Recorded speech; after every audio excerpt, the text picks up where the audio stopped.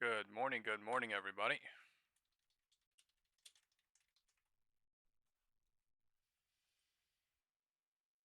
What a beautiful day. Today is December 11th, 2025. What we will do on this live stream is best analyze the intraday stock market using cyclical analysis, time confirmation, fundamental analysis, technical analysis, and more to find the wind direction, trend direction, and the real direction. Time is 9:18 on the board. The market is opening here. Whoa, sorry, in 12 minutes. Let me send the links out in the WhatsApp group. Good morning, Meet Takar. Good morning, Oscar. Good morning, everybody in the WhatsApp group. Mr. K, Vinny, B. Turner, Brian, Kevin, Stanley, Donna, G, Devesh, Edison, Shakima. Good morning, everybody. Good morning, Tanita. Market is opening here in 10 minutes. All right, I think all day long we're going to talk about whether this was a hawkish cut, was it a neutral cut, was it a dovish cut? What was your take? I felt like Jake Powell's comments about the path forward not really being clear. That was a bit hawkish, but at the same time, the bond buying Nvidia on the down short 5% end, from seems 191. like it has almost the same effect as a rate cut. How did you? At the 0.5 Fibonacci. Our economists think that it was, of course, less hawkish than the market has priced in. That has been our view all along. But what is important, the biggest takeaways for the equity markets, is that we've got a confirmation of pretty constructive backdrop for the equity investing into the next year, right? So they told us they are going to cut for now. They told us the inflation is pretty much in control and growth is resilient. What's more not to like, right? I mean, I think that's what the street wanted to hear. So with that in mind, what sectors are you looking at for the next, 3 months, 6 months, the near to the short term as being the biggest beneficiaries of this cut, with also the guidance from this Fed in mind? Even though we know there might be leadership changes, there might be other composition changes to the Fed, the fact that they only see one cut next year and one in 2027, what looks good right now? So for us, when Fed cuts into a soft landing or perhaps even no landing, this is the perfect environment for broader set of equities to do well. So in terms of regions globally, historically, in this type of environment, you wouldn't lose money on any region, but there is a tilt for more cyclical markets to do a little bit better. So this is how we are positioned. So in Europe, we've just put out our European outlook for the next year, cyclical tilt, but also really encouraged by the easing cycle of the Fed, resilience in global economy, but even more encouraged by the fact that European economy is being more resilient, and we are going to start seeing fiscal easing into the next year and monetary easing effects from the ECB easing that has already started, right? So pro-cyclical top I've been up for 3 hours. Sectors in Europe are continue to be banks, but in terms of so that's more domestic story, but in terms of cyclicality and broadening of AI, the secular stories. I've been waiting for quite a while. We have another video out.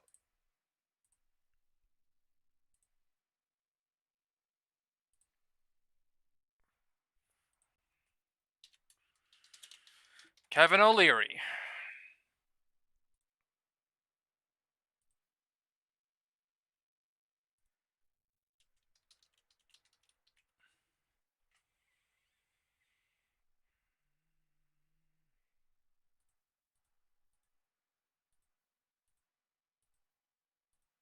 Okay, give me a hard time.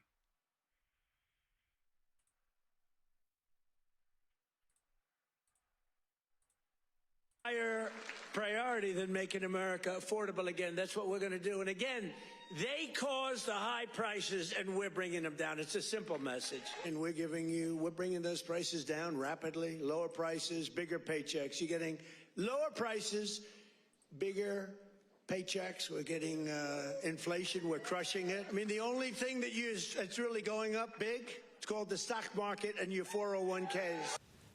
That's President Trump in Pennsylvania this week, touting America's economic gains under his leadership.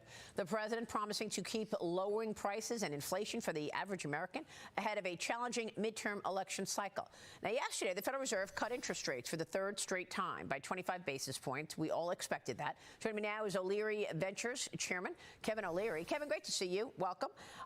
Did the Fed make the right move? What is your expectation for the Fed in 26?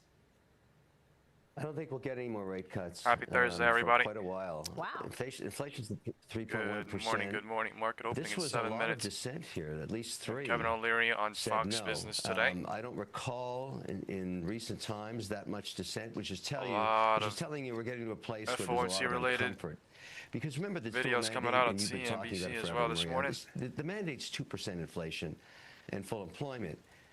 We're at 3.1, and the tour the president's making now is about high cost affordability. Nvidia down 5%. Sort of one of the metrics from 3 days ago. Winning elections, notably New York City. City. At the 0.5 Fibonacci of yesterday.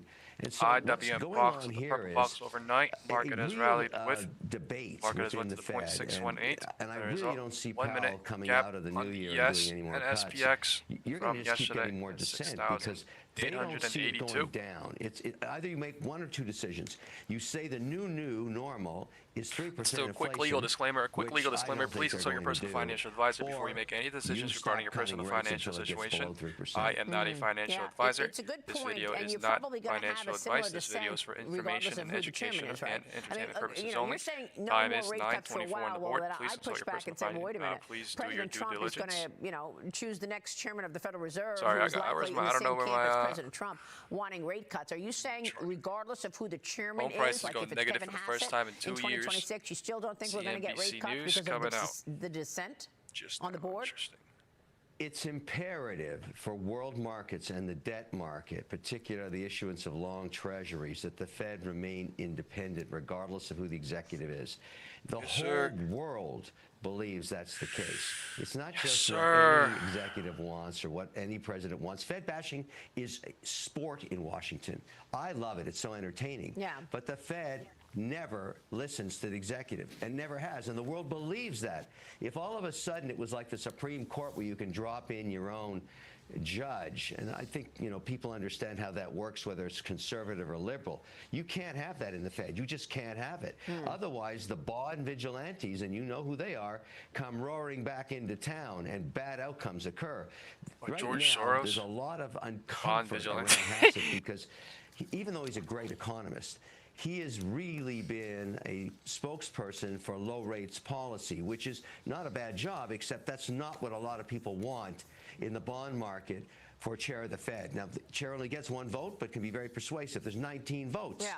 But it's not comfortable if you think the executive can actually manipulate rates. That's kind of got like a Venezuela vibe to it, Maria. Well, look, nobody likes it. Yes, he wants lower rates, but he's also a supply side economist. I mean, he's looking for the supply side of this economy to lead here. Mark, you want to weigh in here? I would love to. Kevin, look, I agree with you. I believe that the Fed needs to maintain independence. That's crucial. But at the same point in time, you look at Jay Powell and just how far behind the curve and how wrong he's been over the course of the last several years. Number one, calling inflation transitory. Then it goes up to 9.1%. Second thing, saying tariffs are inflationary. Well, maybe a few weeks ago, maybe a month ago, the San Francisco Fed came out and said, oh my, look at this. Tariffs are actually deflationary because demand goes down. So, I mean, what do you have to say about that kind of a situation where we have a Fed who is constantly behind the curve and they're not acting proactively? Powell was a pandemic chair, and actually, if you held on to your shares of the S&P 500 during his mandate, you've done phenomenally well. So it's really hard to bash him for long-term outcome. And Fed bashing, as I said earlier, is just appropriate sport in Washington. But now it's a different situation because every chair gets criticized for being either too early or too late. I have my 6,890 puts that I got yesterday at the top. Data. But now I'm going to leave the I think we're in a situation where we've got a big spread between the mandate 2% and the reality of inflation 3.1. Yeah. That's uncomfortable, and that's why these long rates are stubbornly staying up. Well, look, you want to talk about politics and politicking at the Federal Reserve. Let's Nvidia not forget cutting interest 180 rates by from 50 basis points, and then cutting interest rates right before a presidential election, and also jamming through all of these DEI policies in the Fed. But that's another conversation. I was thinking that the Fed meeting is going to be the last major event for markets of the year, but I'm changing my mind here because I think what's really going to be the big mover for the markets is this upcoming Supreme Court hearing. It's below the 0.5 Fibonacci, deciding on what to do in the purple box. Had its final hearing, the oral arguments of the year yesterday. Wow. That's it. It's over. This is now telling us that this suggests any year-end decisions on the do realize, everybody, the last time the market was making a top was the last FOMC. Tariff authority remains in the balance. The decision is going to come any October day between now 29th, right? We just had a FOMC yesterday, and we spiked up crazy to all-time highs yesterday, and we're pulling back into Remember when I said tariff? Open. My favorite word is tariff. You see it with the big factories that were, I mean, 2 years ago. Market opening here in 2 minutes. The tariffs Nvidia, crazy bearish. Because people are coming here. They don't want to spend way more than SPY. 50%, IWM holding up 25% of SPY. tariffs are all coming in. We've taken in hundreds of billions of dollars, really trillions. All of the companies that are pouring their money to building. Here we go.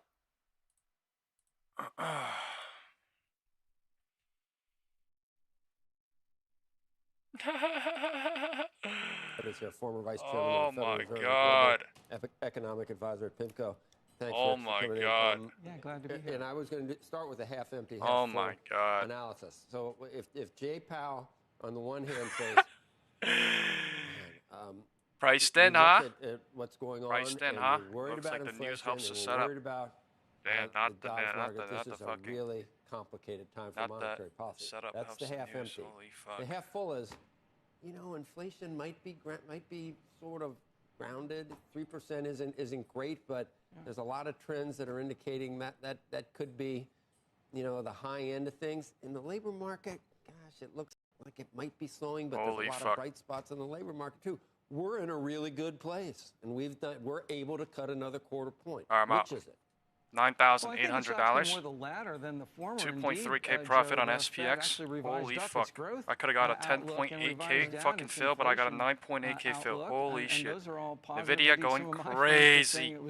People were worried about a hawkish meeting. It actually turned out to be pretty risk on. I think the other element, of course, was restarting the Treasury reserve management purchases. And the chair I don't give a fuck. I'm all out on Nvidia. $9,000 out. Arithmetic of the tariffs. He's holy shit, I was getting squeezed crazy. I put in fucking 6.8K, 7K 2 days ago on Nvidia, and I got fucking squeezed too. 4.8K yesterday closed, and holy fuck, they did me nice! Oh my God, I got fucking squeezed crazy yesterday, bro. Nvidia down 2.2%. Let's fucking go. Oh my God, look at that fucking close yesterday on the green mark. I was fucking scared as shit. And then they started pushing down. Raised its growth I'm out on everything. What is it doing cutting? I don't give a fuck. I'm done. Well, ultimately, what the Fed would like to do is have price stability, and that's not trying to kill growth. And during my time at the Fed, I said we're happy when people are getting hired and wages are going up. So really, it's supporting the strongest growth you can that's not inflationary. SPX and just indeed, opened we crazy low. 6,555. GDP numbers if we're running above trend. Yo, CNBC News says measured as slowing, so the difference is stronger productivity growth after even Oracle before news coming out potentially an AI bearish. story kicks Fuck in. Oracle. We had the This is the Nvidia setup. Talking about fuck Oracle. Like GDP numbers. Fuck you talking about Oracle, bro. This is Dr. Barry and Dr. Barry. Nvidia set up at its finest. Took 3 days. For a quarter. Yeah. We might have seen it. Why do people All right, think let's see what happens we're here. in an economy QQQ is testing the horizontal sloping like a pipe support. dream? Is it? Oh my God. No, I think the trends in productivity, which are key to prosperity, have really been evident in the data for a while. It's been a very turbulent 5 years with the pandemic and the I was thinking about this fucking pullback, but holy fuck did they dump. Are quite favorable, and they're really being fueled by a CapEx boom that, if anything, is going to accelerate next year. We had Steve Eisman here earlier this morning, and the thing he worries about is if the large language models are running out of room for greater iteration, for complete improvement. If that eventually leads to the slowdown in chip buying from some of the big mega caps that have been putting so much money, I was getting squeezed yesterday. If that were to happen, minus fucking like 2K or some shit on Nvidia alone. Certainly worried about 2K, what that would mean I think on for Nvidia all of alone. stocks that have Now I'm done up so 3 well. point fucking I 3. guess my bigger question is, what would that mean for productivity as this kind of spreads out and companies start using this AI to get more effective and more productive? I think eventually, like all technological they were innovations, squeezing. I got in 182.5 here. probably not next at 184, and they were squeezing. They were squeezing with theta crazy. As I mentioned, the and they fucking released it trends this have morning. really been They evident released in the the data fucking for floodgates, a man. while. Nvidia, Dr. Barry, holy fuck. Nvidia, Dr. Barry, 179 right now. But longer term, I think I'm gonna watch this shit. I was expecting this shit to go to 177, 178, 179, but I don't give a fuck. I'm not gonna get killed here by data. I don't give a shit. I already got killed by data yesterday and the day before. Because he thinks every company is now a technology this stock, is the and these 3/3. productivity gains will bleed 1/3, out into 2/3, all 3/3. of the Nvidia's down 2.5% intraday. Well, that's potentially true. Right, Look, this is literally 1/3, 2/3, 3/3 from the top. Up here at 191, and this is the 3/3. Fucking crazy. 171, 178. Sorry, 171. This is insane. All right, if you draw the Fibonacci as well, right? Let's delete this shit real quick and draw. But if you draw the fucking Fibonacci, this is below 0.5. All right, it's losing the 0.5 Fibonacci now. This is full-on bear territory, man. QQQ, probably dumping on this shit. I'm not gonna lie. There's no way market running on this. Yeah, SPY is chopping. IWM is trying to stay up. QQQ is fucking full-on bearish because of what? Nvidia, right? Fuck Oracle, right? Fuck Oracle. I'm pretty sure Nvidia alone. Oracle. Alright, Oracle bearish as shit too, but yeah, Nvidia, holy crap. 178. Wow. Wow. Wow. I'm not gonna lie, wow. My 182.5 puts her at 12K right now if I had him, but I don't give a shit. 5 fucking minutes, but holy fuck. That is like 2.52K more, but I really can't fucking look back and care. This is the 3/3. This is Dr. motherfucking Dr. Burry Bears in control. They trapped the crap out of people on Nvidia like crazy, dude. Pump, dump, pump, dump, pump, dump, pump, dump, pump, dump. Right? This shit is no fucking joke.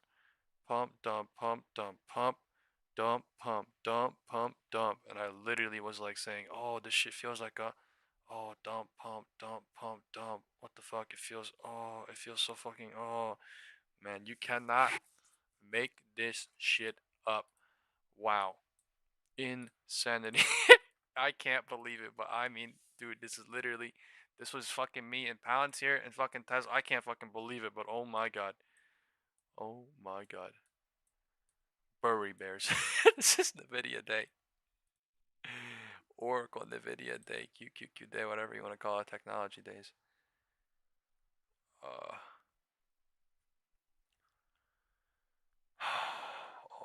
shit.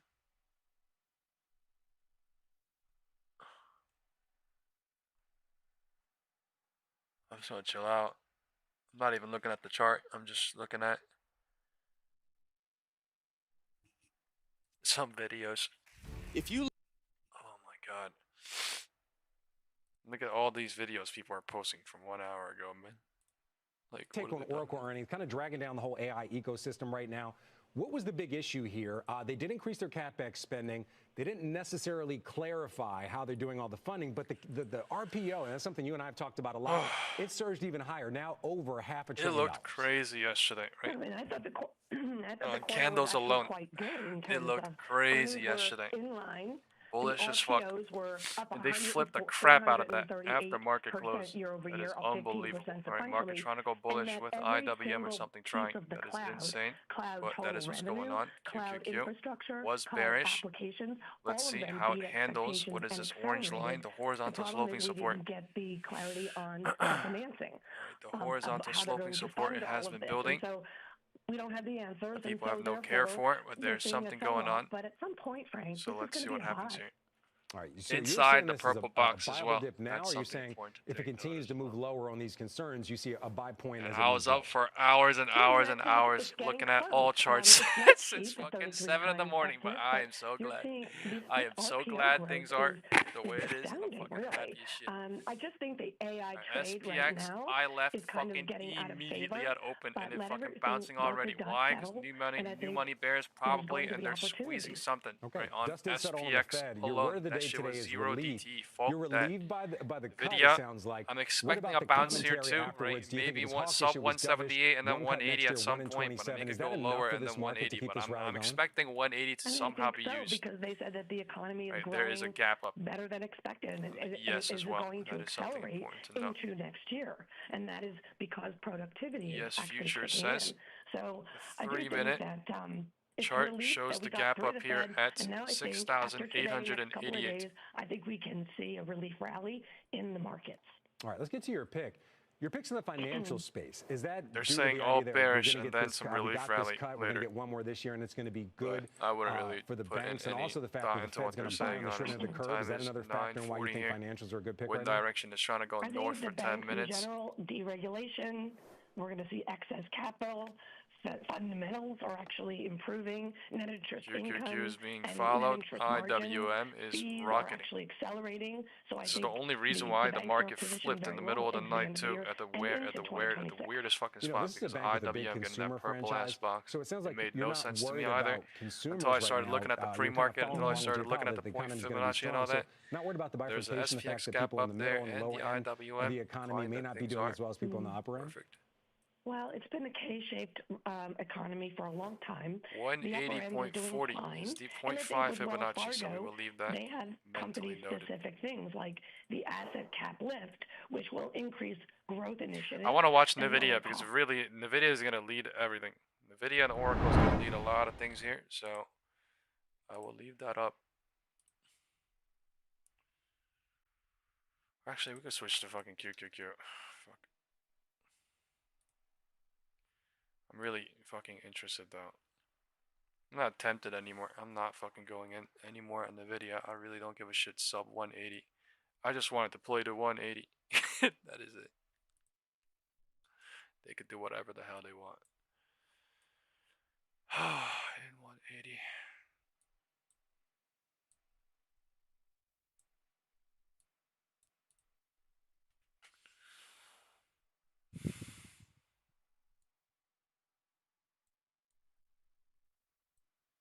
Man, why does it feel like it's been a while since we're looking at SPY and QQQ side by side?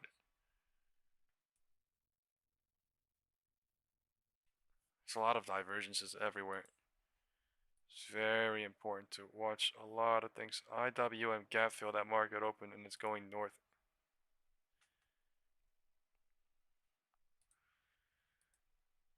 Everything is like, man, look at how bearish Nvidia is. Holy fuck, I can't believe it.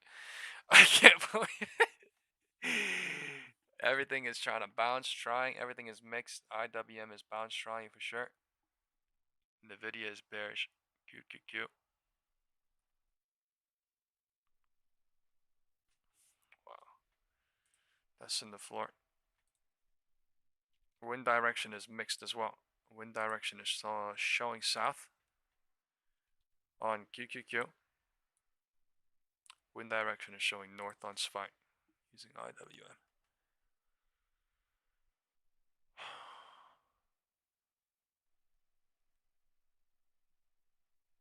Wow.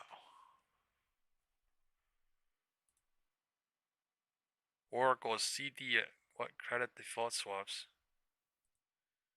Oh my God! Look who's coming out. Senator Elizabeth I'm telling you guys, we got everybody We got everybody coming Welcome out. back, everybody. Time Everybody's to bring in our grandma, next guest, everybody's Senator grandpa, Elizabeth Warren, who is mom, the lead dads, Democrat on the sons, Banking daughters. Committee. And Senator Right, Warren, keep thank going you south. for being with us this morning. Spy faking From your out, position trying. on the Banking Committee, thought we might This start is not with the Federal a Reserve, confirmation. what you thought about Bears what could be happened easily yesterday, trapped and with maybe the more divergence importantly, at the what floor. you think But about there is a divergence this at the overall floor, meaning conversation about who will take over the Federal long-side, Reserve next, who the medium-term next chairman calls will be. are I in know danger, in the but past this is you've morning had cycle, so criticism that doesn't for Jay really mean Powell. anything, You've right? called Those him statistics really dangerous come at in some later in points, the but day. I Morning think you're cycles also changes concerned way about too what comes fast. next. Yeah, so look, Alcohol I'm ranging. glad to see the Fed lower interest rates. I've been pushing for it for years. It helps bring down This costs could be a for magnet families right so here that at they can are more likely to be able to 6,888. afford a Right, they mortgage might so want to that they gap can fill pay that less before on car anything loans else. so they Why? can Because pay it's a less on 1-minute credit gap. cards. I But was don't expecting make any us to mistake. They open didn't here lower and then interest rates fill that. because they think the news is But just we fabulous did not on fill that yesterday inflation. to close. They And they lowered just interest fucking rates whacked it. because they expressed a They lot just of fucking concern whacked about it. the job market. And Jay Powell, in fact, talked yesterday about whether or not there's actual negative growth, that's how they put it, contraction, overall in the labor market. And you know, the long-term implications of that, both at the family level, for There's been many times where I don't leave that market open and it doesn't go down, it just rips up. So I just left. But like, wow, I can't believe they literally went to 178 in fucking 5 minutes. Like, people hanging on to their that jobs. is something. That all means a lot more pressure on families. So the news yesterday, look, I'd like for it to be better news, but right now there's still a lot of red flashing lights about this economy and the Fed's response to it. Does that mean you'd like to see the Fed cut interest rates even faster? You agree with the president and Stephen Myron that they should have cut 50 basis points yesterday? You know, I actually, I keep looking at this as why don't they? Algo ranging at the floor on And the answer is Donald Trump. He's the one who has caused so much chaos with the tariffs that the Fed has said we can't. In fact, Jerome Powell said in July they would have started cutting interest rates substantially back in March.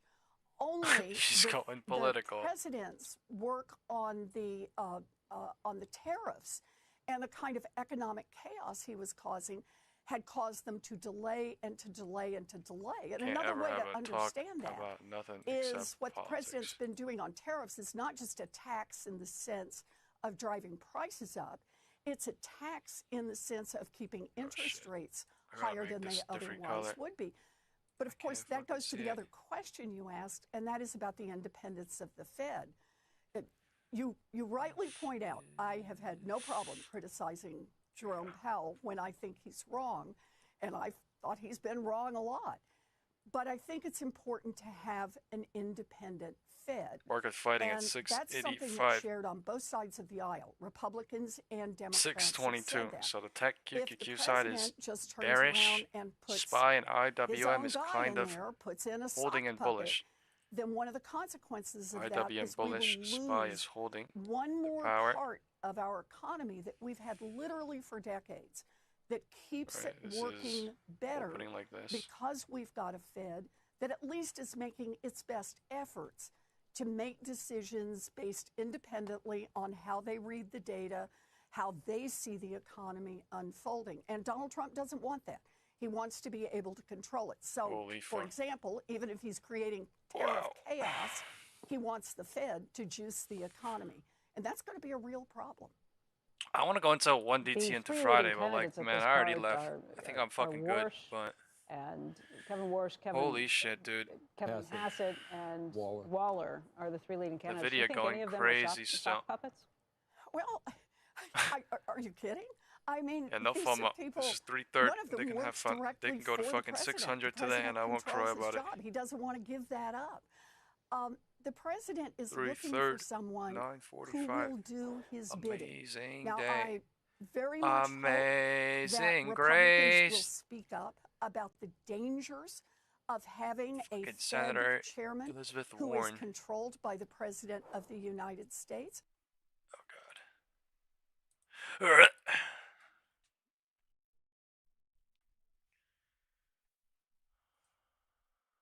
Sharing the joy of the season by giving friends and loved ones Steve Eisman. We have Steve Eisman coming out. You're still working, and we're here to talk about what you see with the markets right now. We kind of teased it before as we're going to get your take on what the market is going to do 9:45 time post-Fed. is. You don't think the Fed Things is are the big decision? bearish I think as this hell. whole thing is laughable. SPY, QQQ wants to. I find, with all due respect to Test Steve the Leisman, floor. who was on my podcast, The Realizer Playbook, just give it a quick plug. SPY did not break the floor. Who does a wonderful job commenting on the Fed. I mean, when you think about it, Algo range breaking down at 9:45. Wind direction is south on QQQ. Tech wants to lead. SPY south. Do not want to gap fill yet. They are going to 6,852 first and then figuring it out. Maybe LOD is trying to break. LOD is testing. Let's see what happens here in 20 seconds. But you know, is what they're doing right now going to make you buy Palantir or not buy Palantir? All right, they could break the floor here, even clear the divergence, and then bear trap. Okay, floor broke. Wind direction is south. All right, now everything is south. All right, wind direction is full on south here. And I think what people are focusing too much on shows like this is it a bubble? Is it not I don't even want to say this thing can trap hard or it can roll really hard. Right now is actually much more important. 0.5 Fibonacci deciding what to do on SPY. It broke the LOD. I own a lot of these stocks too. So SPX like all breaking the 930 LOD. So this is still the 3/3 bearish cycle happening. For a while. Right, it could go lower here and then bounce. It could bounce here and nobody knows. I own them all. And I've owned them for years. Market is but deciding what to do. Really IWM going up and down is not helping. This one clearly. Guy is named Gary Double Marcus. high. They're fucking insane. Market Twitter. insane. I think he's a Can't fucking lie. At NYU. And he's been making an argument now for years that LLM models, as they keep scaling, the large LLM models, as they keep scaling, are fucking which is crazy the right model now. that everybody has. Man, I missed it for 2 minutes. I missed it by 2 minutes. When I started reading him, I missed it by 2 minutes. I wanted to do one DT at 9:45, but it's okay. Time is 9:50. No, will slow as opposed to increase. Crazy stuff. Which is against sort of the Sam Altman and Dario and everybody else. Against everybody else. And he was like a lone wolf. And I read him because he was the only one saying this. Wow. Confirmation LOD girl going. Field of expertise. Direction south. But he's different. Dumping. Let me see what he has to say.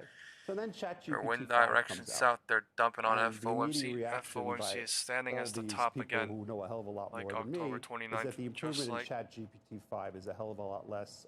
insane. Over 4 Look at than this 4 fucking was over dump. 3. Okay. And then all of a sudden, 6,900 and we're 50 points down. But I already. can notice trends in argument. MACD volume all of a sudden, crazy. Gary Marcus is not the lone wolf anymore. There was an interview maybe MACD 2 weeks volume ago with insane right now, coming in with a pure dump. Who was one of the founders of OpenAI. He's now founded his own company. Yeah. He comes out and he says exactly the same thing.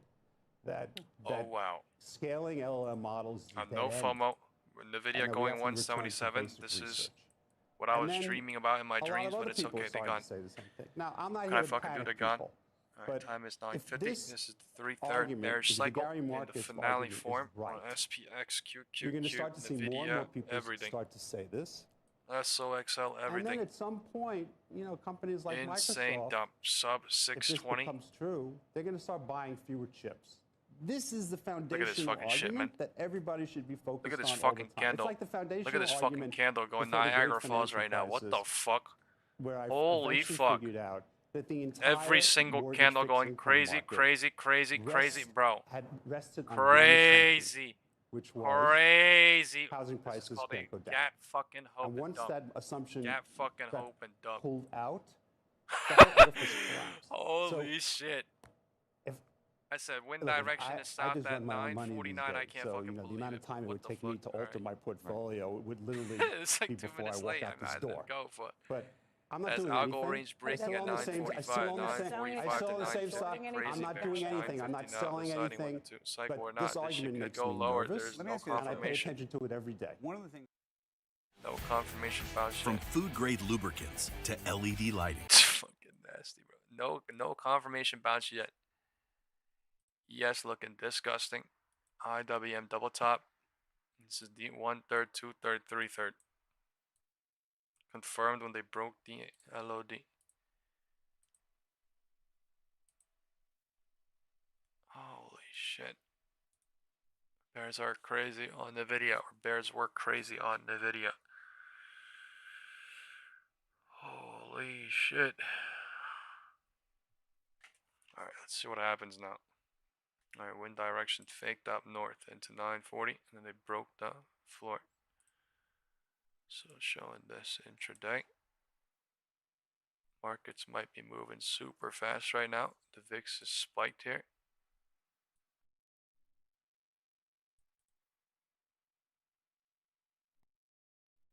I'm worried it's gonna trap at somewhere in here, but like, I mean, it really is literally just making a top on yesterday's high. This is FOMC top again. FOMC top on October 29th, so they are going crazy. They might even fucking go here and then fucking figure it out. 6,777, man. It's insane.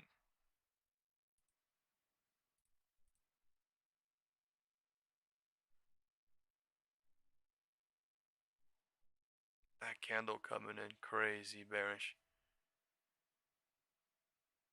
This is literally an insane dump. 955 now. I'll go range at 950, going lower in 955.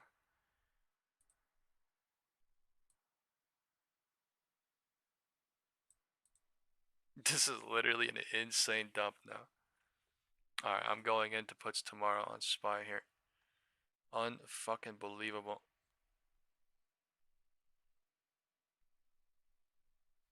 Wow. I mean, $3,080 into tomorrow. This is crazy fucking FOMO. Late. There's 1 DTE.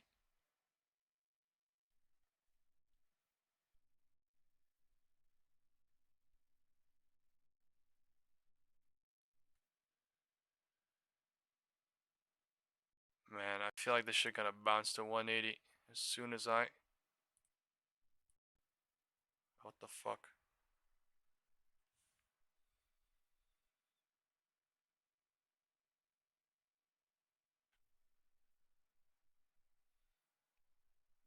Puts are going up crazy high into tomorrow, bro. What the fuck? Come on, go a little more.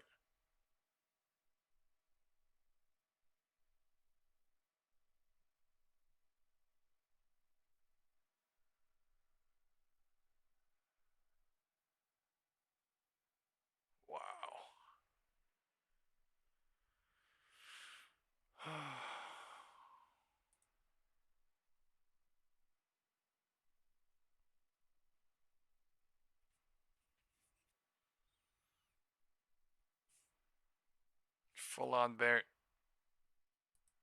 Nvidia might even go to 175. This shit's crazy now.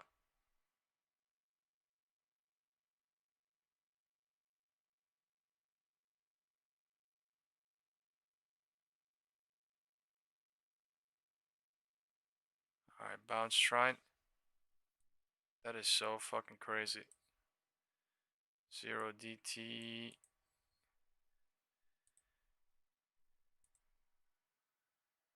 And if this shit bounces, it would trap me too crazy, but fuck.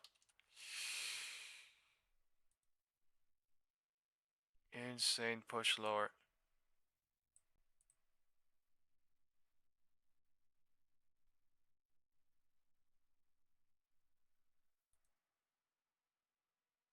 Oh, where the fuck? IWM wilding out.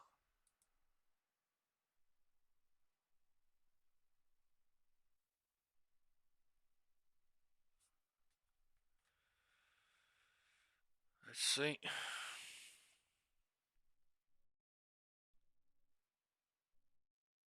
We're using IWM as a hover point to create some liquidity here too. Decide what to do at the 9:30 previous day open, whether to go lower here or not. Bears are so much stronger here, looking on the candles itself. I don't know how they can go fucking crazy with the MACD RSI, but they're doing it. Nvidia is down 3.61%, so it's down 7 or 6% now.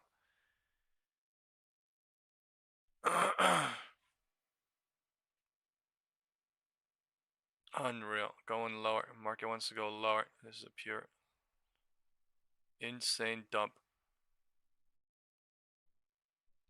Nvidia is down 4% now.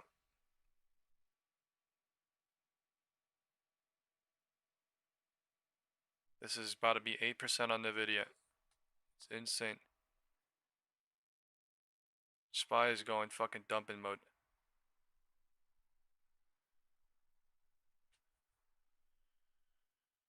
Time is 10 a.m.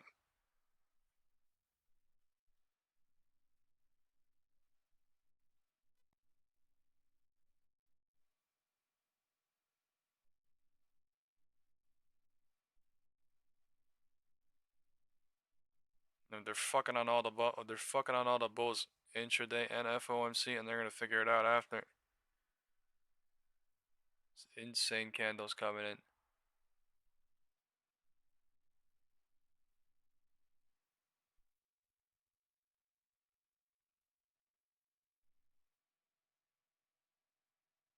Yeah, these candles coming in so crazy. 10.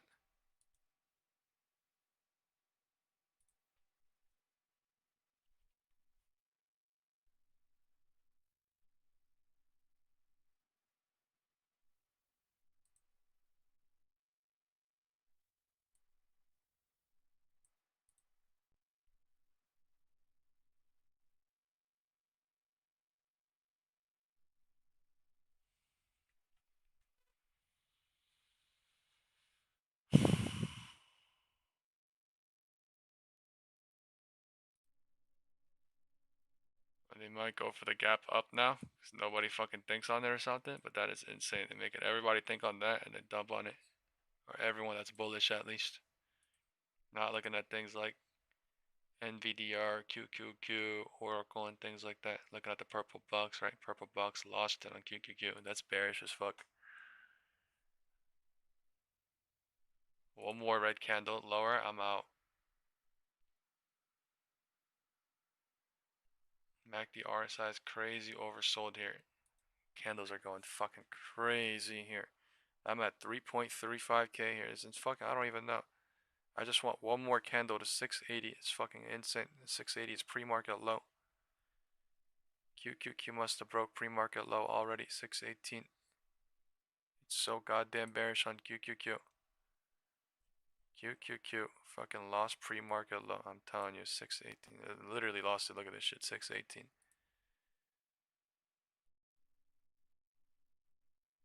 That's bearish as shit. There's a lot of fucking bears here too, though. So one more spike, get more bears and bounce, maybe. Candle, 10 a.m. 10 a.m. is deciding to go lower. Bears are in full fucking control here. They said fuck the bulls, we going lower, and they're gonna figure it out later. Bye bye. All right, time is 10. I'm out. 3,422. I'm out. $3,422. 1 DT. Crazy spike. 683 puts. 10 a.m.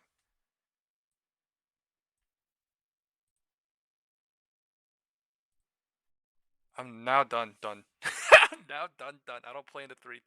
Now done. They might even go lower into tomorrow, but I don't really give a fuck. This is crazy. There's hella fucking 0 DT fucking bears here. Fucking like insane, but oh my god. I got from here to here 1 DT, right? I don't give a carrot ass what the fuck they do. They went crazy. They broke the LOD and flooded the gates. Right? I did not go when LOD broke. I didn't go before LOD broke either. I went a little bit after, but that is crazy momentum. This right here is something you see once in a couple of months. I'll tell you straight up. This is straight up FOMC top. Right? When this shit happened, people did not notice last time, right? Anywhere, in any community. When this happened here, nobody noticed in any community. People that notice are literally 10-15% of the population. People that notice are 10-15% of the population because there's only the minority of people that are deducting, while people are just looking at candles, and they're like, oh, all-time high again. Oh, every time we're at all-time high, we're gonna go. Oh, we're gonna go. Oh, go. Oh, yeah. But like, if you literally look at the volume, if you look at the environment, it's not the same as every other time. It's literally faking out. There's no volume. We had a no volume rally. We had a no volume chop. Volume actually going bearish. Prices going higher, and then we had a what? FOMC volume pop in 2 hours. That is called price manipulation, but you can't lie with the volume. You cannot lie with certain things. And that is literally what is going on. They're just using the entire market by using Nvidia, by using Oracle. Nvidia is down 3.75% today. That is, let's do the calculation, right? Someone do the calculation. Right, 5.5% minus 1.8%. What is that? 5.5% plus 1.8%. That is 7.3%. So we would change the title to minus 7.3% Nvidia day. All right. Not intraday, but in 2-3 days. And that's amazing. Minus 7% Nvidia. Unfucking real. Right, bounce coming, trying at 10. There's a fuck ton of bears down there on 0DT. It's actually logical that the market bounces here and does something and creates something here. Let's see. Someone's asking about Tesla. I'm actually curious about Tesla too. Let's see what happens. I think Tesla dumped and went to the box, or is dumping and going to the box. So 437s might be in play, but it's also, market has went so goddamn much. Nvidia has already went past my expected price target, 177, 178, right? It literally went to 176.5. That's crazy low. It's like super. So Tesla at 422, it is not in the gray box. I have no idea what the fuck it's doing, but Tesla definitely, right? Bear trapped after it bull trapped too. How? It bull trapped everybody here. It bear trapped everybody here. It bull trapped everybody here into today. It didn't even look bearish. What do you mean? Why? Because it looked bullish because of this. But why? Resistance, and then they fucking dump it at market open.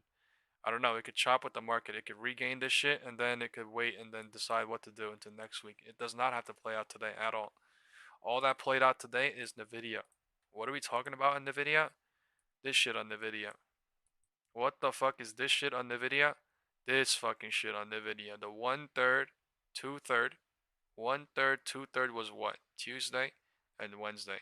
I went in at the end of the 3/3 and it fucking felt crazy and it looked crazy into yesterday and the day before. Why? Data squeeze. Why? It looks bullish still. Why? We're chopping in between the downward trend line and 180.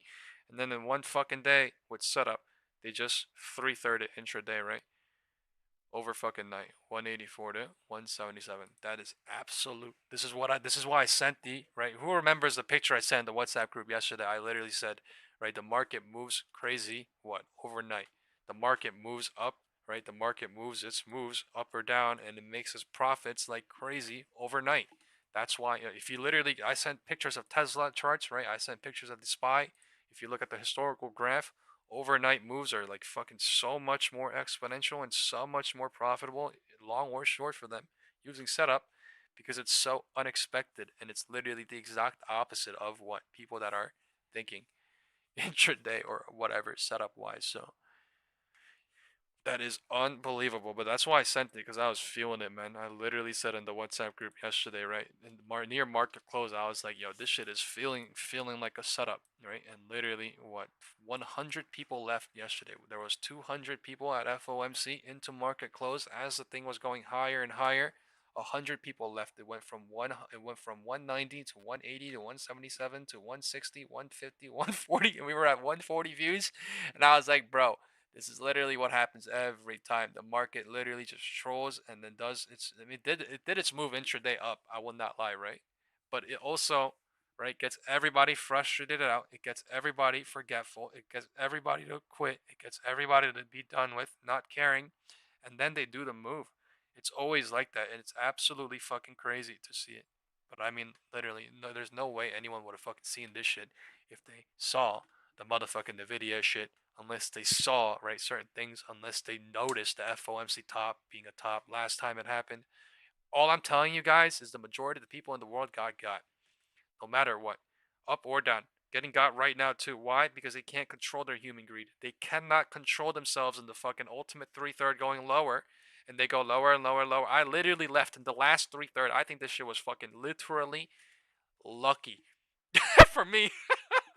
I was doing 3K. I mean, it might still be bearish, but I'm just saying, like, bro, you know how much fucking bears are out there in the world? You gotta think about this shit. Like, it's like us times 200,000 people. Like, everybody looking at the same chart just without setups, and they just look at candles, and they're like, oh, now it's bearish, now it's bullish, and they just go, go, go, go, go, go, go. You gotta imagine. You gotta just do some fucking thought analysis and just imagine the amount of, bears that are chasing, the amount of bulls that are stuck, like, blah, blah, blah, blah, blah, blah, amount of... It's, bro. But you cannot lie, the market is literally great. Market great for deductors. Bro, this shit is a deductors fucking world, bro. How the fuck do you live in this type of shit? Up, crazy. It looks bullish like crazy for the majority of the people because everything is up. Candles are all up above EMA, and then dump off the what? 1 minute gap. The Nvidia setup, the fucking FOMC, like. Okay, holy shit. Let's see. Man, big sell and coming in with a big V, right? That's literally what happens every time they do some sort of big move, right? I called it yesterday the Nvidia Singe move, but yeah, this is absolute. That's what I feel like because the documentary I saw on Nvidia Singe in 2008, man, like he was. Guys, go look at the documentary on Nvidia Singe. Like it's just like you see the market go up, I mean down and up like this when it's like choppy, down and up. But it literally looks like how we move now. It's scary to say, but it literally looks like how we move now. Because it's so damn volatile. Everything is so damn volatile, and it's so fucking crazy. Up or down to the max. Okay, this is actually insane. Holy fuck. But this is literally why I left SPX and Nvidia, everything at open bar. Oh my god, right? Oh my god. Oh my god, they're cooking, man.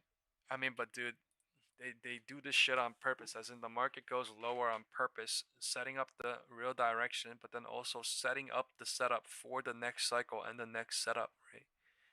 Right, I call it doing an extension, or I call it doing it to the extremes, whether it's going up or down. They do it to the extremes, and then get people involved, especially 0DTE, and then fucking chop them. That's crazy. There's hella bears trapped now. All right, hella bulls trapped, hella bears trapped, and it's only 10-10.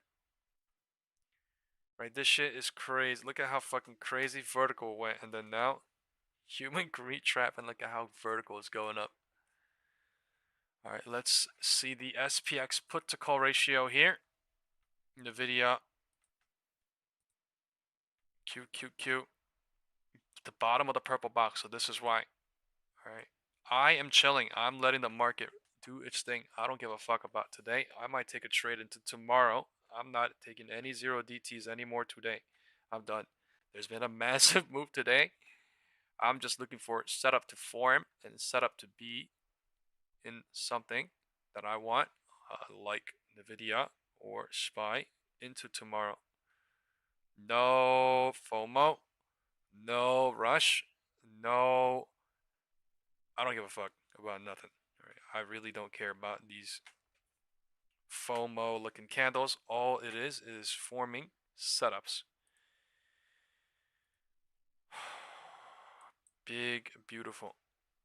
All right, there's a lot of news videos, so I want to watch them too. Let's see what we gotta see how IWM handles this new top. Basically, there's two important things going on: IWM and QQQ, the purple box. And SPY, I have no idea what the fuck SPY important. SPY is just doing anything and everything that anything does. QQQ, IWM, Nvidia. That's what I see.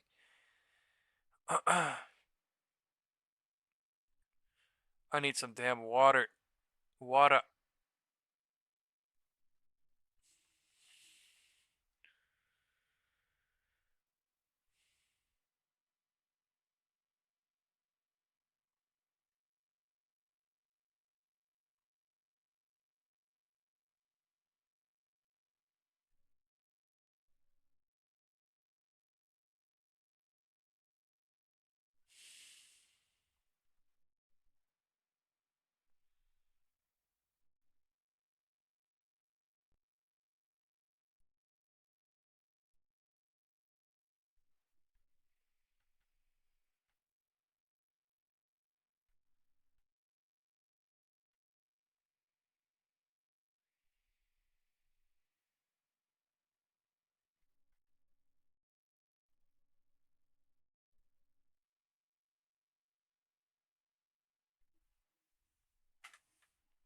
Wow. Wow, that's a crazy V. Oh my god. But I'm glad. Because, yeah, this is why I got the fuck out. Can't predict the market. But holy V. Oh my god, that is actually terrifying looking.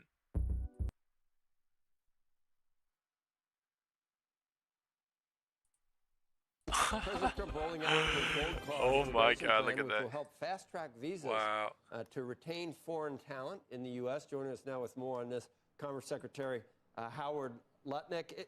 It seems, and it's good to see you, Mr. Secretary. And it's good to see you. A lot of pre-market low test. All right, do market not look immediately for the downside to something, but I'm sure people are at this point. But if the president says Tim Cook has actually pushed for this policy, I think that's a pretty good endorsement. I want to go look at the maybe ES. The president's onto something here. So you've got to be able to bring in the best and brightest to the country. You know, this concept where you just get online to come into the United States of America. And Yeah, it's that 1 minute gap playing now, bro. The average Intraday green is card wild. holder in America makes 1/3 less than the average American. Holy crap! The best and the Look at that spike. How is Nvidia not back at 180? About our immigration system. Let's expedite the best and the brightest. I was imagining this move, but with Nvidia. To prove they're at the top of the list. I'm not long or short here. I don't care. The optics of it is what bothers people, and we're still. I literally called out that there's so many bears down there. 0 DT2 as it was going lower, and as I left, but like holy shit, I could not have imagined this in 10 minutes either. This is crazy. Nvidia central V rally. But when you think about it, if you do V get sinkhole V rally, you call this a flash crash. If you've ever seen one, flash crash. The flash recovery, maybe they don't have a lot of skills. That does become a burden on people that are already here. See how the market does. There's hella liquidity at the floor and at the roof. I'm sending the SPX put to call ratio right now. Thank you so much, everybody. So for hitting the like button, thumbs up on this live stream. I appreciate the support and the like very, very much. Please hit the thumbs up if you have not already. I'm sending the SPX protocol ratio right now in the group chat. Please listen to me when I say this. The SPX protocol ratio is filled to the motherfucking wall to the absolute fucking top process that the United States has ever done. $15,000 so in vetting. Take a look at the picture if you want in the group chat. It's been sent. The top of the that's something abnormal. That's something that only happens once. Build America. It happens, but like there's a lot. I'm just saying there's a crazy amount. Every single line from 6,900 to 6,830 is at 6,000 volume. Where do you want to go from here? So many things to talk especially about. the calls. That's a lot of fucking calls. So be careful here as well. There's a lot of fucking puts too that are out of the money now. So all I'm saying is they're burning fucking everybody. There's not a lot that are in the money right now, but please go take a picture. Take a look at the picture. What was the rationale for why this looks disgusting? Well, that was a deal between Jensen Huang from Nvidia and the President of the United States. They spoke together. They talked about it a lot. I mean, I would say more than a dozen times. And the idea from the President's perspective is that the technology, the American technology stack, he wants the developers in China to also be using the American technology stack. If you let all the developers in China, and this was Jensen's argument, if you let all the developers in China just use Chinese technology, they're going to get used to it, they're going to get better at it, and they're going to go faster. So let's break them apart, let them use the American technology stack, and therefore you split their developers. Bearish cycle trying. Jensen Huang's argument. The president but we're in the that he was willing to go with that for certain parts of this technology. Gap. And huge that's the gap, business deal. 1 minute gap as well. Great American technologists talking let's to see what happens. Really depends on the higher time. They reached what they thought was the right answer for this particular moment. I mean, some people call it common sense. Man, some of the things that the president arrives at. The 25% of revenues that flows to the government from this. You're an Uber capitalist, obviously. You've been, how long have you been an Uber capitalist? Is that what you would say in terms of justifying some of what other people call industrial policy? No, I think the 25% is a sideline. The choice was, do you sell them those chips or not? What development process are they in? Where are they? And how does the H200 fit? That was really the analysis. And the 25% is really the president always ends up saying, and how can we help America? How can we do better for America? But the 25% was not a driver. It was a sideline. Right. That's just an example of a bigger perception that a Look, lot of, Stanley, I guess you'd call them critics. I can't say. focus with you putting emojis and saying, I couldn't drop in today, but I put in a thumbs in for you and adding me, please. In terms of companies. It almost looks like maybe the president has done things that are maybe not exactly the same, but maybe rhyme with some of that, with taking stakes in companies with the government. Does any of that raise an eyebrow for you, or do you just say it's just common sense, it's fine? Well, if you're going to give, like we were giving, the Biden administration gave $11 billion, like a shareholder. You guys need to realize you guys aren't right. Intel. Yeah, like everyone has our own lives and stuff, but like things on the WhatsApp group, you gotta keep to yourself. Right? Or if you don't understand, right? you gotta. They gave them $6 billion to build $60 billion worth of plants. Now, we thought that wasn't right. They went up to $160 billion. I'm really sorry, but it doesn't really matter with 400 other people that are here that just because your day is over doesn't mean everyone else's day is. Really brings in jobs. Things are happening. Things are happening. I get it. We should take care of the American people. This concept of the government just being a giveaway of your focus. tax dollars, Donald Trump just doesn't fucking stand for it. He wants the American people to get the benefit of the bargain. And that seems perfectly reasonable if you think about it. There was a time at Cantor where you're probably sweating. I'm waiting for a setup. This is not bearish anymore. This is trying, and then they canceled it. At this point, do you think that who the fuck knows? They're waiting. Powell is too late. Do you think they should have gone 50 yesterday? Do you think that the risks are symmetric for, maybe a labor market that people are worried about versus an inflation? It's an insane V. There's just hella bulls here. That's why. Risks? At the HOD. Do you agree with what the Fed did yesterday? I could see some sort of pullback to VWAP and then cycle, but I mean, they didn't even go to VWAP here. If you look at a comparison of the United States of America compared to all the other great nations, we're the greatest credit and we pay the most. We're like 33rd in the world. It makes no sense that we have this high an interest rate. Our economy, of course, is growing. You can have a growing economy and lower interest rates. That's okay. There is no inflation in the country. It's less than 3%. There's no fears. There's nothing happening that are horrible. Things are coming down. Energy prices are coming down. I think the key is rates should be lower. If you just study it comparatively, you would see the United States of America is paying too high. These people are too afraid. Jay Powell is too late, but maybe he should be called too afraid to lead the greatest $30 trillion economy in the world. We should be leading with our front foot. Instead, we're always leaning back as if something bad is happening. We are doing great. Nothing bad is happening. Greatness is happening. We're growing 4% GDP. So, hey, Come on. Why does this feel like more of a comedy than an interview? Go back and put your old Cantor hat on. We were all watching yesterday as we heard what Jay Powell had to say about the rate cuts and also the projections for only one rate cut next year and one in 27. And yet the equity markets went up and we were all scratching our heads. What do you think? Well, I think that's the point. The president made this point yesterday. Why is it that when things are good, they raise rates, and when things are bad, they cut rates? Why do we think these are the right rates to begin with? I think the world is just too afraid. The answer is HOD is testing. Is going to grow. HOD is spiking and breaking, trying. These investments coming into America, if you put them against GDP, you're going they to want to see, show wind direction north, man. I don't know. I don't want to go anything here in this looking cycle, man. This shit is looking crazy at best. It's pumping and dumping and dumping and pumping now again. So I think what you should see is hella bears down there. They're cooking them all. Shit's moving $6 within 20 minutes. Trump looks at, and I question anybody who says, why must interest rates be this high? Go look at Europe. Go look at everywhere else. Why do their interest rates are hundreds of basis points lower? One side printing, one side getting burnt, but you also got to realize this is moved to because we're afraid cook liquidity and get liquidity. And I think Donald Trump is onto that, and that's why he keeps saying it. Our rates should be significantly lower. 20 minutes, we rallied 40 points or more. I got one more for you. We just had Steve Eisman on the broadcast. We were talking about AI and just the we just rallied 40 points or more.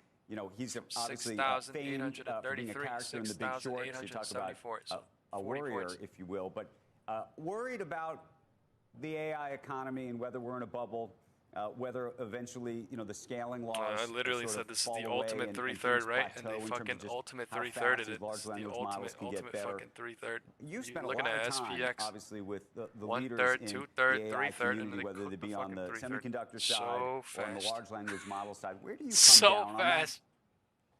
I feel actually really good about it. I think when you're so deeply inside of these technologies, you find no fear at all. This is the beginning of the internet, right? And yes, there was an internet bubble, but was there really an internet bubble? There was an internet moment. The answer is all AI the puts is that going to are grow under now in America. We have the right rules. We have the right foundation. We're building huge amounts of energy here to keep energy prices low. We're going to create a great economy based on the AI infrastructure build. I think that's going to create advanced manufacturing so we can bring manufacturing and reshore it to America. Remember, Americans don't have millions of people to screw in little screws in iPhones, but we do have the capacity to run robotics. When I say robotics, think about it, a modern auto plant, with those robotic arms doing the welding. Thousands of technicians will be manning those factories, and that's what's going to Maybe they're going for the gap. It's literally $1 away. Manufacturing growth in America across pharmaceuticals, semiconductors, autos, steel. It's all coming home, and we're going to have an amazing economy. I would not be afraid. I would be excited. So, Howard, the 3% inflation rate has ticked up back to 3 in the last couple of reporting periods. Who knows where it is now? We haven't got decent government reports, obviously. But do you think the affordability question can be solved even with inflation rates being a little bit higher than the Fed would like, i.e. 2%? Can it be solved from a hot economy with wages growing where suddenly you don't feel like you can't afford things because you're doing better?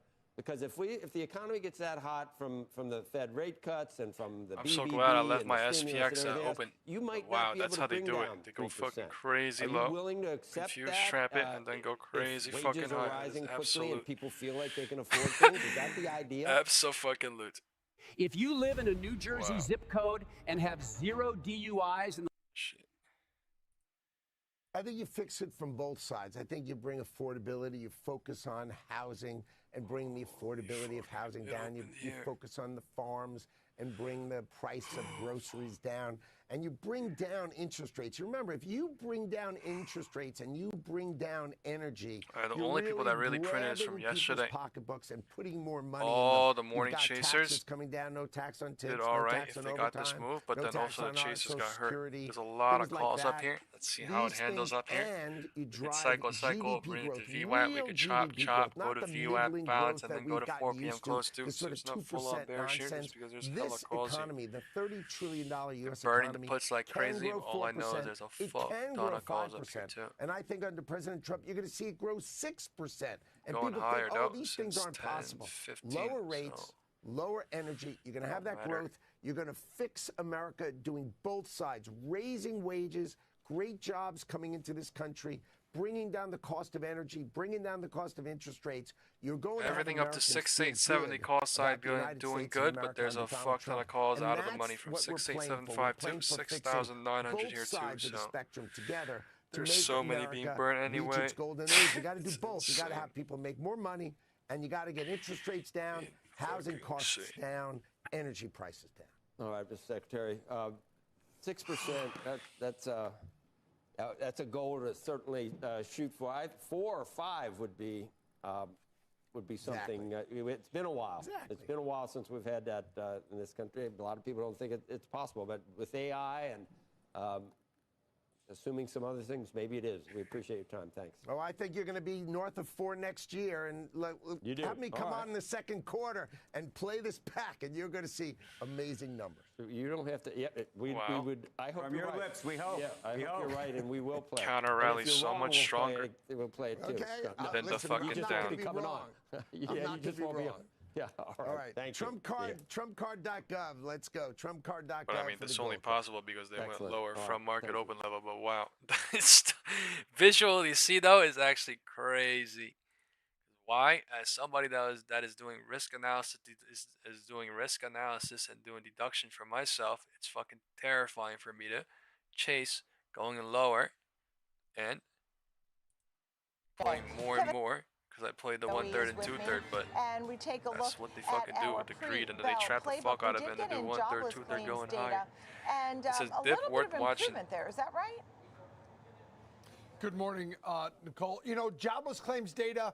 They're doing the little story. They're doing the little deeper dip dive, right? Because remember, it was a week ago that we had that strangely strong 191,000 first-time filers for unemployment insurance. This one came in significantly higher, 236,000. But remember, I don't want to go short either last today week because of the holiday. So if you take the two I just relax numbers, until cycle happens, 191 until setup and 236, happens, and then I look for setup combine them, it averages about 213,000 for the 2-week period. I play That 0 smooths DT that number in the beginning, and then I fucking don't. I don't keep fucking playing 0 DT with the same fucking amount of level. You know what I mean? Why the fuck would I play with 8K fucking 0 DT, do good, and then do 8K 0 DT, end of the day and get fucked? You know what I mean? Like, I don't. Overlap from the holiday week. If I ever do want to take a risk, and it's kind of, you know, first of all, I break a lot of rules, and then I do things against rules, and then I do things when it's like uncertain, no directional, and like it's not good. At the end of the day yesterday, that's like all human beings too, to a degree. But when I do,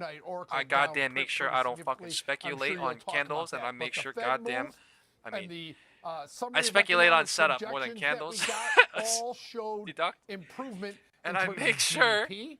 A stable unemployment rate expectations for 0 2025 at 4.5%, and PCE and core PCE all coming down. But for this, for this morning pre-market, we got a jobless claims number 236,000. That takes the 4-week average up to 216.75. I care about what the setup says. Nicole. I will note the part that looked a little better. So this jobless claims came in. It was more claims. It was more than last week. It was more than the estimate. So not great. But as you said, the 2-week average, about 213. But the continuing claims were down 100,000. That's good news, isn't it? I mean, don't you want to see that? That's good news. Exactly right. The labor market is still showing relatively strong numbers, right? You know, we currently sit at 4.4 in terms of Is tech going to be continuously bearish into tomorrow? That's the question. QQQ, is that the horizontal sloping any type of the U.S. economy, from but the no last week? higher, no What fire, is this horizontal sloping support on QQQ? Labor market that we find ourselves in, it is pretty accurate right now. They're not. Actually, I might take a trade on QQQ are here. not significant, and the perfect. overall new jobs are not significant and actually slightly lower. So I think this is a labor market that's just kind of figuring out whether it should go forward or whether it should decrease. I think it's all things right now. It's no hire, no fire, Nicole. Okay, I'm going to put some perspective here. So the falling of 100,000. You know, it appears in a headline that is good news to 1.84 million. The figures, though, are 2 weeks old and reflect the Thanksgiving weeks. So the continuing claims are likely to return to the previous level in next week's report. The claims have risen in the past few years to post-pandemic highs, but have appeared to have stabilized. So next week, we may see this go back up a bit. Okay, let's talk about the Fed yesterday. It was not only the cut, but that $40 billion in Treasury buying, and also saying they're going to do that for a few months, right? Right, and you and I discussed this ahead of the Fed meeting. Gap above that would be the nice surprise if we got it, which, Remember, when QT stopped December 1st, either fakes out, we thought that might goes lead here and then pops up, or goes QE, to the bottom of the sure purple enough, box and goes up and They're fills going to buy it, about or $40 billion they don't fill it. in short-term securities. That means all I under know is 3 even years. if they do fill it, and they're going to do that, but and they said potentially going to taper over time. FOMC top from yesterday is going to stand into the week at the minimum, or next week. That is an overall good message. You see yields are lower this morning. You also see we the are US near dollar all-time highs is lower still. this morning. Crude oil spiked on the Venezuelan IWM news is about holding taking over strong ship, but at the that's tippity back top down. of all-time really, highs. The biggest QQQ is mover yesterday not really was that, VIX and we didn't break the HOD. from its levels SPY is to strong. under 16, There's back a close to divergence the at average. the roof too. So I think when you look at setting up today's trading day, even though we are down pre-market, this is a dip worth watching, because I think the overall at 622 and Nvidia is not at 180. That's something interesting, but I mean, I don't know. Nvidia might just be so goddamn bearish it may never regain 180 this week, or it may regain it at the end of the week and then fucking use it as a test and then do something. Oracle's earnings are going to be way on the market, at least to start the day, but this is going to be a fun one to watch for sure today. Yeah, understood. I mean, it was a pretty exciting day yesterday. Loved combing through the Fed's language afterwards, after 2:30. Thank you so much, Kevin Hinks. Great to see you.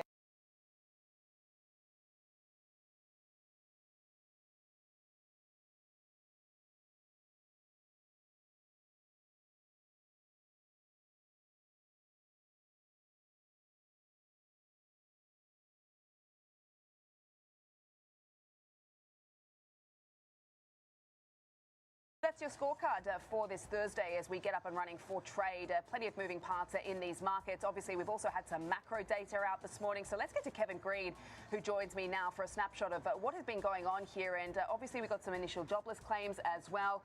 236,000, the trade deficit coming in at $52.8 billion as well. So that trade gap narrowing.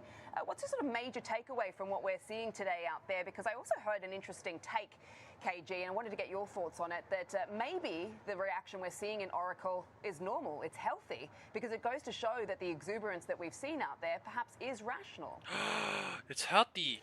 Yeah, I would say it's healthy, especially when you see the rotation trade taking place as well. It is so healthy. It's not a sell everything type of an event. It's really concentrated into the technology space. And so I think that is a little bit healthy. Now, the fact that Oracle continues to double down and the market does not really appreciate it, and maybe other companies are going to do the same thing. That could be a headwind for the S&P 500, especially when you're looking at the market cap weighted index, just because of the composition of that index alone. But yes, this is a little bit healthy. It's very dangerous to speculate on an HOD and an LOD. It's very dangerous to speculate on a pivot point. But what is true is at some point of the market, there is a pivot point. And the market makes it, and it makes it to make people hope on it on both sides, but it could also clear it later. But the market only clears the pivot points later with massive money, and it takes all the deductors together doing the same things all together. If you're a bull, is that we continue to come back within this range that we've been trading in for the Bears last are here on week and a half QQQ. Bears are here on SPY. SPY. There's a divergence at the root level, which has been a key area of resistance. And if you're a bull, you need to break above that pretty soon here before the market starts to look around and starts selling some assets, because once again, they just do not have a lot of momentum. So I think right now it's a healthy rotation. Let's see how this market actually plays out here today. If the growth areas and the value areas continue to catch positive inflows, and you do see a bottoming in tech and communication services today. They're pulling back Sam, for now with the divergence at the roof anyway. This is one of those type of days There's some risk. where the internals kind of suggest that could be on the table here, or we flush pretty aggressively. Yeah, look, I mean, we did test a 6.9 yesterday on the S&P 500. We were in arm's length away from a record there. So, you know, we are seeing a little bit of a pullback. But as you say, a bit of healthy rotation under the surface if you look across some of the sectors and what is moving today. As you say, Oracle getting hit. We've got Broadcom lower ahead of its earnings. I mean, AMD is getting hit as well. So is Intel. So tech is down. Just wanted to get your thoughts on what we're seeing as far as, you know, geopolitical uncertainty now, as I mentioned, being sort of injected into these markets. I saw, obviously, these Mexico tariff headlines this morning on Asia. No doubt this is squarely focused on what is happening with China and sort of I suppose, track some of the U.S. concerns around transshipment over the years. I'm just wondering what your thoughts on this morning, how significant this is for, for instance, the commodity space, what it could mean if we do see any sort of Chinese retaliation for things like copper, etc. Yeah, this could actually have a little bit of an impact here. So yesterday, pretty much middle of the day, we did see a report, a couple of news outlets reporting that the U.S. was actually looking at pulling away from Canada and Mexico for these trade talks and these trade deals because they have not been able to follow through. So now we are seeing Mexico really taking action. The Senate did bottom of the purple box. I'm not leaving. I would, but I'm certain goods starting in 2026. And some of these goods include auto parts, automotive vehicles. Today, I might leave, but this is not a low in my opinion, unless they go to 620 right here. And this is going to impact not only China, but India, South Korea, Thailand, as well as Indonesia. So this is going to kind of have an impact here, but it may also provide an opening for Mexico to come up with a deal with the United States, which is obviously going to be bigger for them and more impactful for them in their economy, since they're one of our largest trading partners here. So they're trying to follow suit. Maybe that eases some of the tensions between the White House and Mexico here. Do you believe in Papa Powell, folks? That could Whether be the he case. is a bull or a bear. You could look at maybe some of these chips that are utilized in automotive vehicles being pulled back a little bit, which would have an impact on the auto space just in general here. And then also rare earth minerals, metals, things of that nature could also be on the table. So China has not responded that I've seen yet. And it is kind of a big deal here. But once again, this is one of our bigger trading partners when you're looking at Mexico, and you want to see a solidified deal that's going to last for a long time, because it's going to have a bigger impact on our economy overall. Oh, absolutely. And yes, I mean, we had some lines out of China. I mean, it's no surprise that they're not happy about this move, particularly when you have companies like car makers, BYD, who've sort of been on and off with their plans to build factories over there as, part of their efforts. And that has really been seen as sort of a backdoor way to get into the U.S., even though Chinese EVs don't even come into this country. But certainly an interesting dynamic. What are you seeing playing out across the commodity space today? Obviously, we've seen the global reaction to the Fed with respect to equities, obviously in the Treasury market as well. Things are, obviously changing off the back of the mini QE, as some people are calling it. But what's happening across some of the metals today? Yeah, you are seeing, copper moving to the upside pretty aggressively, also silver. So when you're looking at the metal space in general, a lower dollar or a weaker dollar could actually provide a little bit of a price advance, because demand for those commodities could move a little bit higher. When you're looking at silver, it continues to ramp up here. A lot of retail buying getting into this space here, and rightfully so. You have an environment where we probably will still have pretty sticky inflation, but also maybe some monetary policies that come out at the first half of next year that could be conducive for economic growth, especially in the industrial front. You have the secular. Man, this is a problem. Something weird is going on my computer, man.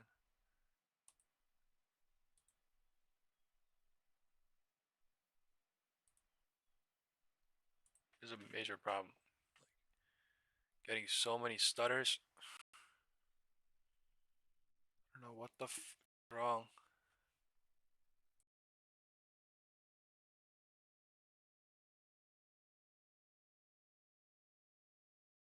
He's better cooling. Like, I need to upgrade my computer, dude. It's so goddamn old. Fuck.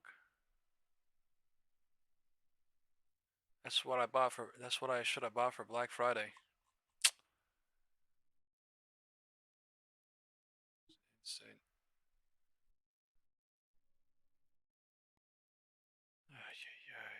Throw it as hard as you want. Go on. Kramer talking about Cisco. Let's see what happens to Cisco in 2 weeks. Time for Jim and stop trading. Carl, a lot of people like to invest in. There's a lot of calls up here. They're deleting the fuck out of them real quick. Hit this level at the end of March of 2000. Zero that was the DT or beginning whatnot. of the end. Well, actually, it peaked at March 15. I come back and say, well, listen, before you do that kind of thing, Cisco now sells at 19 times earnings. Cisco back then sold, some people think, as much as 100 times earnings, maybe 150 times earnings. So stop investing on irony and understand that Cisco's worth buying. They're doing a very good job. Well, you roll in dividends, you're up 60% since then. Exactly. I've got to tell you, I think that Chuck Robbins, some people feel that it's stalled, but I think you want to own that stock. I mean, it's made a major comeback, and Chuck has done a great job, and it's doing terrific stuff this year. And can I just say that if your stock's up 34% this year and your tech, that's a win. Congratulations, Chuck. About 2.6K, I did not leave. Oh, what? Talk about the club 620 real quick. Yes. Intraday. Maybe the club many changes depending upon the review. Ooh, wow. No pressure. Nice to see I could have an impact. We'll see. I don't own Disney anymore. We're going to mostly be talking about Mickey Mouse. I mean, I don't know. Really? All right. Trucking rates may be rebounding. Let's get the bell and the CNBC real-time exchange at the big board. It is Time Magazine celebrating the reveal of its 2025 Person of the Year. This year, it's the architects of AI. We'll get into that in a moment. At the NASDAQ, it's Lumexa Imaging doing the honors after pricing an IPO yesterday. Jim, it's a great cover. They got some people on the beam, like the steelworkers. It includes Musk and Zuckerberg and Lisa Su and Dario Amodi and some others. Yeah, you wanted to be on that. I mean, as dangerous as it was. Yeah, that's... Oh, come on, it was very satirical. No. There it is. There's the picture. Yeah, and Jensen Huang, of course, right in the middle there. Yeah, well, there you go. Although everyone says that Nvidia's lost its edge. Well, let's start there then. Nvidia shares start the session down 2%, still up about 34% for the year. Where stand you, Mr. Kramer? Well, I own it, don't trade it. I'm out. Here's a new one. I got Jim. You're fighting the Head and Shoulders chart. I fought the Head and Shoulders chart since $2, and what am I going to do? I do think that people think there's very much this open Oracle thing. Yo, what the fuck is this shit? Bring your own. Somehow that was interpreted as being a shocker, and then we hear this various. Wait, you want to explain what you mean? At one point on the Oracle call, they said, "Listen, $2,750. Guys, you guys don't post gifs and emojis and whatnot in the WhatsApp group, please, guys. This is not the right place for all that. You guys cannot be serious in the WhatsApp group. It's just not the right place. Please. Nvidia periodically has sell-offs, and you have to wait till they're over. This is a very severe sell-off for Nvidia, but I am not really serious. They can't be doing that. Around the corner is a chip that is going to make it so that all the things that you were worried about in terms of reasoning and what they can do, this is the Vera Rubin, will change. And not, by the way, if ChatGPT suddenly put out something and leapfrog Gemini, they can do that. But I just think that you're looking at the current AMD, and you're not thinking about the future NVIDIA, which comes out real soon. They'll be ready for it. We're going to get a much better chip that's going to make us feel, wait a second, that 10% that's wrong, as Jensen came on our show and said, maybe that's going to be cut. And if you look at what Disney's doing, you should ask, well, it's too in the weeds, but if they could get the Vera Rubin, I think that you would be designing the heck out of things with Disney.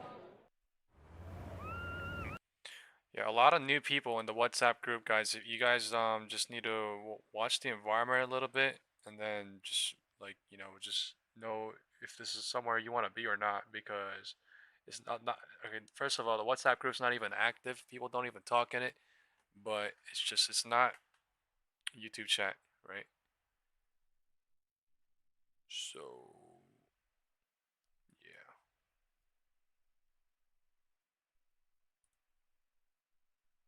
I mean, all the inactive people are going to be removed anyway, and it's just literally not the right place for any of that, so...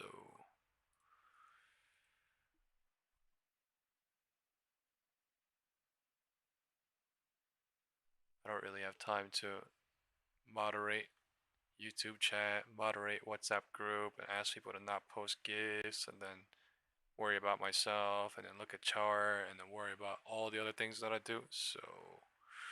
You guys need to literally just, because a lot of the people have just found this stream. They don't even watch it fully anyway. And they're in the group. So, please. Right?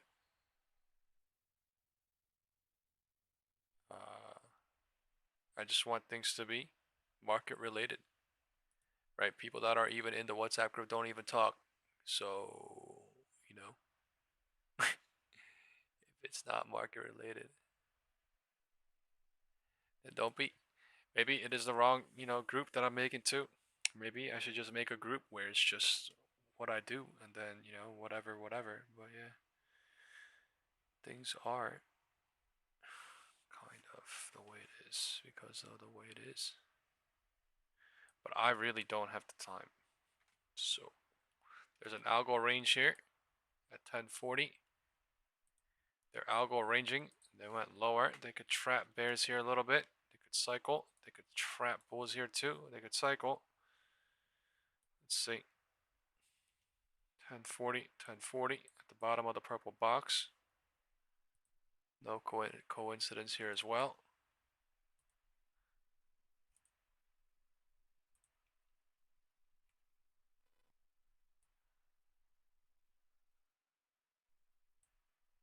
All right. Market ain't no joke. Right, I may do kind of funny shit. I may do some pulls here and there, but yeah, I'm really focused about what I do at the end of the day. So 1045 is deciding how to break this algo range up or down.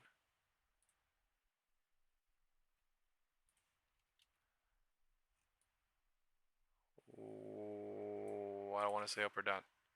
I don't want to say up or down.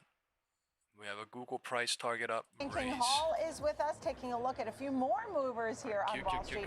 We'll start off with Synopsys. Good morning, Diane. Good morning. Good to see you, Nicole. It's interesting to watch how Synopsys is trading because after hours, it did have a pop off the back of its quarterly results, but shares pretty flat in early trade, off by less than 0.5%. It did beat expectations on both the top and bottom line. I'm not in anymore, but I would have loved that exit. 290. Street was looking for 278 I left on at this one for 2.7, Synopsys. $2.25 billion, a touch above that was revenue. That's better than expected. The Street was looking for 2.24. Break south. Time is 10:50. So, go back to VWAP. They beat on both the top and bottom line. The CEO saying the Synopsys team delivered a solid finish to a year that redefined our company as the leader in engineering solutions from silicon to systems. So it's interesting because you did again see the stock move higher after hours, but it's choppy now in the pre-market, and that may be aligned with some of the kind of broader market headwinds that we're seeing, the downdraft that you mentioned about Oracle and that just an overarching effect it may be having on markets this morning. Synopsys did have record full-year performance. Fiscal 2025 revenue hit an all-time high of $7.1 billion, which is up 15% from fiscal year 2024. Backlog, they had strength there and some strategic positioning as well. Synopsys entered the year with $11.4 billion backlog. The CFO saying they expect to see another revenue record in 2026. Now, there is some impact of the Ansys acquisition.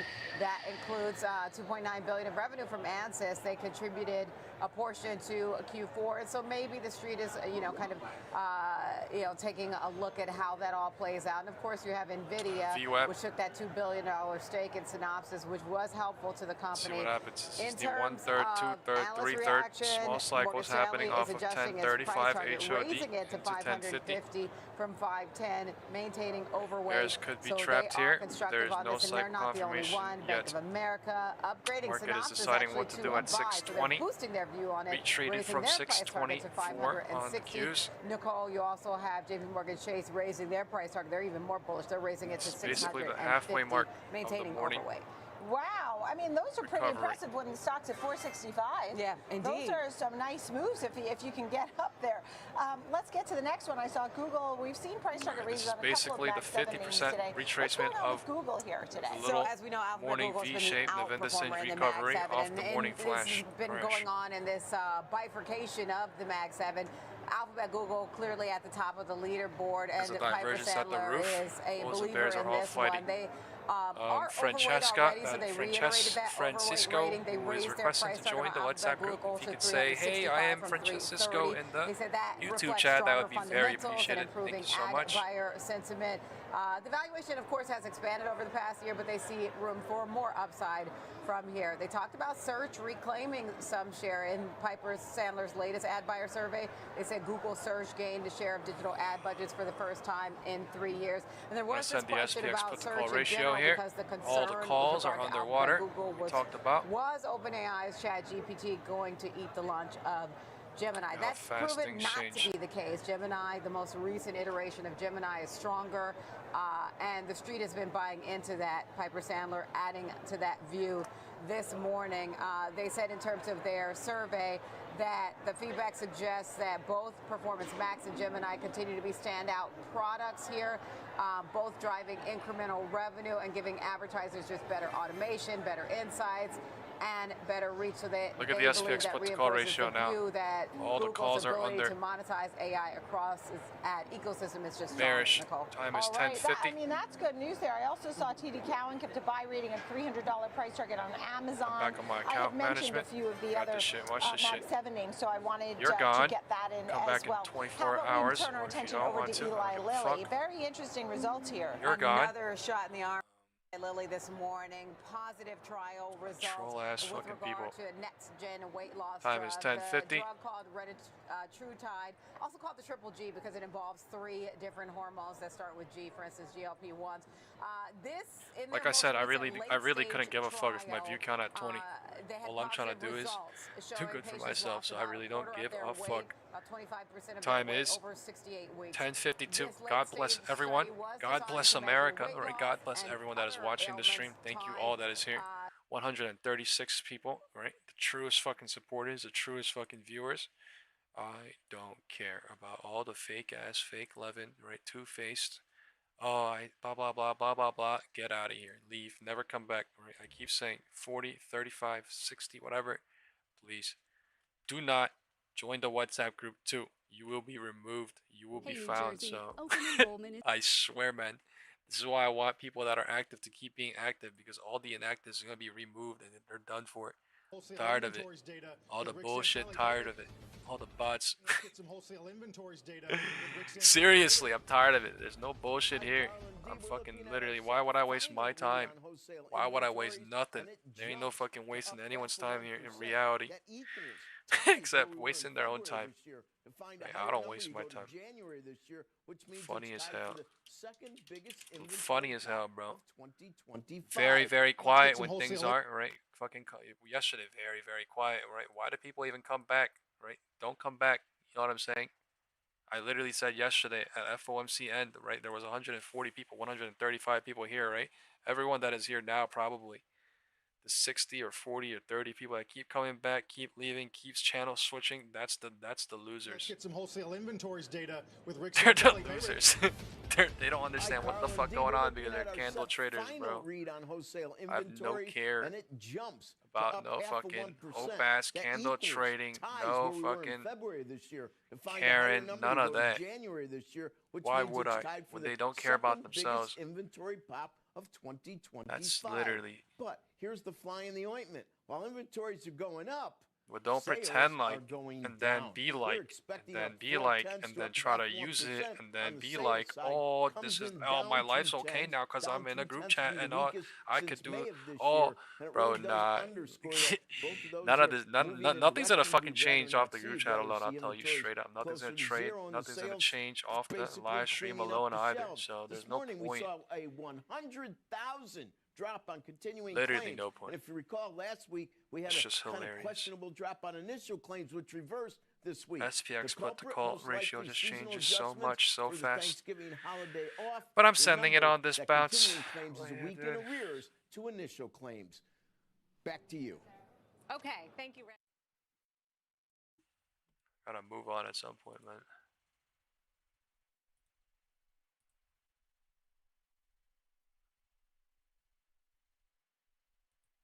How concerned are you that we get a Federal Reserve that's more accommodative for a variety of reasons that leads to even more risk-taking?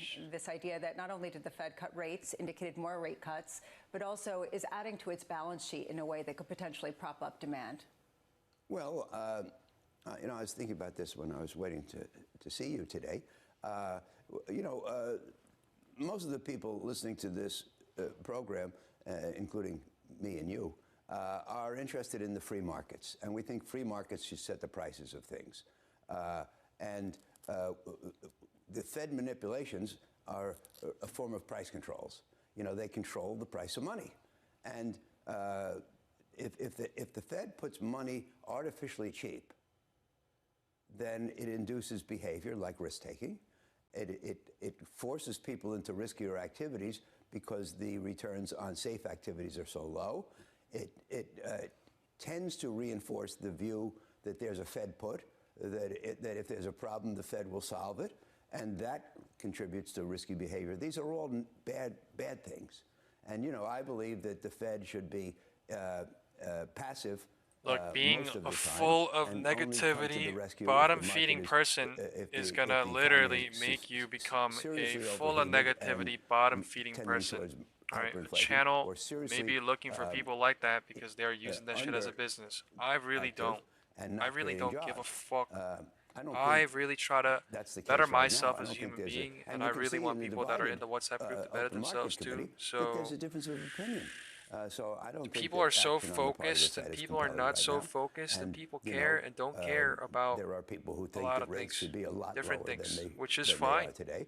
I But just don't see that the merit in end that. of the day, Right now, going forward, I remember back in 2015, 2016, 2017, when rates were incredibly low. Over You were years. saying people just need to lower their expectations for returns. Right. Because ultimately, you have to look at the risk-free gotta rate, just have and you don't belief want in to yourself, reach man. too Ain't much at a nothing time gonna when people are fucking change. greedy.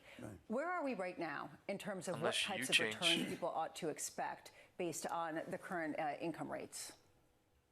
Well, the lower base interest rates are, everything scales off that. Alright, bulls or bears are all hoping here. This is the middle of the 1030 to 1050 drop, and the MACD volume's not even bullish here that much, so it's literally just making all sides hope and deciding what to do live as we go. They're only high relative to the last 15 years. But this is a low rate, so everything scales off that. Most things will give moderate What's reality returns. is In the dead area, most people got burnt. I think prospective returns Well, most are people got burnt. moderate. Okay. Most people got burned. Not And most people got lush, burned. but And then most not people got burned too. inadequate. So The trouble is that the S&P, that's the case, based on its PE ratio relative to history, best way to appears figure be out priced, what the fuck, how to to fuck, and provide what the fuck, and when the fuck, a and how to very fuck, low and what they're doing. prospective return.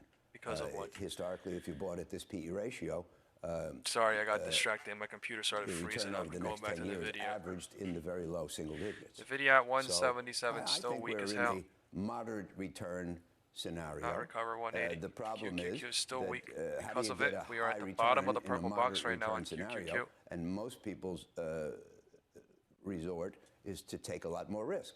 And that's something I don't like to do, other than when it's compelling. You had a personal wait, note, I think we should an listen to what addendum this guy at is the saying. end, and we He's, led off with not that brain-dead. idea. Are moderate, okay. So, I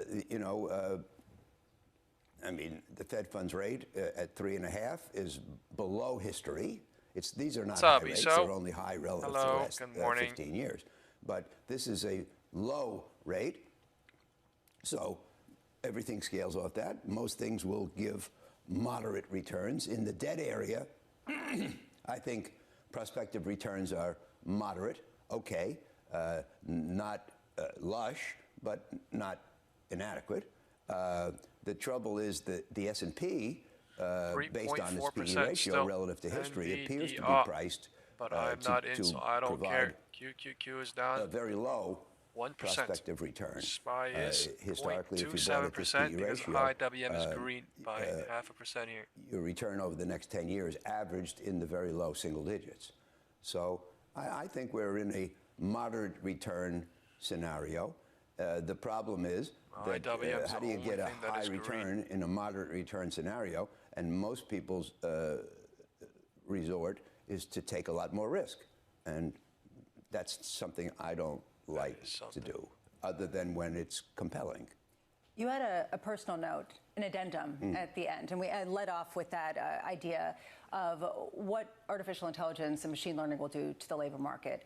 It's something clearly on the Fed's mind, clearly on investors' mind. You're talking about concerns that there is going to be cannibalization from human jobs. Something dangerous happening. How do you see this There's playing no out? direction. How are you kind of Candles grappling with coming in this when finicky. you look at investments, Red and when green. you look at Let's see what fiscal happens. deficit, when you look at the backdrop for the financial system? What is this candle? Well, look, Lisa, here I'm not talking about investing or economics. I'm talking about Doji society. candle coming at 11. This is not bearish or bullish. This could be bearish or bullish, or it could be range building. People I respect to the memo.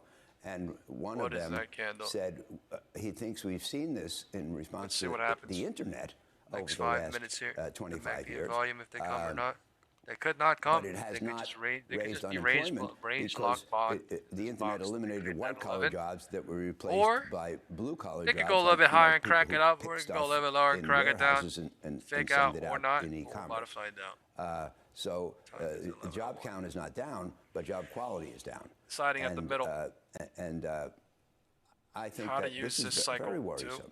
And as I said in the fake addendum, out or what, or real or what, cycle build or what?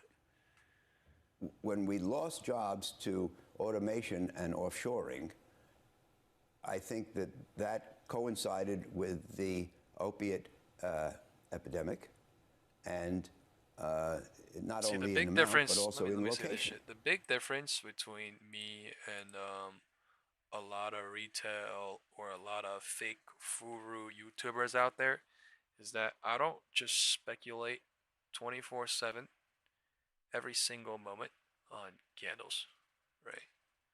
Candle traders look for that. It's not the right place to be. I actually look for setup, so that's a very, very hard thing to find and, you know, believe in and see for themselves. I don't know. I can't do anything for them. You know what I'm saying? But what is true is that 85% of the population will never see anything. They will always live in the world of, I want to be given, life is easy and it's green or red and should be up or down and the market should be doing this or that. And it's none of that. So, you know, I don't know. You know what I mean? This is literally how it is. But people say what I say, or people take what I say in a negative way, but I really can't do anything because that's really how it is.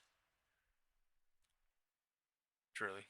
They just have not really sat there and then tried to do deciphering of what this person's saying online or what this YouTuber is showing, trying to do 24/7, because they don't really listen or care. And I kind of think that person's botting 200 people, but I mean, at the minimum, bro, it's kind of what it is. Things are. Yeah. Oh well.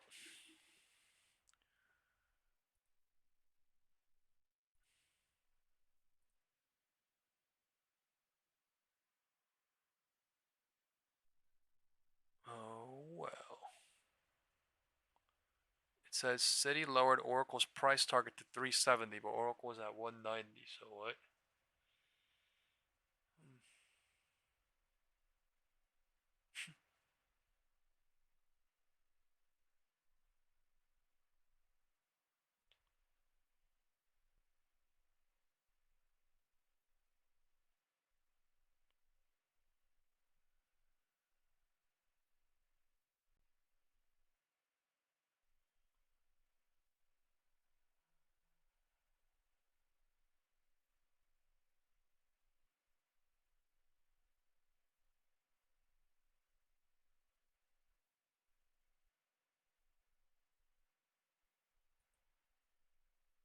Jackson Ader, a KeyBank Capital Markets equity research analyst. He cut his price target on Oracle to $300 from $350 after the company's earnings.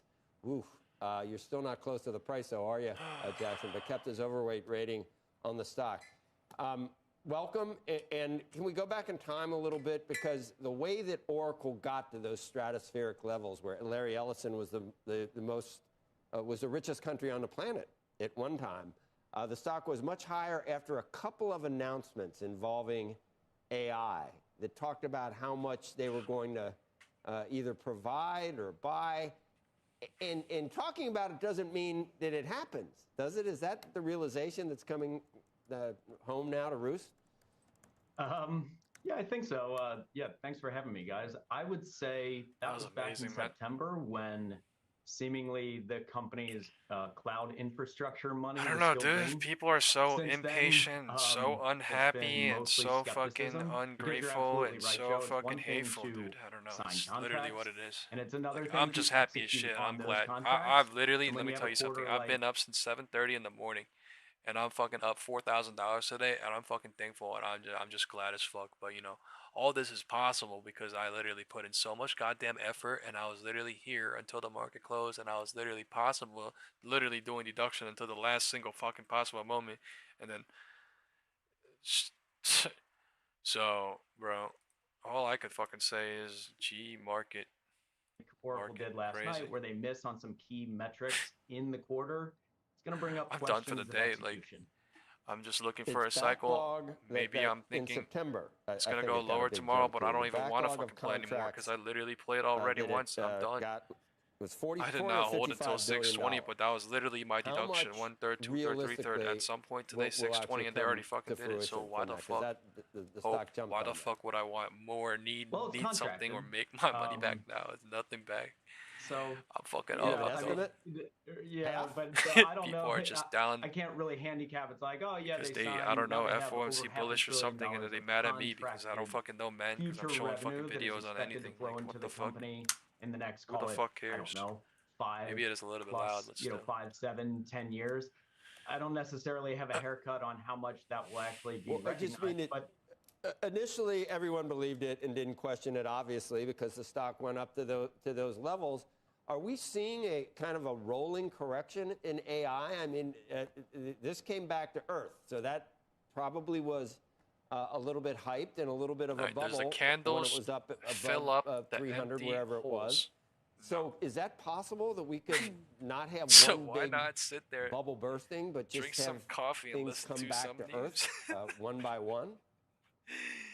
Yeah, it's funny. I mean, if you look at Oracle's valuation, sure, at north Nothing going on. Like, there's no need to panic. Or dollars on the share price, maybe you could say, hey, we're getting a little stretched. Candles aren't going to fill nothing. Below 200. Candles are all candles are actually going to do is just build cycles. Forward so. gap PE basis. It's actually better to be no more longer patient all than that that. expensive. No volume. If we think about it's what literally drove trash. Just the sentiment shift between better to September look at this and be like, and oh my, today, look at this and be like, there were a couple oh, of it's things. gonna One go up is or down. customer concentration, and then with very better to realize, well-funded, oh, things happened. Oh, yet setup to played. be, Oh, setup's all that playing. And blah large blah blah. AI But like startups nobody, like people wouldn't OpenAI. realize this because they And have then no setups. I would They don't also understand. say it's They a have no idea what's going on. They don't really care about what's going on. They just all they care about is news. Will require News, this, news that, and news that. I really don't give a fuck about news. Right? Management What did this mentioned last touch? night there's a few things 6884. What does that? What is lower this? the amount that they're Horizontal borrow. sloping They're support from committed to the last week on the investment ES grade futures. rating, How do I have still, this you're marked? gonna have to get a little Because bit I had it creative marked if you're literally Oracle, yesterday because when it was going unlike lower. maybe So a Microsoft, I mean, you just don't. I didn't have know the it was kind gonna of cash reject flow there, but all I generation know is from when your it does other reject there, I business could just look at to be things able and to be like, fund oh, this this is all here. Oh. This holiday, A lot of get people the don't have ungiftable. anything marked. They actually don't give a fuck. Right? They only care about candles. So, I mean, big difference. Right? I really don't give a fuck about candles, and I say this shit every day. But people say, "Oh, you're a candle, you perma candle, perma bear candle." But yeah, I guess that's what they see. I guess. This morning, a Citi analyst, Tyler Radke, maintaining a buy today, lowering his target from 375. That's what everyone thinks on everyone, though. To be honest, we all looking at just candles. What'd you make of it? Is it about the sort of ratio of the capex move versus the right. forward booking revenue Bearish. move, or So something losing else? this box, but Yeah, that doesn't I really think mean there's much. a lot Let's of see what things, happens but here. look, Purple I would say box is put being simply, used. the debt market is in control of the narrative right now, right? So you saw them, obviously, I think, come in with a very strong bookings quarter, their second strongest bookings quarter they've ever delivered. But you didn't see near-term numbers move up. Now, they did raise next year's revenue by $4 billion.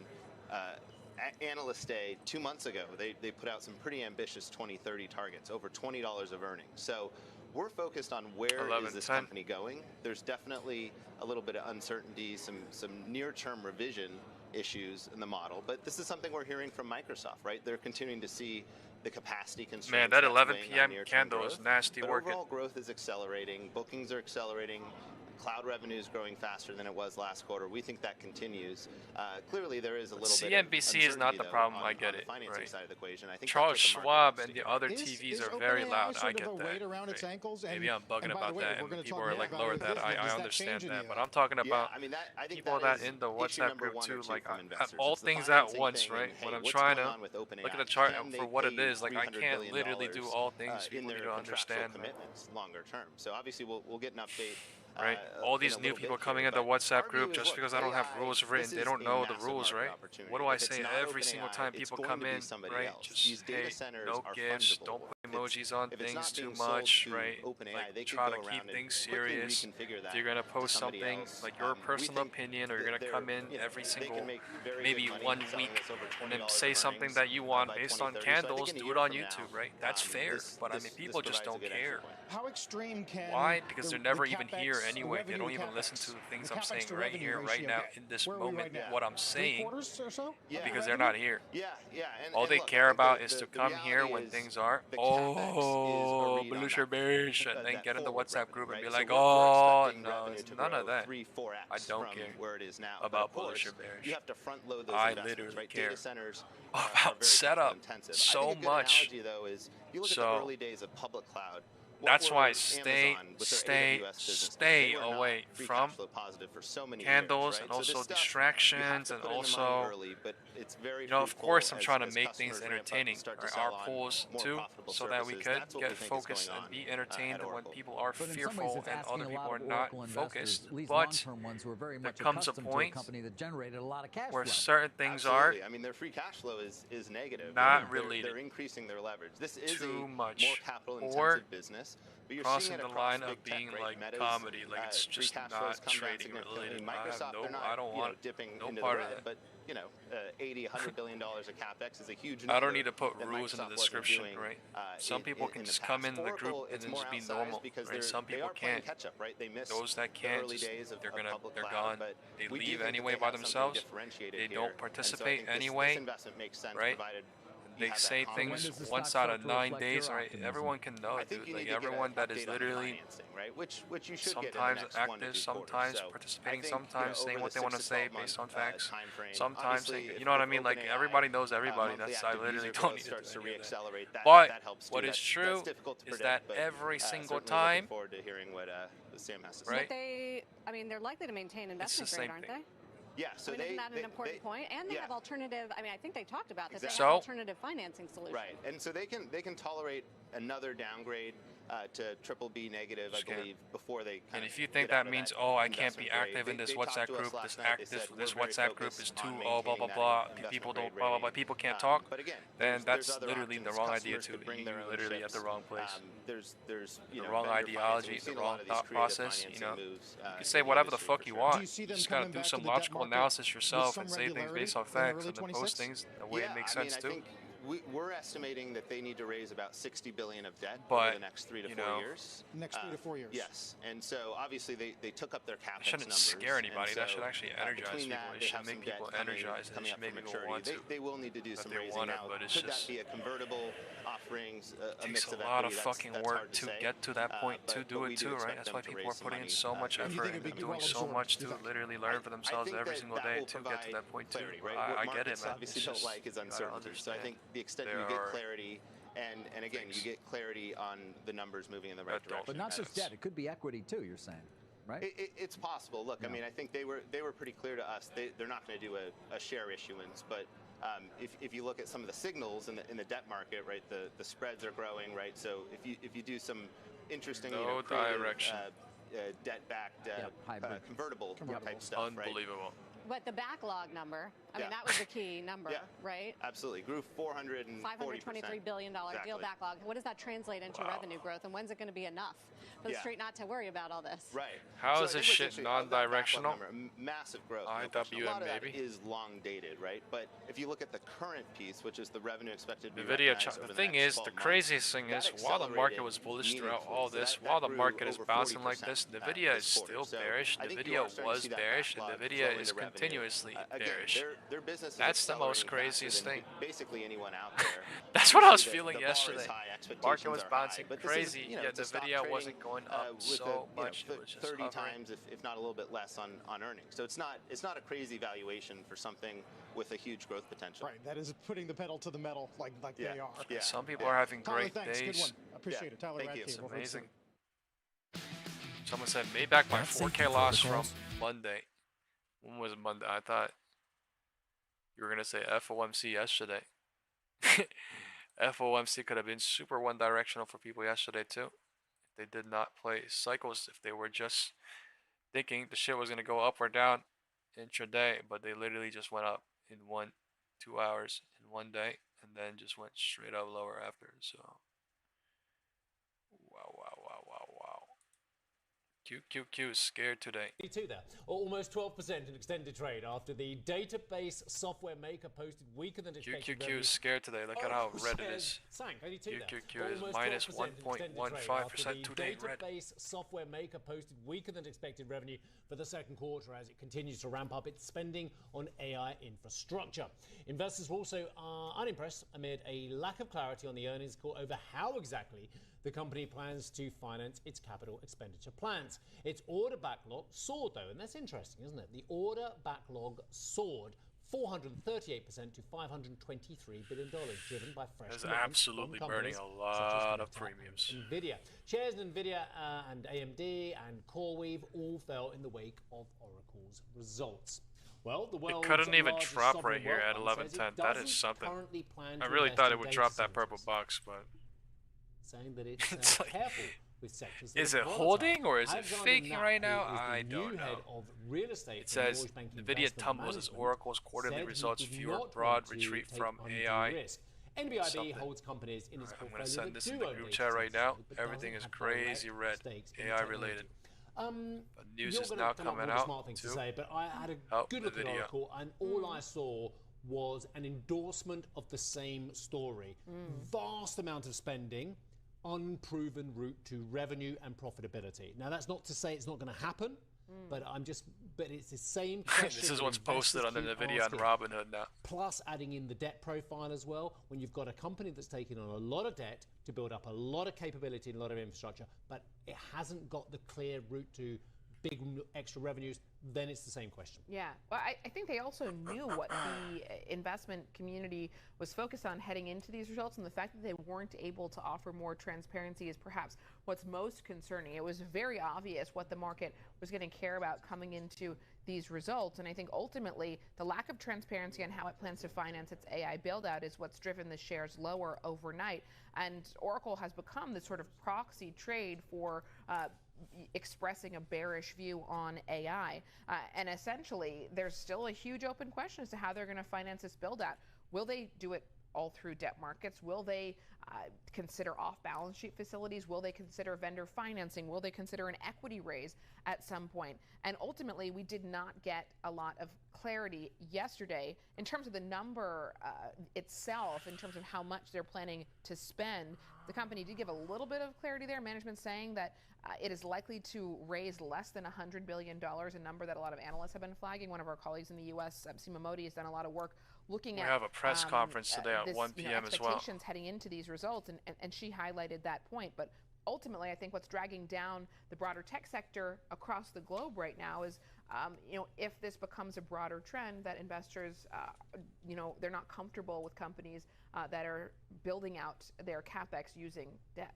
Yeah, and look, let's be brutally honest about this. It's been a hell of a ride for Oracle investors, and actually, you've done really well if you own this stock this year. You've had a dreadful year if you only bought it in September. But if we have a Whitehouse press conference today at 1 p.m. You're still up 34%. Caroline, love it. It's still an enormous return, but my goodness me. I don't know if you can show the year-to-date team on Oracle shares, but they hit a low year-to-date of $122. And they surge, you can see there, that's September, to $328, give or take. And now they've given back just over a third of that as well. So it is stunningly volatile. But net, you've still had a good run. That says 18% today, and of course that's including. Holy crap, we're stuck here. Yes, oh my lord. I'll go range from 9:30. We have got to the point where literally anybody can build a fully working app without knowing how to. Holy crap, we're stuck here. Now all the calls are underwater. Can you fucking believe it? Look at this shit. I'm going to send the SPX put to call ratio for the last time in the next 40 minutes. But look at this.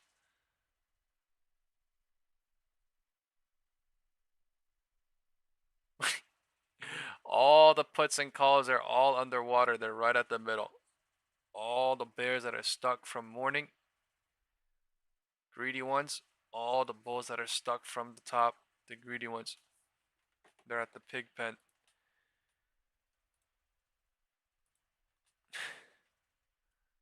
Chopping like crazy. Decide to invest $1 billion in OpenAI. Oh, hell no. Mickey Mouse. Now, why did you decide to invest $1 billion in OpenAI along with this deal? Well, obviously, we've been mindful of the significant growth in AI to begin with, and extremely impressed with the progress that Sam and OpenAI have made. The only thing that's in the money is 6860. That includes, by the way, as I said earlier, their agreement to both honor 6860 is the only thing that's surviving. A lot of calls up here, a lot of puts all getting destroyed. And what his team is creating. We think this is a good 177 Nvidia QQQ bearish at 620. IWM bullish at 0.46% green. Has significance in terms SPY of is green. SPY is minus by 0.32%. They're so confused. That came along with it. I guess you're not chopping giving crazy. us any specifics though in terms of where SPY those are is struck. Is chopping that correct? crazy. QQQ is slightly bearish. IWM is bullish. Okay. Bob, at the same time you announced this deal, I reported on a cease and desist letter that was sent to Google. I would imagine there's not a coincidence. I think they're waiting for this White House press conference. There might be some moves coming up or down. To test 687 or maybe 684 at some point or another. Well, we've been aggressive at protecting our IP. More up if they go up higher, but like if they go lower, maybe 684.8 maybe. But then this this White House press conference at 1 might be the news catalyst of the day. They're waiting for it. Building liquidity, cooking it all, basically expressing our concerns about this, and ultimately, because we didn't really make any progress until it comes out, maybe didn't bear fruit, we felt we had no choice but to send them a cease and desist. Cease and desist on what?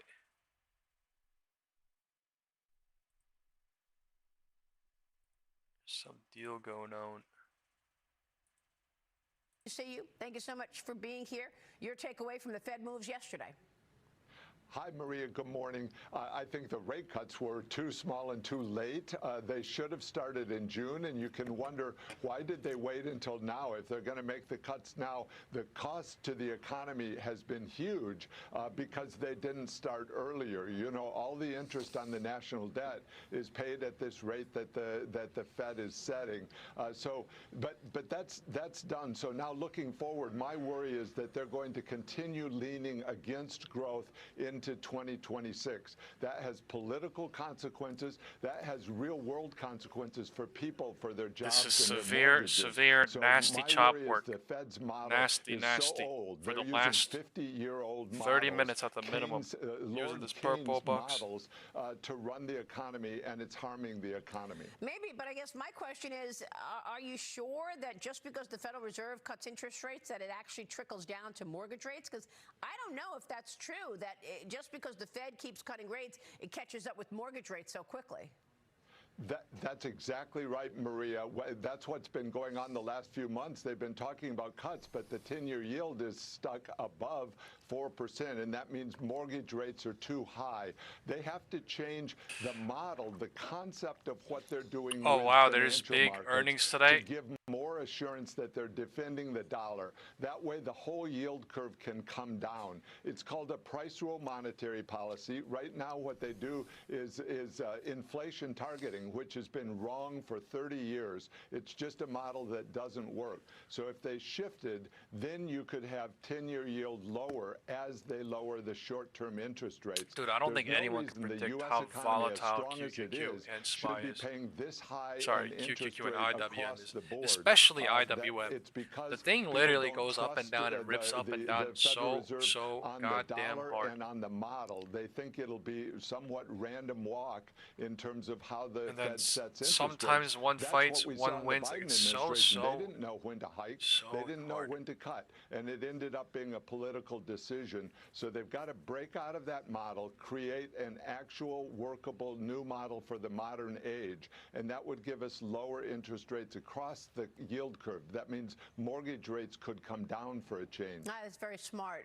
Meanwhile, the president is moving ahead with his final interviews for the next chairman of the Federal Reserve, beginning with former Fed Governor Kevin Warsh. The president says he's, quote, looking for somebody. I think they're algo ranging here on QQQ. Look at this. List, of course, see, you remember when this 11 a.m. candle came? I said, hey, they could use this weird spike candle to go up or down right now. But also the third answer is they're going to use this as a algo range, whatever weird little thing, right? I think that's what they're doing. This is really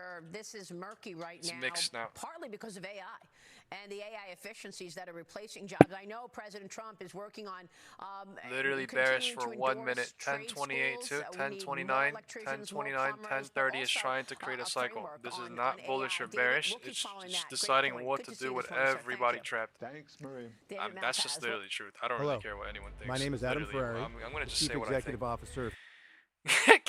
I'm gonna say what I think. Cycle is building here. Nobody knows if bulls or bears are trapped. It's 50-50 at this point. Fighting. It was bearish for literally 1 minute, and now market is deciding what to do. Candle traders get mad. right? If they don't go higher or lower, and they're like, oh, why not? Why not? I don't know, dude. It's up to them. Market volume wasn't there. Wasting time. It looked good from here to here. I'm not playing this shit 2 minutes, 1 minute, and getting trapped. So I don't even want to fucking play, to be honest. I don't want to do shit. I just want to chill and chill and chill and wait until a directional moment comes where everything clears out a little bit. There's a lot of things happening, and everything is literally thinking on everything, and they're all trapped. All the bulls trapped, all the bears trapped, and yeah, it just sucks ass right now.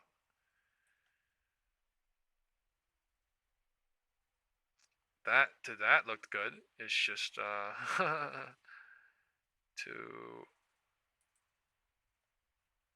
see what it's doing now. 3.72% Nvidia. I think the market's just slowly coming up with a deductible moment. This global central bank's turning hawkish. Interesting.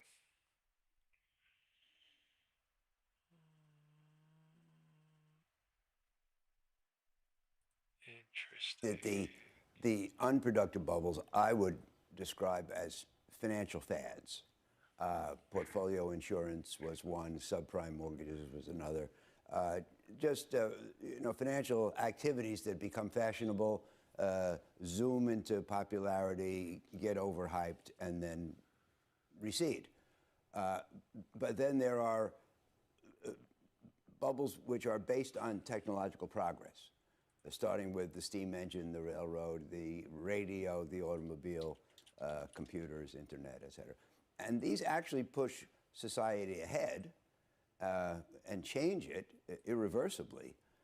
But in the process, there's a bubble surrounding their implementation, which is overly accelerated and overly financed and goes to excess and end up destroying a lot of capital, but leave society greatly changed. And I'm sure that AI is in the latter category in terms of effect on society. And the question is, will the implementation does this look bullish or bearish? Let's do our first poll of the day. And in the way it's financed. Just because something is excessive doesn't mean that you can't invest in it. No, but when investors hate everything and won't touch it with a 10-foot pole, chances are it's going to be on sale because nobody has pushed up the price. In fact, their disinterest has pushed down the price.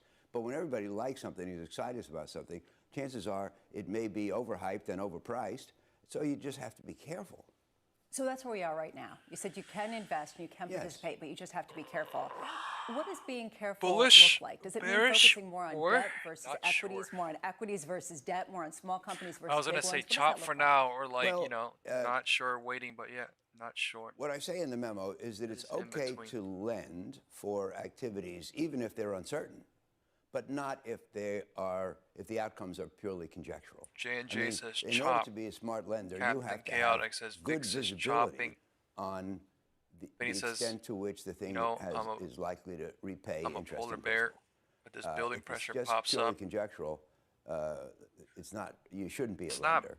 It's like cyclically bearish and then cyclically bullish. I'm not gonna lie. Yeah, that's the you can't even case. call this bearish because 11:30 not breaking 10:50 you should be in the equity, so at least you get the upside. Like the lender no volume has squeezing, no holding, upside. purple boxing, you make a 9% loan. All you're going to get is 9%. Common no there matter how says well the thing tigerish. does. You So certainly big shouldn't do tigers that coming. All right. Vinny says in, later today. Activities that have a high probability of not paying off at all, because then you have unlimited downside and limited upside. That's absolutely Yours says if combination. IWM pushes above HOD, it's bullish. Right? IWM is truly the only thing that's green today, 0.68%. Who knows what this thing is doing? But honestly, I'm impressed. If you go into some startup which has I don't know what IWM is doing, but it's impressive. Let's say a small possibility of a raging super bullishness. Success.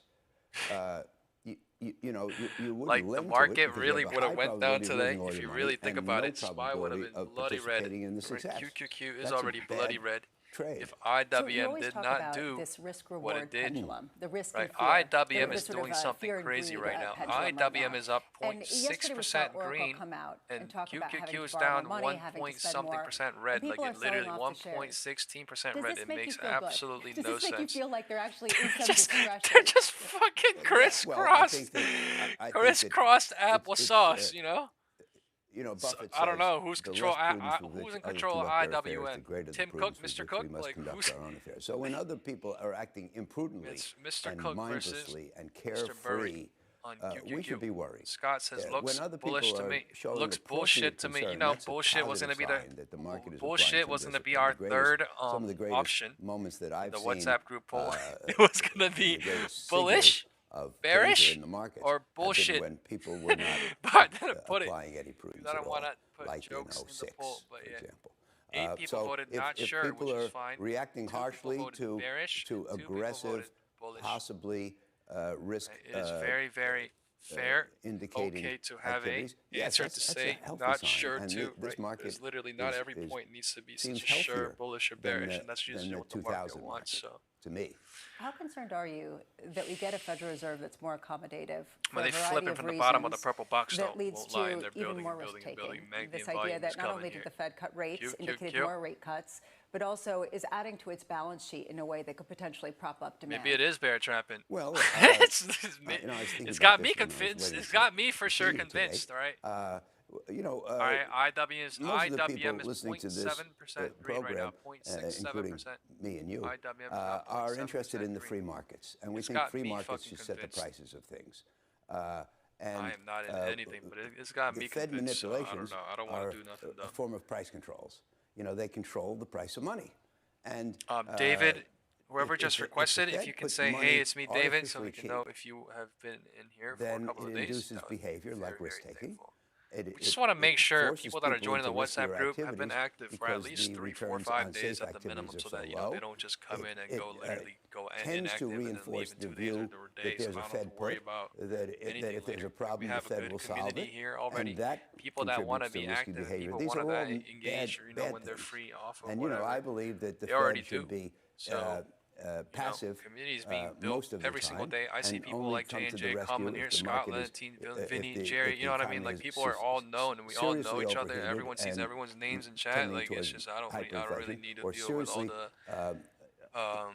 Like I'm not trying to deal with all the newcomers. I'm just trying to say like we want to grow our community in a respectable way, and like people that are coming in also we don't want to just and you can see in come and go.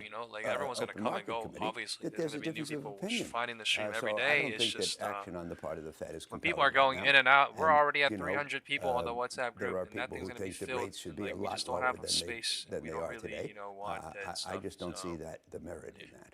Right now, going forward, I remember back in 2015, 2016, 2017, when rates were incredibly low. What's the difference between the WhatsApp group and this? Nothing. Because ultimately, you have to look at the risk-free rate, and you don't want to reach too much at a time where people are greedy. Where are we right now in terms of what types of returns people ought to expect based on the current income rates? Well, market is the lower base interest rates. Look, IWM is up 0.73% right now. I have no idea where this thing is really going, but dude, when this shit goes, I mean, Fed funds rate. Look at this shit, all-time highs. Ain't no fucking stopping this bitch. History. Look, nobody knows where this is gonna make a peak. At 11:40, at 12, at 11, at 1. It definitely didn't at 9. Everything scales off that. Most things will give All I'm saying is the market's going to go on IWM and then maybe reject, but it's going to go until it doesn't. Returns are moderate. We'll see what happens. It's completely holding SPY and QQQ. SPY is bullish. QQQ has stopped being bearish on this. The S&P, wedging like crazy here. Based on its PE ratio relative to history, I have no clue, but QQQ looks absolutely beautiful. Why does it look beautiful? Because this purple box is a purple box that we've been playing with for 2 days, right? What do I mean? What are you talking about, Jeff? Am I smoking something? No.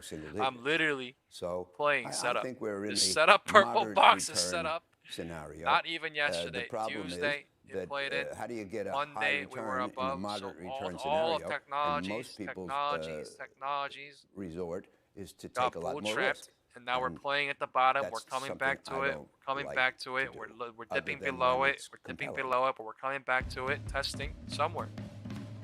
Where did I play QQQ going southward?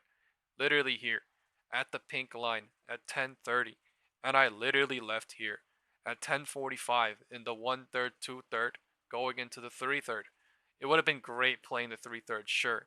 But I mean, it sure could not have rejected here and rejected lower. It could have bounced already. But all I'm saying is, the market does things on different times because of different things. And the different thing is, IWM is up fucking 0.8%. This shit is fucking on a rocket ride. It's shit's crazy. 0.81%. Alright, 0.82% now. Going crazy. 0.83% now. Going crazy. Let's see where that shit goes. I don't know where it's gonna go. How would I know? All I know is it's literally going. It's 0.84% now. I have no idea. This shit is insane. When this shit goes, it goes 0.86% now.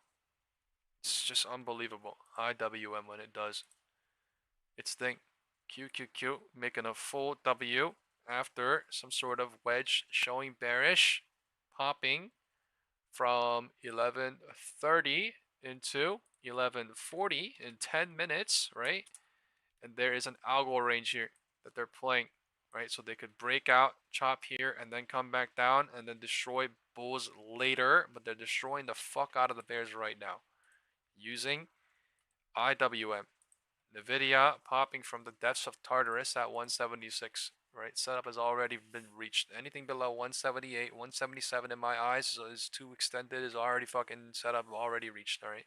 I don't know what the fuck they're doing on Nvidia no more. Nor do I give a fuck. Why? I was in 184 in Nvidia and 182 puts literally fucking 3 days ago.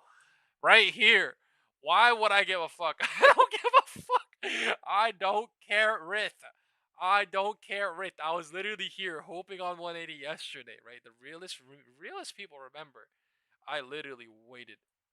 Alright, 180, once they give me, I don't care, Rith. Alright, I was thinking 178 at some point today, but like, whatever, man. Whatever. Alright, this honestly could go here. The SPX 1 minute gap, right? The SPX 1 minute gap would most likely fill today rather than not. Because of why? Because the gaps don't hold that much for that long on SPY and SPX, and especially 1 minute gaps. 0.5%. That's the reason, right, why some people might say the 1 minute gap was the reason why smart money deductors said this was a fake out push to all-time highs, dump on this 1 minute gap, and then come back and visit it later. Later, I have no idea when, but it clearly happened today. It clearly happened. Fucking, no, we're not happened yet, but it's about to. Trying to show. I have no idea if it's gonna flip this shit, but I mean, it rejected earlier crazy, made it bearish on QQQ crazy, and then now running on IWM like nothing. 1.88%. That is absolutism. Absolutism. HOD did not break yet. This is HOD testing. HOD hoping. Market went higher from 11:30 to 11:45. It's evaluating the roof, how to cycle, how to do anything here, whether it uses this to pull back and go higher and break the HOD, or whether it fucking just goes and breaks it right now. I have no idea. All I know is things are happening. QQQ is now 0.9% red. Nvidia is minus 3.38% red for the day still. Luzzy. Nvidia is still never ever going back up to 180. It's something crazy to see, but it's something that is going on. Activity growth. That's a huge deal. Yep. So we have sluggish workforce growth in the United States. We don't have much immigration at the moment, but the bulk of our GDP growth has got to come from productivity growth. So AI is very important to the world and to the U.S. And yeah, 0.5 percentage point would be a big deal. What'd you take away yesterday from the Fed meeting here? Pretty straightforward. I think that in the room there was a lot more disagreement than it may have looked like. It was either a good day, bad day, or a confused day.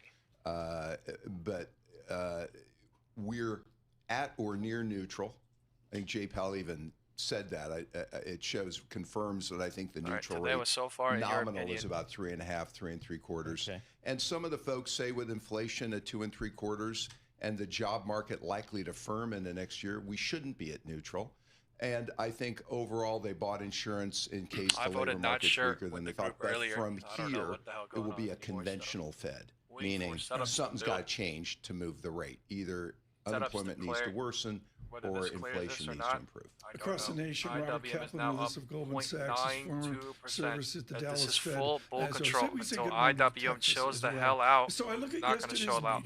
IWM full bull control 0.94%. I don't know where this shit's going. This is fucking insane. And I kept hearing look at this shit on IWM. On the dual I don't know how it's doing 0.95%.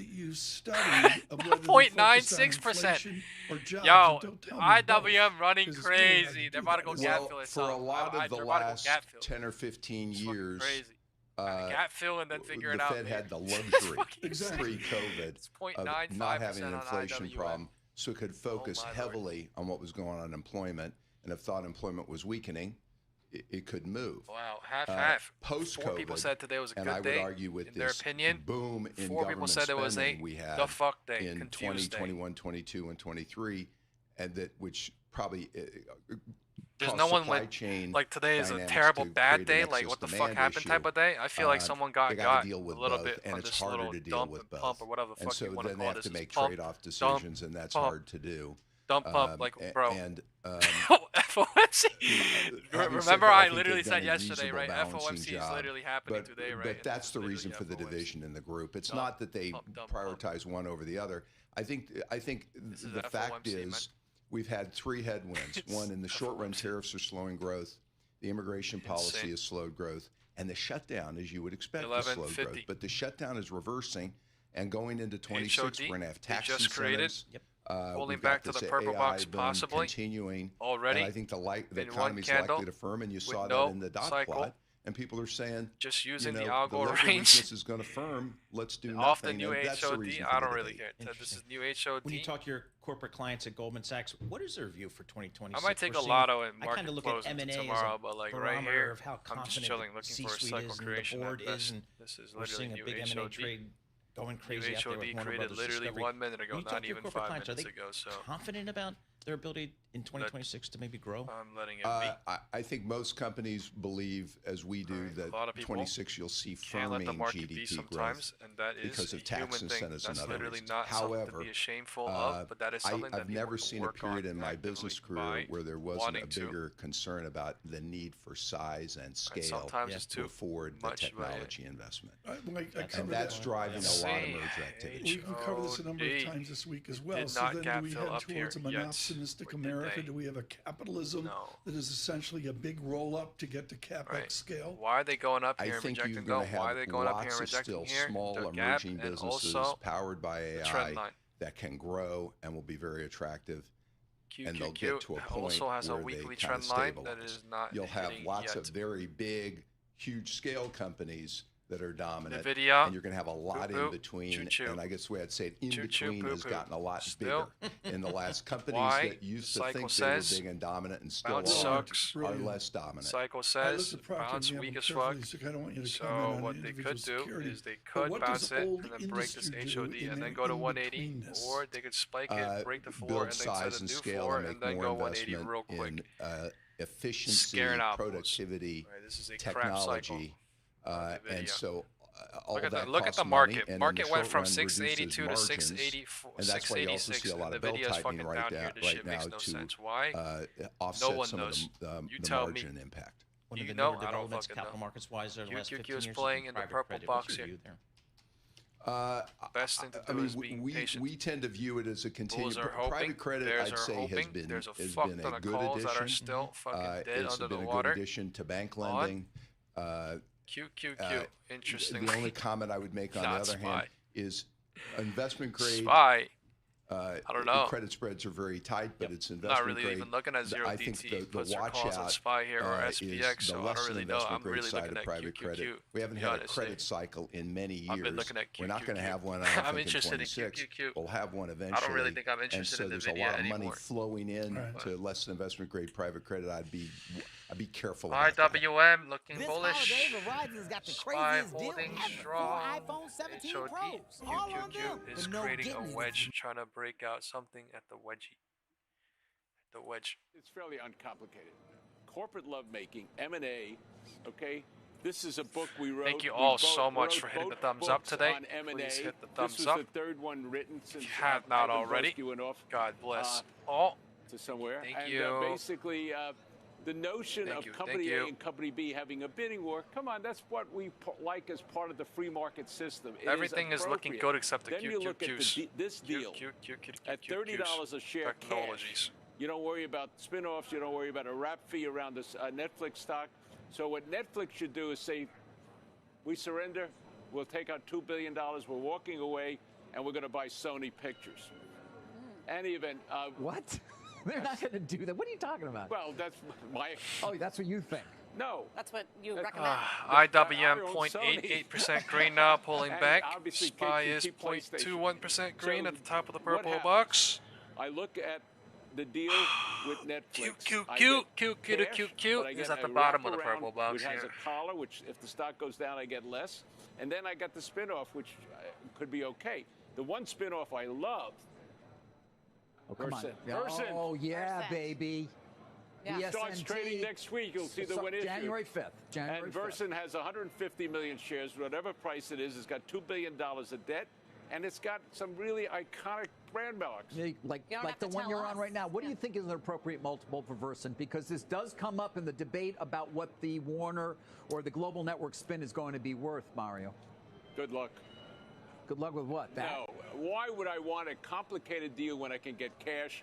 Why do I want a complicated deal which will have longer FTC? And my clients are taxable and or tax-free. I have 600 or 700 of them separately managed that are in the stock. This guy's smart as fuck. That's what you're saying. No, right now, I don't like anything, but I like the fact that my clients are going to benefit from the deal, and therefore, more likely than not, I will send for the tender it.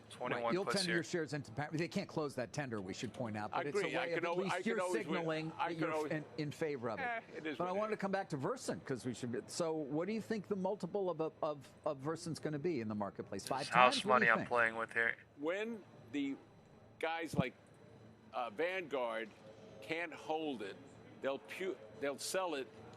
Going and crazy. So when it starts trading, you want to sit there with a basket to buy it. So I don't want to put a price on it, nor am I going to give you a multiple. But I will suggest to you that they can't own it. And I have made a significant amounts of money for our clients. Like I'm out. Holy fuck. $2,304. Holy fuck. Crazy. Sell it because I'm out. You have to wait till it's sort of the turnover. Yeah, so in that regard, yesterday I had a meeting. I was here for John Deere on Monday. And, obviously Deere's have a certain benefit. I just joined for 1.8K independent and of fucking rolled crazy in a fucking minute. We own stock. But we are not just passive like the ETFs. They claim they're passive, That's fucking but they crazy. vote different ways. And then you have somebody on television that says, how can you take money from I joined at 11:52. I typed in way too fucking late. I literally fucking, oh my god. By the way, I agree. And David, we've met with some of these investors, the PIF and everything. They're very sophisticated investors. So I do think they get kind of a Yo, look at Zero DT right now. They crushed the Zero DT push and they might go back. I'm not so much money and cede so much governance. Oh my god. Oh, stop. It's somebody wanting to make a story out of something. Oh my god, that thing fucking flew. The ETFs, they're supposed to be index funds. Do they do governance? Holy shit, time is 11:55. They're getting money from the Mideast. They get from Singapore. They're there from everywhere else. The one they haven't been doing as well as Beijing. I'm done. I scalped the house money. I'm done. From Done. my end, I'm watching this are White better House off live taking stream. the $30 cash. I don't want I'm Paramount to raise the money. I don't need a higher bid. Right now, their bid is superior. And so that's where our clients are going, both in terms of cash, but more importantly, time. If you're thinking of selling your house, want to know how much more you could be getting by using this brand new way to sell? The real estate market is rapidly shifting. So if you're thinking...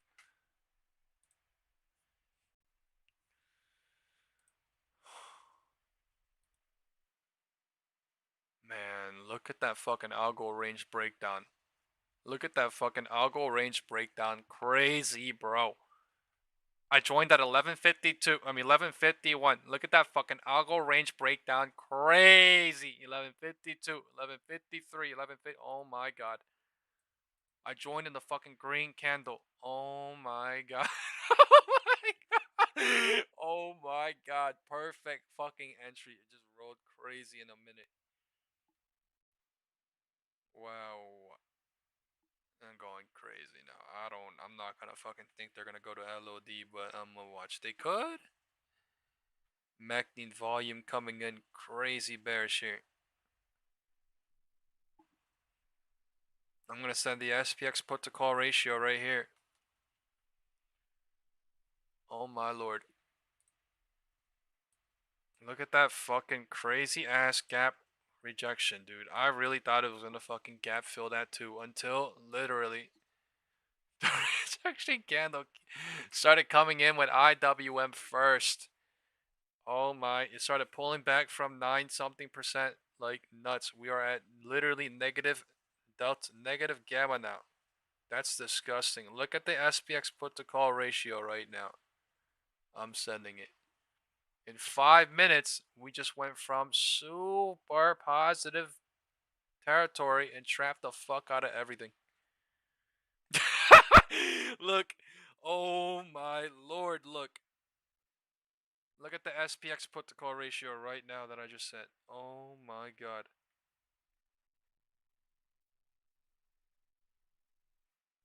Back at neutral gamma at 6,860. 6,860 neutral gamma right here. Unfucking real.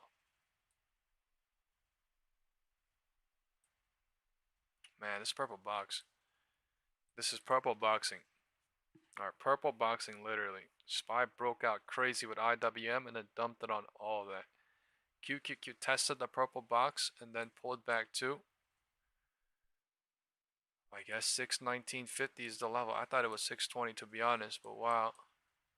Continuous 620 test today. Alright, it's continuously what? Deleting the bulls on QQQ from this week. That's what it's doing. Why am I saying this shit? I'm not making this shit up. I'm literally saying this shit on chart. I'm saying this shit on cycle analysis. I'm saying this on candle deductions. I'm saying this shit on fucking what would literally be happening if I was stuck on something on QQQ. That would literally what would be happening. It would feel like neutral gamma. Neutral gamma is not good for the QQQ bulls from last week. QQQ is minus 1.21%. Nvidia minus 3.4. SPY is still green. Sorry, SPY is red by minus 4%. QQQ is still green. Alright, this thing is a monster right now. Right now it's at 0.75%. So we'll see where this shit goes. IWM a fucking monster right now. IWM. I don't even know what the hell IWM doing. It's just booming up. Market is trying to go lower. QQQ. I think it's making it chop and hold at QQQ, burning all the technologies, but also letting SPY run like crazy. Alright, people are looking at QQQ being like, oh, SPY should be bearish today. Alright, a lot of retail traders, 75% of them are thinking like that, but what's going on is just market index. And it's fair because literally news has been since the pre-market, right? Since last night, the technologies, things are just technology, so things are kind of fair to be fair.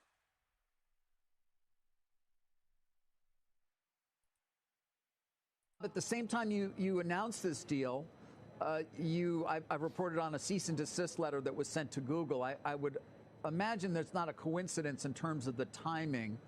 I'm curious as to what your conversations have been like with other platforms, including Google, and why you chose to make that move today. Well, we've been aggressive at protecting our IP, and we've gone after other companies that have not honored our IP, not respected our IP, not valued it. And this is another example of us doing just that. We've been in conversation with Google, basically expressing our concerns about this, and ultimately, because we didn't really make any progress, the conversations didn't bear fruit, we felt we had no choice but to send them a cease and desist. And Sam, on that same note, did your conversations with Bob and you're reaching a deal here come out of conversations around IP, or can you give us some sense as to how we got here? We always have wanted to respect IP. When we launched Sora initially, we had a lot of blocks in place, but we knew that if there was one company that we wanted to start partnering with, Disney was the obvious one. And so we have had a long discussion going with Disney, and we found them to be a sort of open-minded partner as this technology has evolved. And it was very clear to us that we really wanted to find a deal to do here.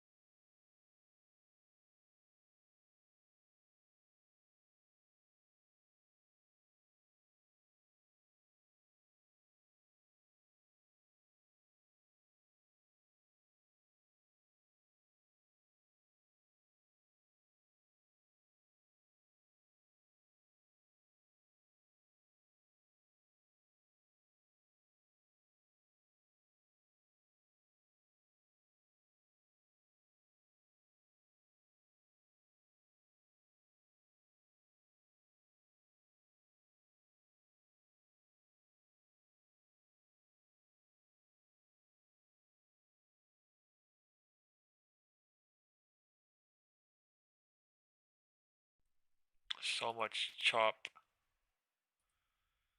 Chop, chop, chop.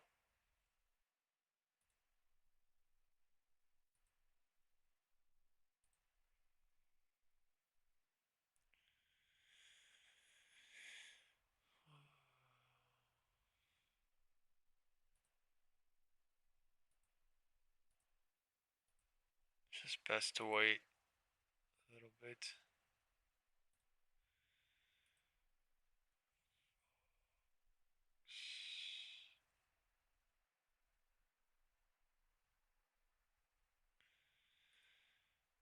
Is also bullish on the market, says really look like we're in pretty good shape. My next guest is also bullish on the market, says really look like we're in pretty good shape as we head into 2026.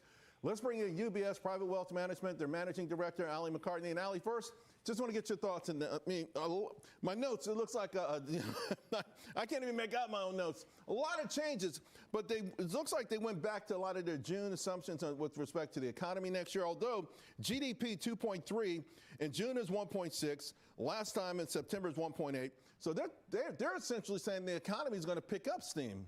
So I don't think there are a ton of surprises here. I think we expected, whether we were talking about descents on either side or whether we were talking about ranges for 2026 and 27, to have a pretty big range. I mean, you see out there a 2 to 4% range in terms of the target rate for interest rates. And I think, we believe as well that you've seen GDP pick up in the fourth quarter, right, and that a lot of the things that your last guest was talking about that are going to catalyze earnings into 2026, a lot of accounting practices in the big beautiful bill are going to keep that going. So with solid earnings growth, you see corporate earnings growth re-accelerating? We've actually taken our numbers up. So we see we're going to end out about 15% this year. We think we'll see 13% next year. Okay. We talked about economic growth. Yep. Fed cuts play a role. Tariff anxiety, that starts to really fade away. No one really too much is talking about that anymore. And I guess the fiscal stimulus part, the big, beautiful bill. The fiscal stimulus is real, right? It's possible that what we will see is, in a sense, withholdings go down, which is the equivalent of check go into individuals' pockets. Power and consumers, to not we've do seen nothing. How strongly the behavior has been a lot of power in the lead coiling up to here. the holiday season. So power coiling to go lower, power coiling to go higher. It definitely is coiling. Financials have about 10 to 12% of reserves they can put back. There's going to be a lot of, as he said, money sloshing around. I love your note when you sort of said it's expensive but not overvalued. Yeah. Okay. Yeah. So everything here in the red, folks, is like compared to history from an absolute basis. the percentile, right? So red means overvalued or expensive, but you say in the context of where we are, that shouldn't deter investors. You have to change the context when you have inflection points in global technology. So it is certainly true that we have gotten to a place as a dual result of both innovation, American sort of centric investing, and more money in the system for longer than we've ever seen. But every time we've seen, whether it's telecom, the steam engine, the internet, multiples go and they come out at a new plateau. And I think that AI, having spent 4 days at the UBS AI conference last week, I don't even think we've scratched the surface of what we're going to see. So we got technology, and we could put slash here, right? Communication, comm services as well, right? So you got those, healthcare, financials. Would you be equally weight these? I know these are sectors your firm finds attractive right now. So I personally am a lot here. I think there's a lot to go here, whether it's the M&A story. My friend just sent me a screenshot of lower interest rates, decreased regulatory hurdles, that Jeff wants to win guy I also from think the WhatsApp group. I was saying, is this SPY, is this Nvidia, is this SPX? So the SPX put to call ratio that I was sending was one of the channel hoppers. This would be a blip. If we had a 10-year chart, this thing would be just right here. This chart would be like that. So you're saying this has a lot more room. Don't think that you've missed this move. You still like emerging markets. At all. I think we have a major cycle coming in emerging markets. Goofballs, man. We're going to continue to have dollar Goofy declining. goofballs. Right. It's definitely the time to get into technology, and the EM indices are largely technologically driven. Okay. China, Hong Kong. Think about places like Brazil and Bro, Mexico, that shit is hilarious. And all the tailwinds that exist there. I was kind of wondering, like, why someone would look at the SPX put to call ratio and be like, hey, is this SPY in Nvidia or SPX? I was like, you could literally see the numbers and kind of tell yourself, I've wow. had 100% gains in my Wow, portfolios with silver, gold, palladium. I think there's more there for the same reasons that there is in the See you in a little while. Like what? Wow, it's going to be a crazy day. I can't wait for this Q&A. This holiday, Verizon's got the craziest deal ever. Wow, wow, wow.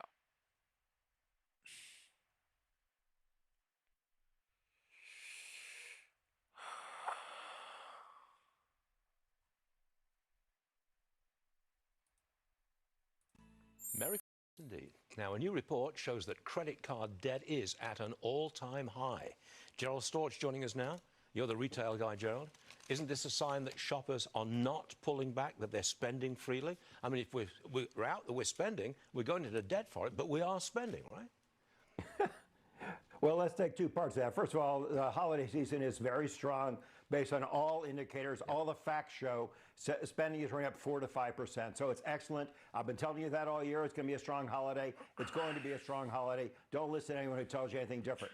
Now, I love today. Debt, sure, it's a record high. All truth will reveal, man. It was up 3.7% year over year. All truth that reveals sounds like itself, something, dude. I guess, but spending's up 4 to 5%. So actually, you know, the amount being bought on debt is declining if those numbers, you put those two together. So I'm not particularly worried about this. It's not on my top list of concerns. Inflation's 3%. So if credit card debt's rising 3.7%, it's barely up.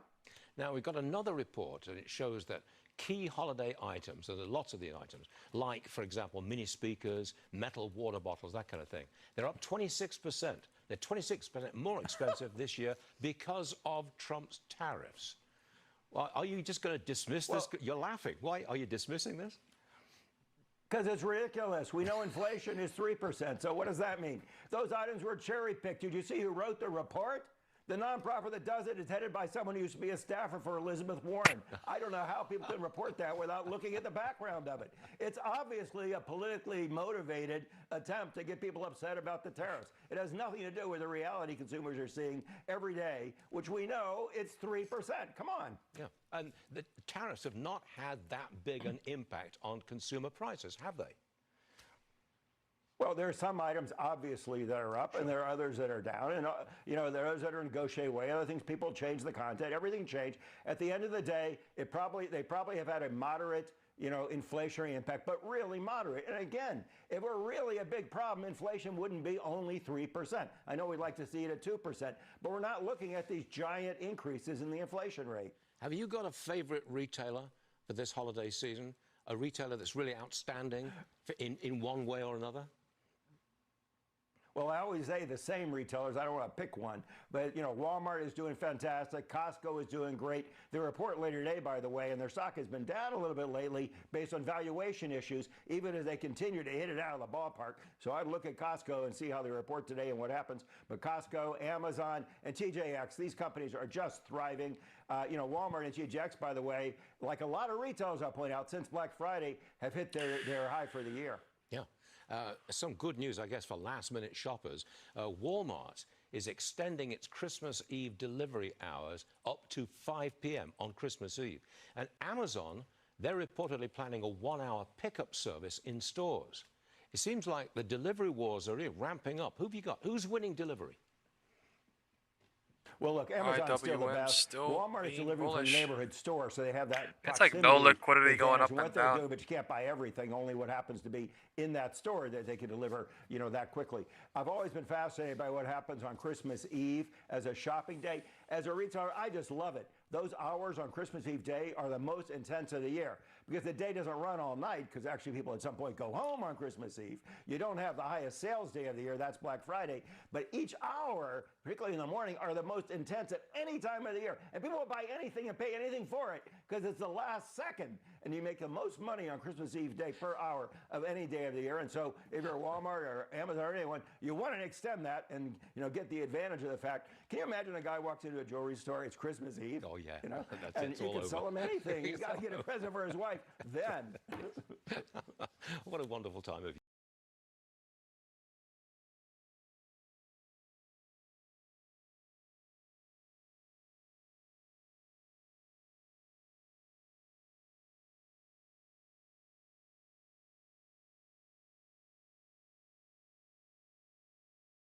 Lines will be on Broadcom after the close today as the chipmaker will report earnings for its fiscal fourth quarter. Expectations are for adjusted EPS of $1.87 a pop on revenue of $17.5 billion, as investors will be eagerly awaiting commentary on AI chips, of course, on its last earnings call.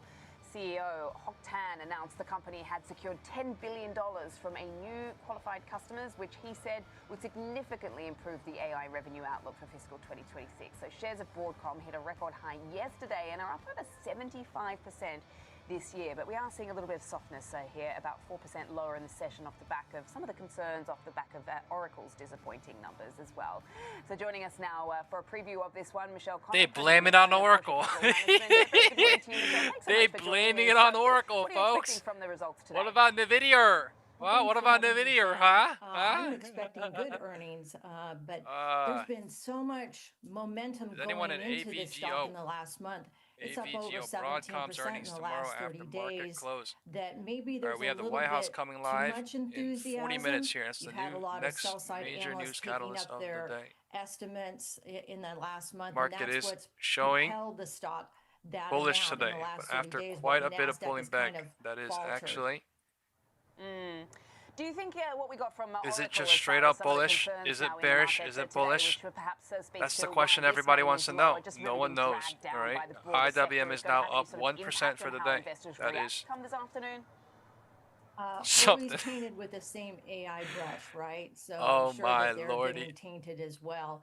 Nvidia down 3% really now. Hard to continue SPY to is minus the growth 0.11% expectation within these stocks. Right below the 4 p.m. close. Investors should know that next year it's expected that Broadcom's it's so AI bullish earnings are that supposed to this be gap up 50 to 60%. more likely showing filled in the oh my god, possible? look at how We've had fucking a lot of how that shit good fucking announcements flipped. going into this.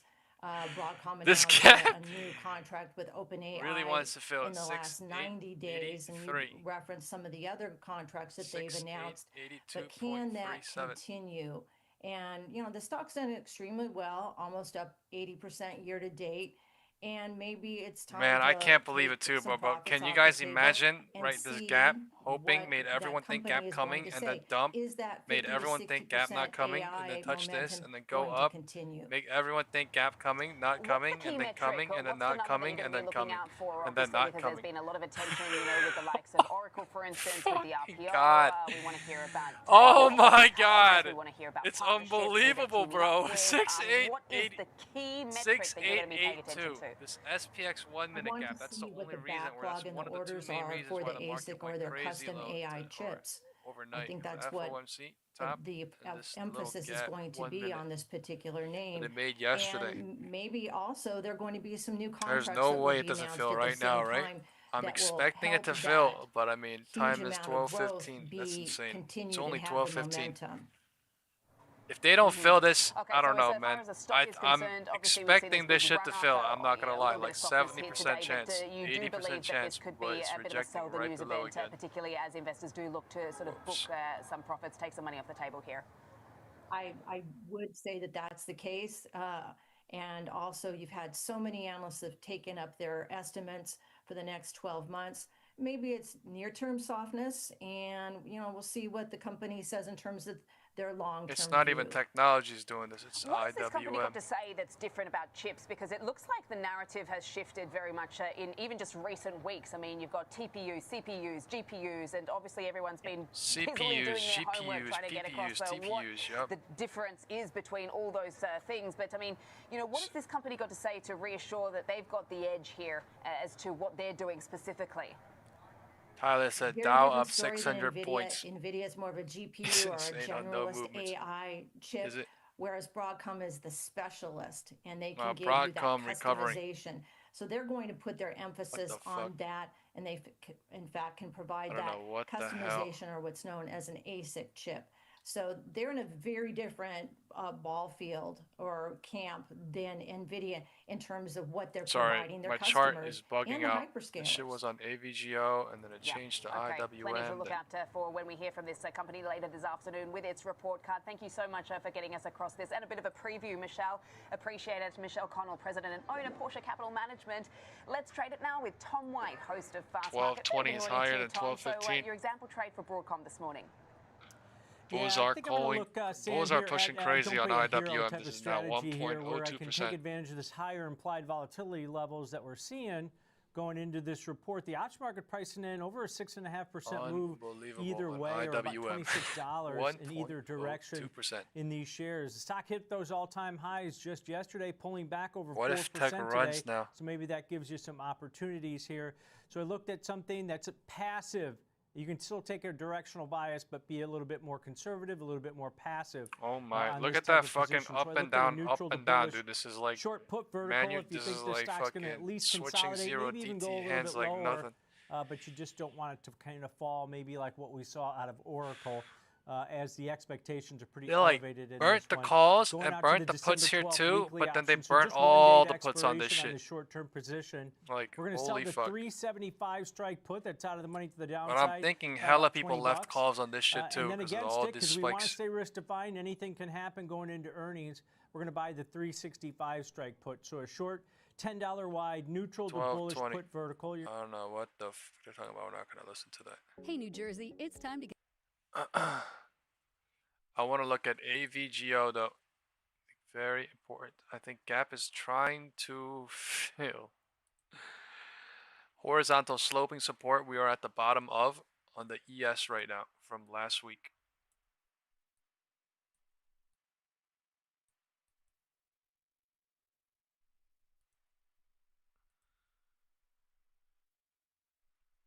I want the Whitehouse to come on. I kind of have no interest here. The immediate.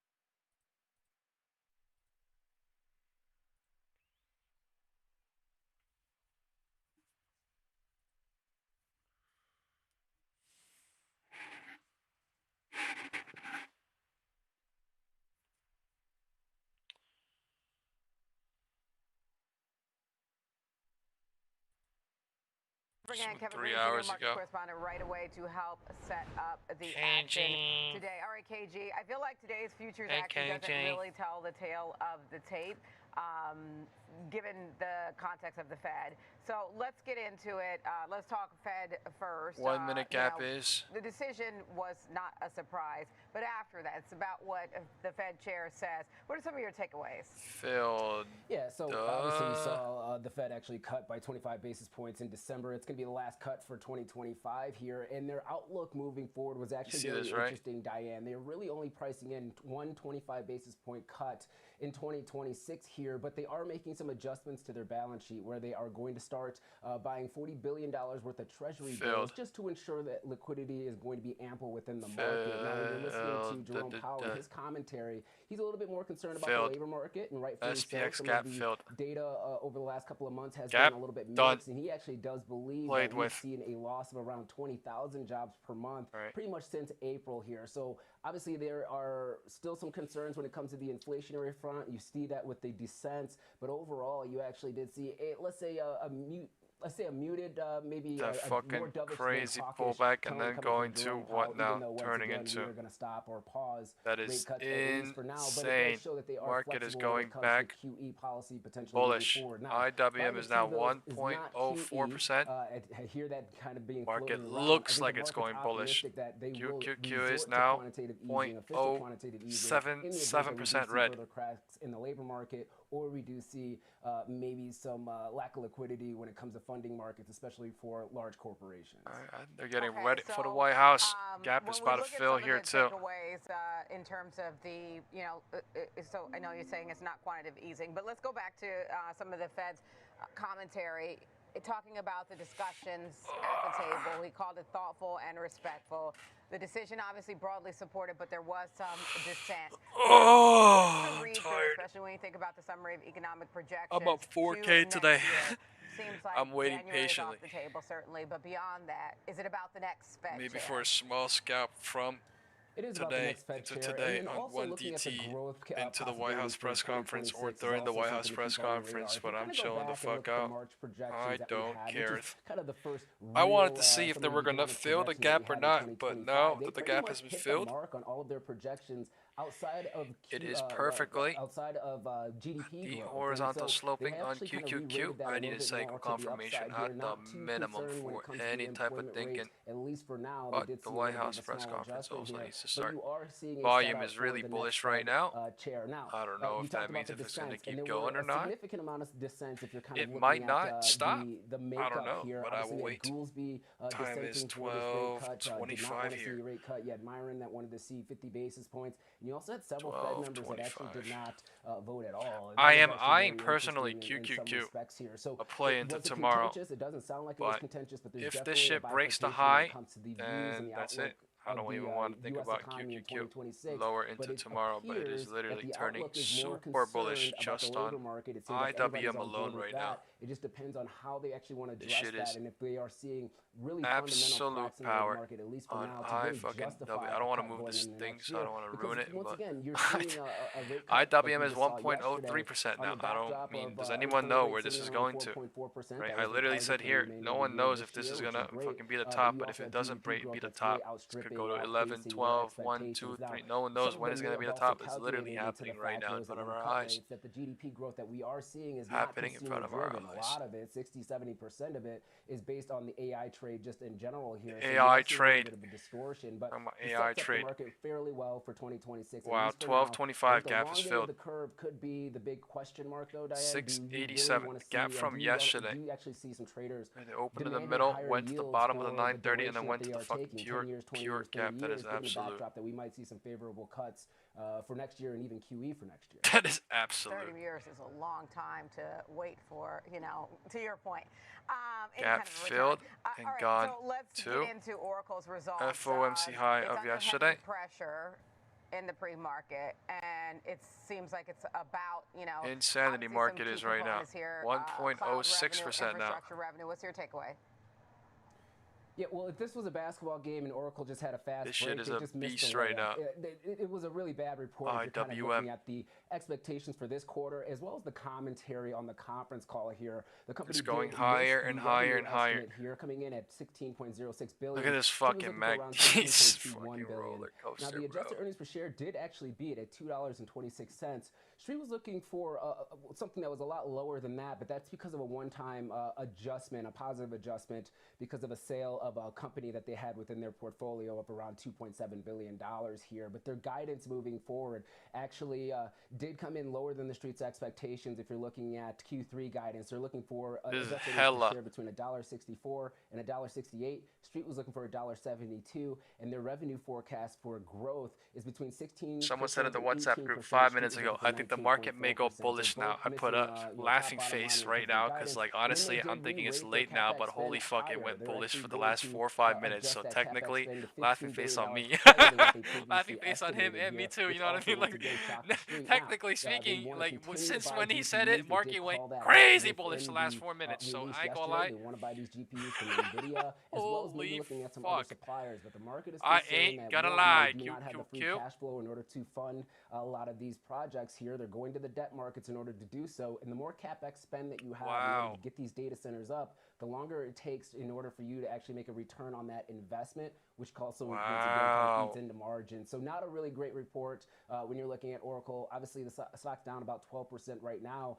And the market did feel the effect overnight when you're looking at the futures. You are starting to see it kind of getting bid up at this point in time here, maybe negating some of the issues that we are seeing from Oracle. But it is something to keep on the radar. It seems like that AI trade or that concern around CapEx spending for some of these. The question is, does this really blow up and Nvidia goes 180 or? Okay, and then you mentioned Nvidia. It's under a little bit of pressure. Is this really all about just the kind of spillover? I'm waiting right now. I have my finger on the trigger right now, but I'm waiting a little bit. Yeah, I believe so. You know, when you look at Nvidia's price action yesterday before the Oracle announcement, it really wasn't doing anything. So maybe there was a concern about the Oracle earnings announcement impacting the AI trade. But you are also seeing a broadening out of this market as well. You did see the stock kind of sell off here a tad bit. It's only down about 1%, 1.5% right now in pre-market trading. I can't believe how much bullish IWM is. Like every single time this week it's done this shit. IWM. 1.1% now. Oh my God! Can you believe it? Again, kind of seeing that forecast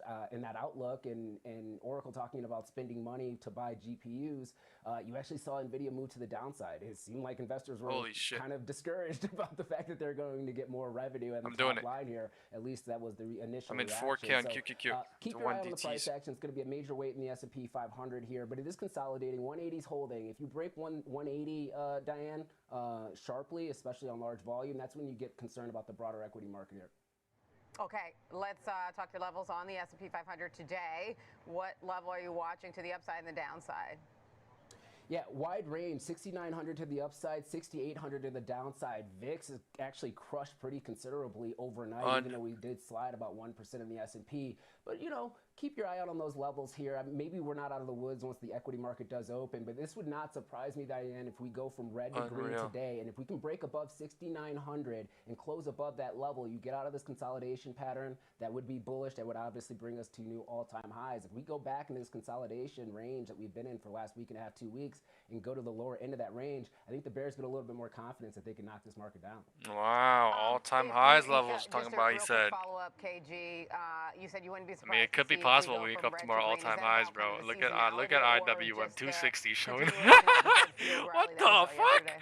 Oh my lord, IWM several different areas here. If you actually look at those lows from yesterday, because I was up for the most part all night looking at these markets, the buying activity that you've seen over the last 2 hours and the volume for the E-mini S&P 500 futures holy is very crap, aggressive. today is wild. Some short covering activity for what a crazy drop at morning into a crazy bounce, and then a pullback, and then a fucking fly. Like, what the shit? Broadening out trade actually could be very look at this beneficial gap. for a lot of institutional Look at this gap investors being that need played to be able crazy to make today. up their benchmark here, and I think that's exactly what you were The seeing. SPX And the gap. Eli Lilly news can also kind of sprinkle a little bit more of that optimism that maybe the healthcare trade can work, the industrial trade can work, the materials trade can work. So now, if it pulls back, it could pull back to somewhere here and find support. Kind of I have no idea. Right, but this is literally where they want to be, where they want it to play, where they want to be. But I always expected this, honestly, from here to here. Not from here to fucking here. I was so thankful, but honestly, I don't care what they really do here.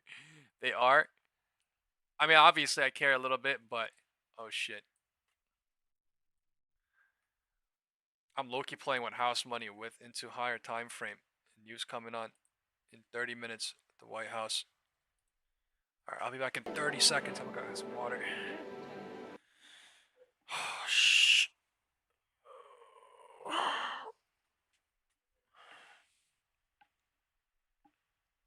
White House in 30 minutes. Fierce defense of itself. Blue Owl being one of those ones really vocally coming out and saying, you're wrong, Jamie Dimon. They're not cockroaches. Things aren't wrong. You maybe side a little bit more with Jamie Dimon in this argument.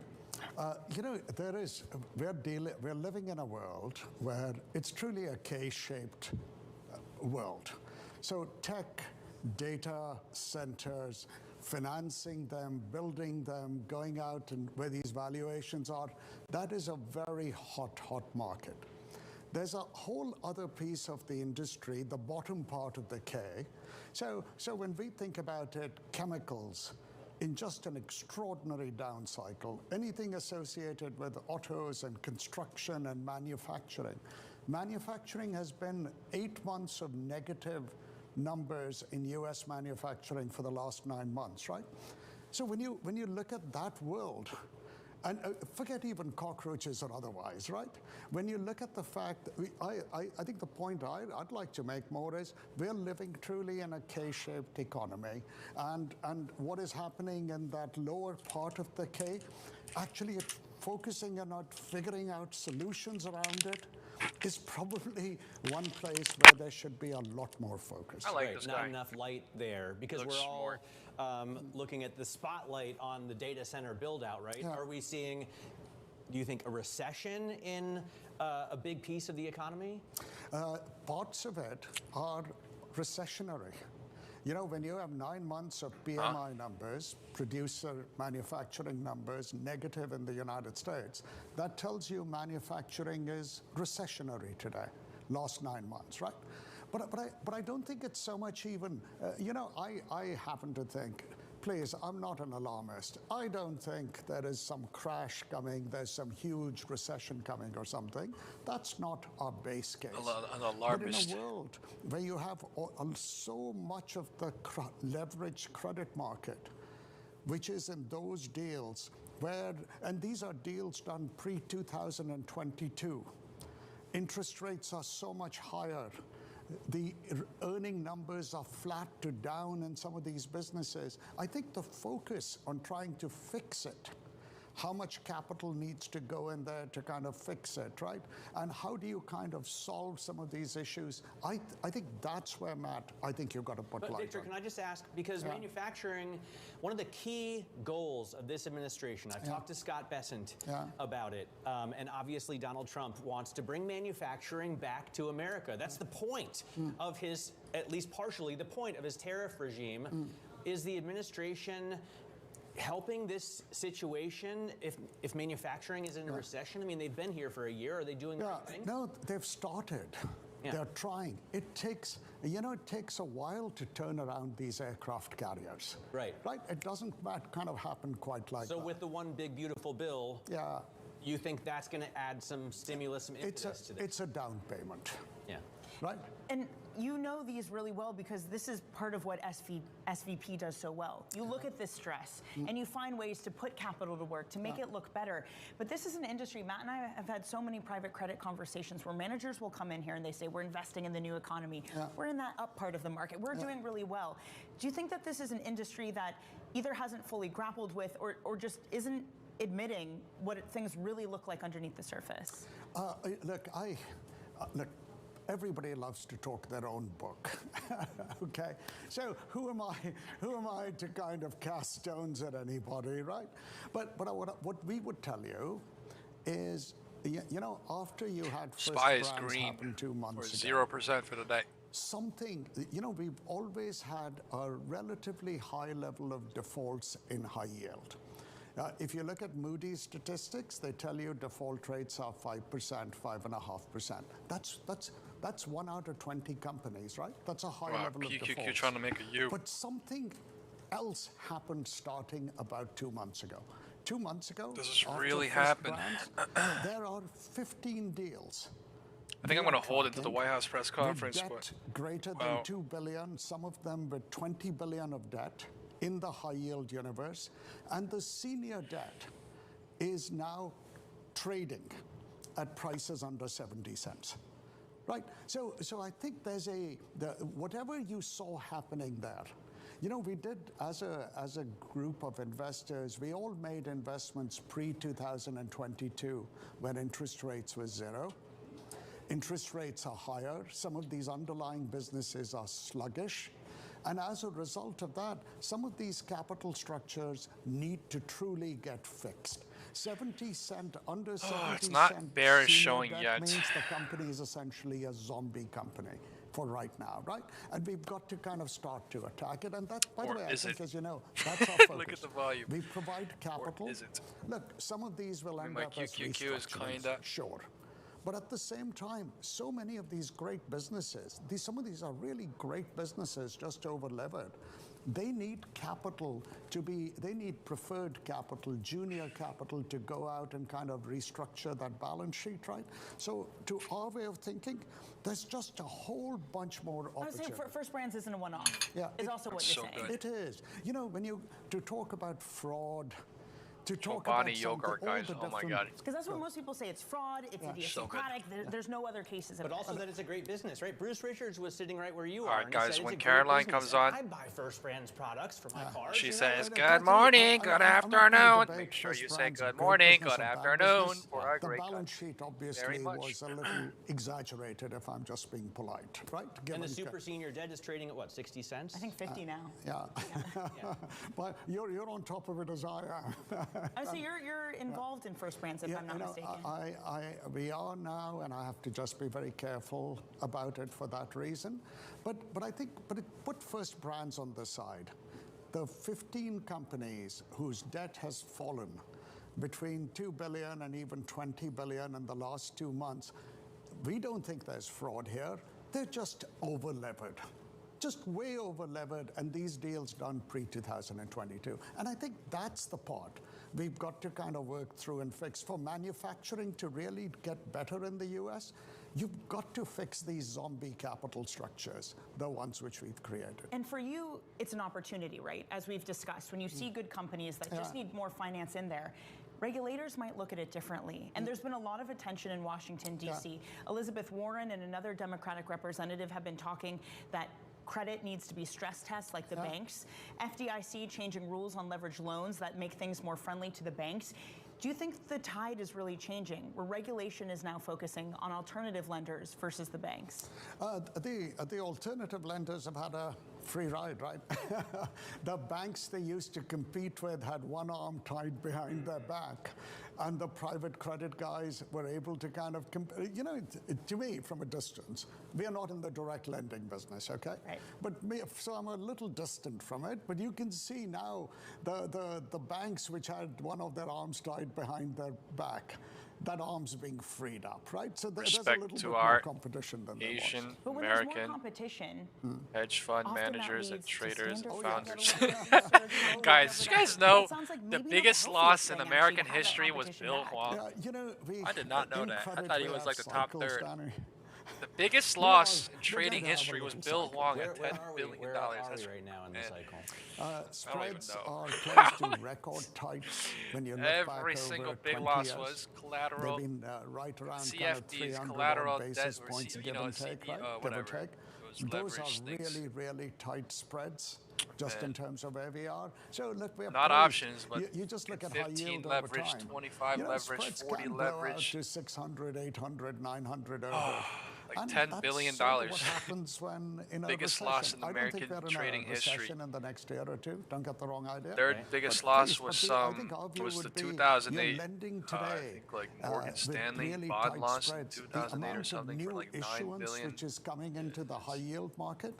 All this data How did the guy even get $10 billion? Well, guess what? The hyperscalers are coming to borrow in the high yield. If you listen, if you like look into all the history of Bill Huang, it's like shadiest shit too. Like the pressure on spreads is likely to go of up, $10 billion. even barring a recession. The was, pressure on spreads CBS. to clean up all the stuff I was describing, all that just First requires stock B capital, or something. and I don't those even know. That's spreads some will, crazy they will have to kind of widen to accommodate it. Victor, can I just ask, you're, I mean, not in the direct lending business, but you're a pioneer in the distressed credit business, and Howard Marks is another who was just on surveillance. He said he thinks that these are healthy Nvidia. markets, healthier than they were in 2000, but that the Fed shouldn't be necessarily moving rates much more at this point. What's your view on what the Fed should be doing? Yeah, you know, beyond my pay grade. Wow, so it actually did end up using a shit cycle to go higher. You know, look, you're hearing me describe this shit some ass real cycle going caution. higher, but wow, it's look at this. So in kind of a cautious market like this, where inflation isn't quite licked, I think caution would suggest just go easy. Don't supply more fuel to that fire, right? You're But trying to break the I'm a little HOD. bit of an old-fashioned. I'm a little more cautious.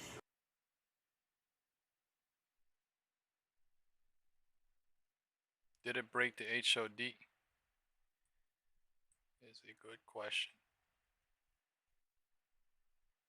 I can't see the fucking time.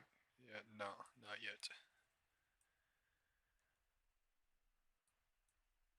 Just trying to. Real hard.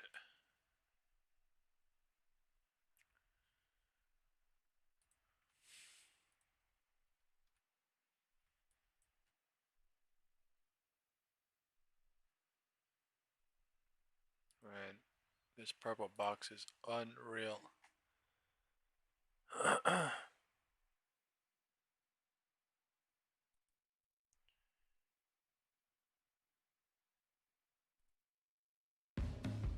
Yesterday was great.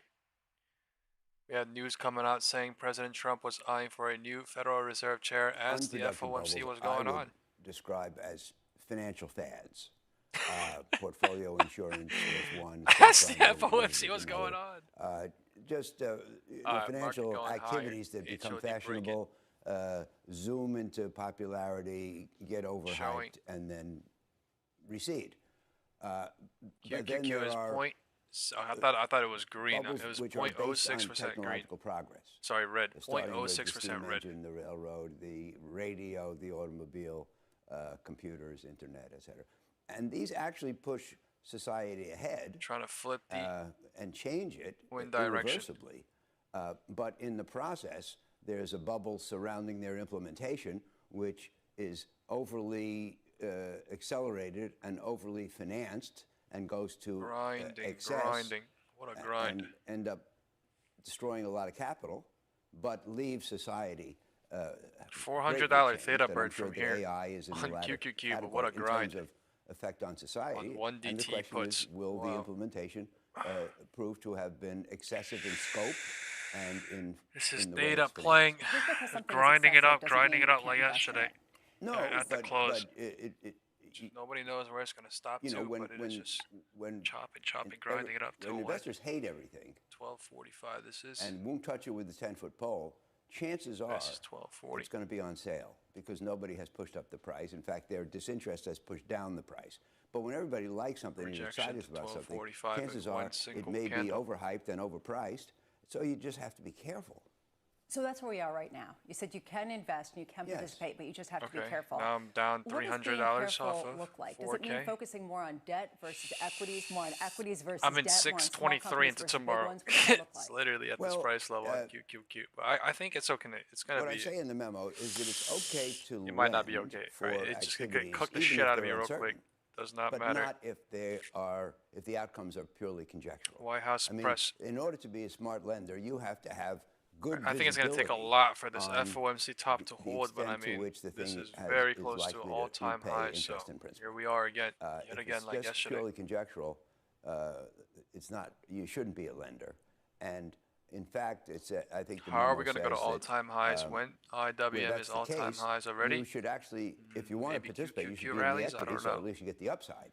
The lender has no or upside. IWM rallies. I don't know. Make a 9% if loan. anything pulls back, IWM or QQQ, that SPY is rejecting here. Here means the all-time high territories. Activities that have a high probability of not paying off at all, because then you have unlimited downside and limited upside. That's absolutely the wrong combination. So you think right now, in some circumstances, the equity very might actually volatile be a better option than the debt because of that potential upside? Yes, exactly. Because the point is that if you go into some startup which has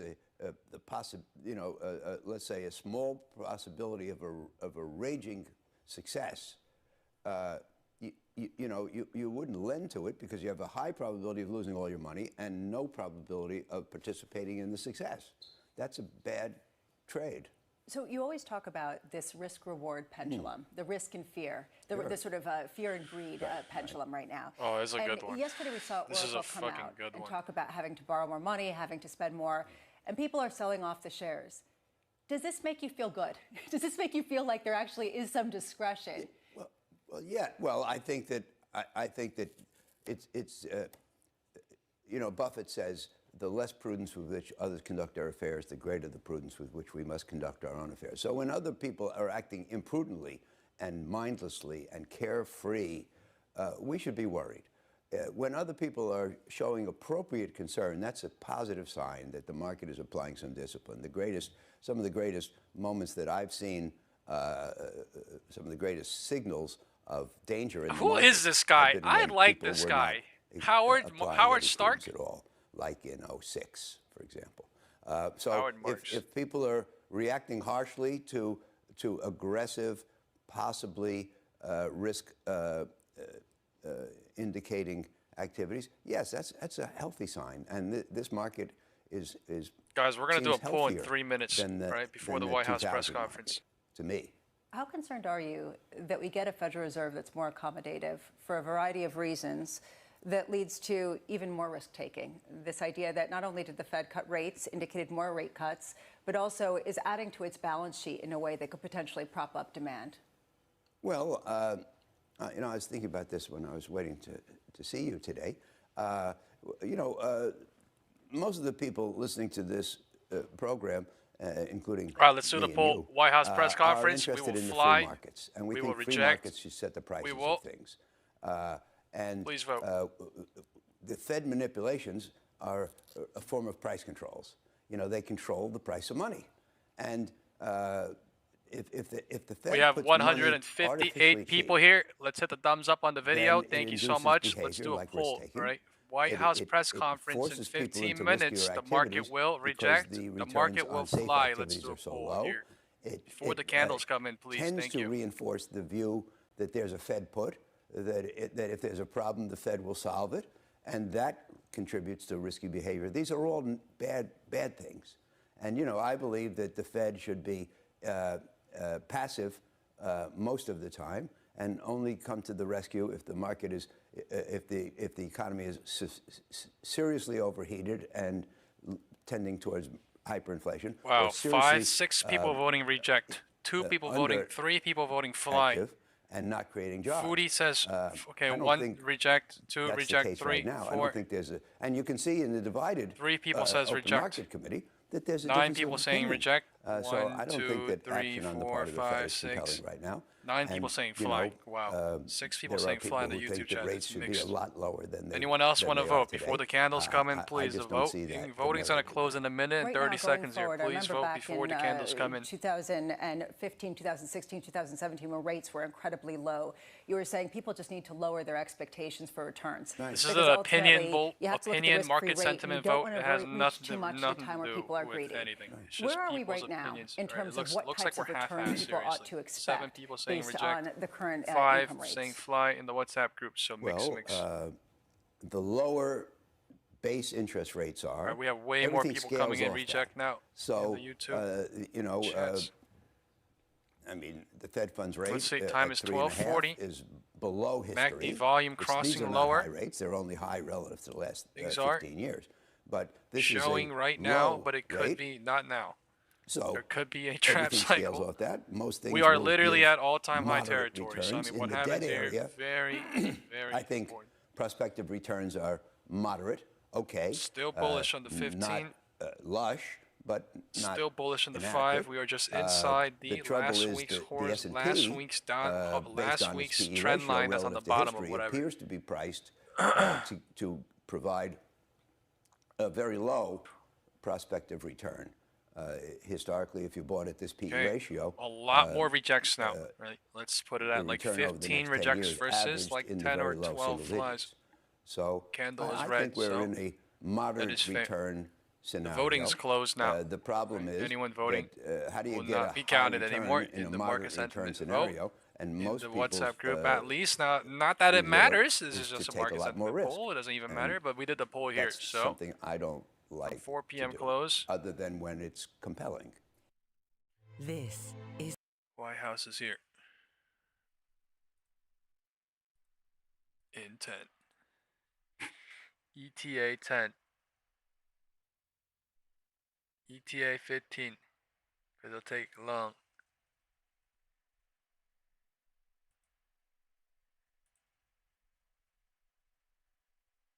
Wow, apparently they're posting the U.S. seizure of the Venezuelan oil tanker off the coast of Venezuela on news.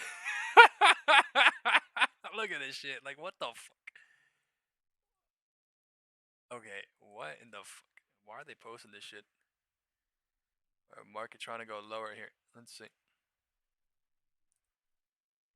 That's the U.S. 0707. Oh, say, can you see by the dawn's early light?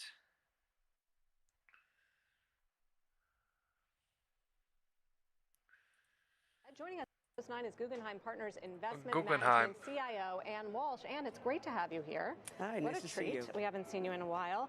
So, how are you thinking about the 2026 outlook after another strong year for the overall market? Exactly. So let's break it down into it the could be economy trapping and bears market. here easily. So 2026 looks like it's shaping up to be a year Was there what bears? I refer to They're as not out of the equilibrium. woods. They're chopping until a cycle market decides to do what to do with the volume. Trend growth is sort of historical price average, action could be real what GDP, changed, manipulated fairly quite benign easily. First half, Volume from cannot an economic perspective. that much. We'll see some true positive volume, tailwinds true from momentum. fiscal policy. Very, very in hard to particular, fake. the one Very, big beautiful very bill. hard There's to gonna be some tax breaks manipulate. for corporations as well as for individuals. All right, guys, please And hit the also, thumbs up I on the frankly video. think If you are a monetary new policy watcher, make sure is you a hit the bit subscribe dovish button. to me, What we do on this for channel two is great- best I analyze know the we'll intraday talk about stock rates in a market second, using the cyclical but I think analysis, that, time confirmation, the, fundamental stopping analysis of to QT, find the is going to trend have direction, a positive the effect wind in direction, terms of monetary policy, and there's going to be some the traps. additional tailwinds from that. So from a deductions. economic perspective, the first half of 2026 is shaping up to be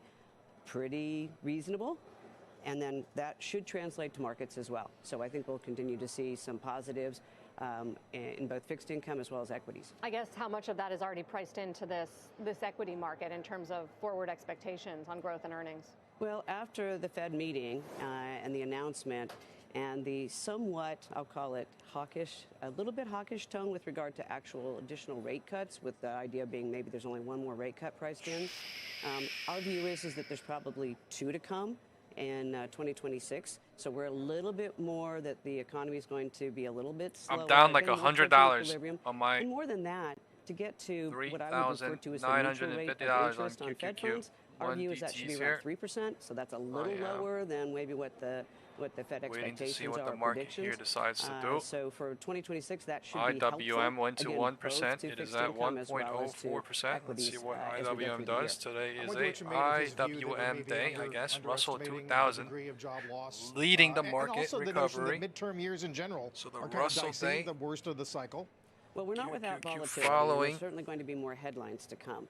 But yes, Let's see and where they go with this climb the to Fed is the fact that they're really working with walls of scale Valhalla. and that's very concerning to them. All right, they're until going they see to actual evidence where they went to they're northeastern, more interested northwestern in sort of corner of delaying Norwegia. action. Having said now that, we are deciding what to do from the North Pole. Did seem from to all-time highs quite a again, bit of slowing. 684, and I think or in that 687, way, it gives sorry. the Fed some We were at opportunity to 684 continue midday, to, and we're at 687 where we were pushing down yesterday Fed funds a FOMC, bit. so cannot lie. The best Even performing though this sectors is a this year, spike, even though this may be 30 communication minutes, an services, hour, and 2 information hours, 4 technology. hours, one These are day, driven nobody by knows, AI it's winners. still we're here. Does that continue? Is Like that where we you were want to be there yesterday. positioned? 'Cause But you yesterday, say that the gains QQQ was will at continue, but 630, which is the where will craziest leadership come fucking from? shit. Well, I definitely think that 630s. the AI story is absolutely a real one. And it's not just real in the short run, it's real in the long run. And obviously, Fed Chair Powell talked about productivity. I think that we're going to see a more broad-based acceptance of artificial technology as tools, and that's going to have an impact not just in 2026, but beyond. So I think the tech story continues, and I think it's a good one. AI and AI went below the weekly horizontal sloping, and now we are at the right above the weekly horizontal sloping on this pink line, deciding what to do. Tailwind is a strong story. It is not that hard. Market is literally just deciding what to do. Just AI, it's also That's robotics, it's communications. So there's going to be a lot figuring of out here what to do. into Time is 12:55. 12:55. The White House press conference is coming live in 10-15 minutes. Prepare yourselves mentally. Get ready to say good morning, good afternoon, hello Caroline. Now I'm up on QQQ. Get ready to say good afternoon, good evening, whatever it is, right? God bless our country. Thank this country. And I think that will be something that plays out. That's the. We'll see what happens. We'll see what she talks about. This is what the market is waiting for. This is the major news catalyst of the day. 1 p.m. White House press conference. Let us prepare mentally, physically, and emotionally. Stress yourself. I mean, not stress yourself out. Like stress-free yourself, right? Do some exercises. The concern is get ready. Get ready. Digital infrastructure, QQQ is trying to flip the pinky line. That you're looking at pinky line is the Are you financing, with a large expectation? It's not trying to. It could. IWM is trying to go north. Where there's still a big with the balance MACD going bearish. That is an open question, and I would caution investors let's to see be what thoughtful happens. about how they actually engage in the debt financing of this shit could not flip here. For everything easily. that you're saying to work, we do need this thing could dare trap. IWM could fly. It could be boop over now. 689 lately. So let's see. Even with the Fed cutting, I think the Fed has cut 3 times this flipping year, and Treasury yields are a little bit higher than before we started that process. So how big of a risk is that? So we still have a fiscal story, and that is there's a lot of borrowing to happen. Time the expectation is that the 12:55. Treasury will be issuing more on the shorter end. The 10-year has been anchored in the mid-3s to the mid-4s in a trading range. I think we're entering year 4 of this trading range. So actually, I feel like the rate story at the 10-year is probably pretty stable within that range. The short end is where the action's been, and I think will continue to be. So that means a steeper yield curve for the future. Okay, and really good to get your view and your outlook. Thank you for joining us. This holiday, thank you. The ungiftable. Thank you, Ann. Thank you, Ann.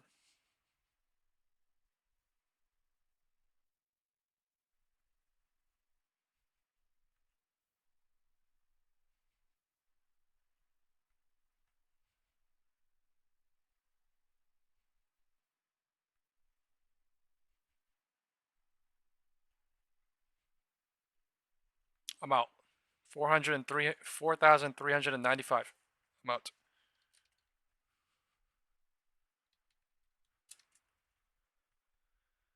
%, almost from 3,950. I am done for the day. 10% on 4K. I am good. 4.4. Almost for the day. GG's. I don't care it. QQQ can go wherever the fuck she wants. Nvidia, I love you. IWM, I don't fucking know.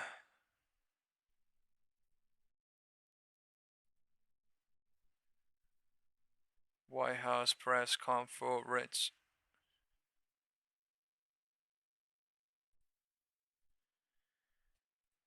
Here we go.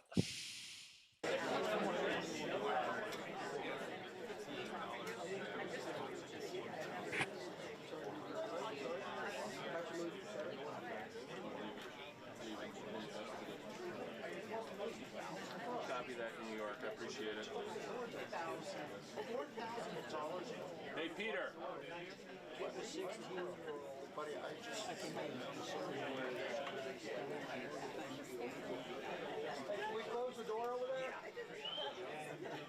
Can we close the door over there?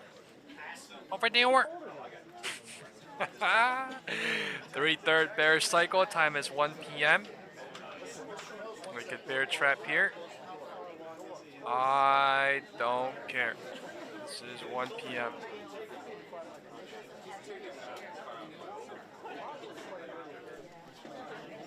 It went lower for 20 minutes here. I'm kind of a wide load, so I'm not going to be very polite. Thank you.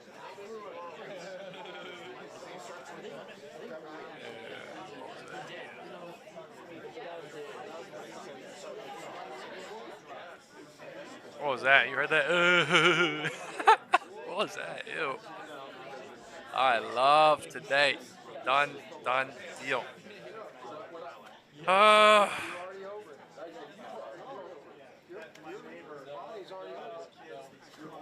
1 p.m. flipping here.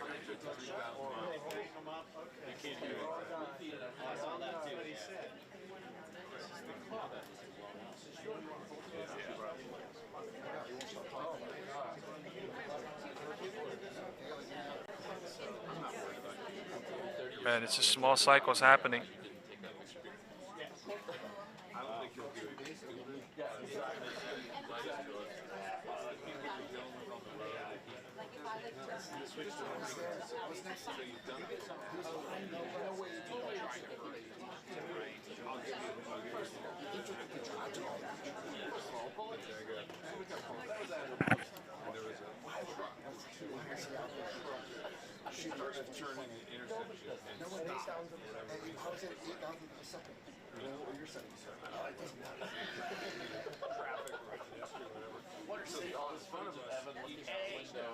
Look at QQQ.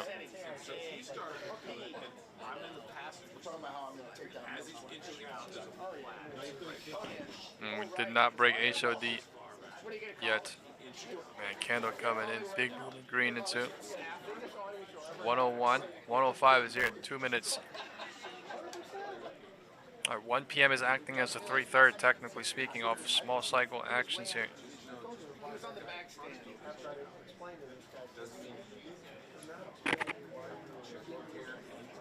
1 p.m. bounce to 1, and it's hurting this 3/3 at the minimum for now.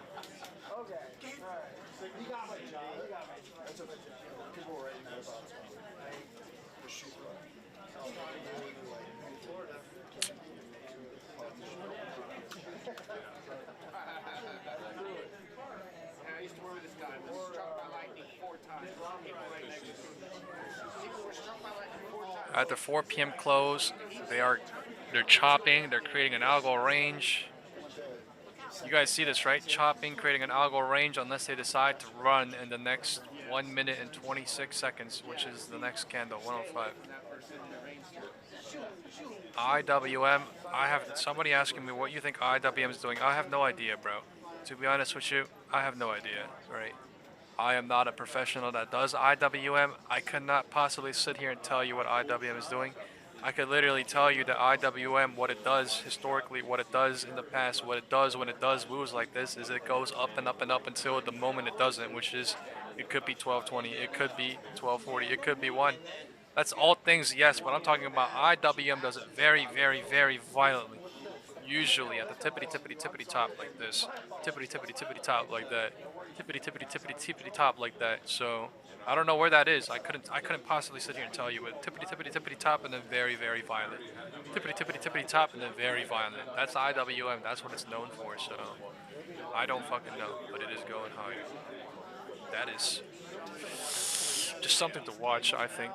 Right? IWM is just professional shit. All right, a long time ago, I did IWM a long time ago.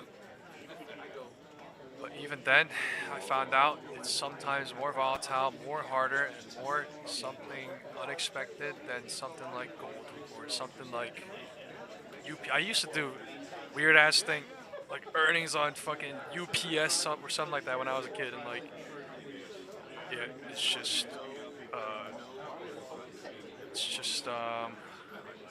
there's people that's been doing this shit for years and years and years and years and years is what I could best describe it as. And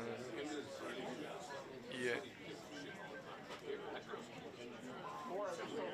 There was a time where, yeah, I don't know. There was a time when I did the IWM straight up, and then there was a time when I did IWM looking at QQQ. There was a time when I did IWM and QQQ, and then IWM only, and then QQQ only, and it's just like, the best thing to do is just to master and to be great and to be best at what you think and what you are best at, and then that ends up becoming through doing a deduction what someone ends up doing after a couple of years, and then just becoming better or gooder or best at. It's like a specialization they gotta choose. Yeah. But exactly, J&J said it's my first time doing IWM. You know, I mean, that was literally me. So I feel you. That was literally me, like 2-3 years ago, or a year and a half ago when I did IWM, and I was like, oh, this is this. Oh, okay. But it's definitely better to learn everything. That's definitely how I learned. You know, IWM, SPY, SPX, and QQQ, and VIX, and all that shit. So. All I'm saying is way better to experience things, way better to do things and try things out and learn things with curiosity because you want to do it right and learn it than just them existing and not knowing about jack shit. Because that's the only way to be well-rounded, that's the only way to be not biased, that's the only way to be logical, that's the only way you can look at QQQ, IWM, SPY all at the same time, being like a professional, whatever, right? But I swear, I love the fact that you just said, like, you know, oh, this is my first time trying to do an IWM and trying, because that's literally how it was for me and how I felt. It literally felt like I had no idea what the fuck I was doing, and it felt like I knew what I was doing, and it felt like both at some time, and you know what I mean. But that's you gotta go through that for sure.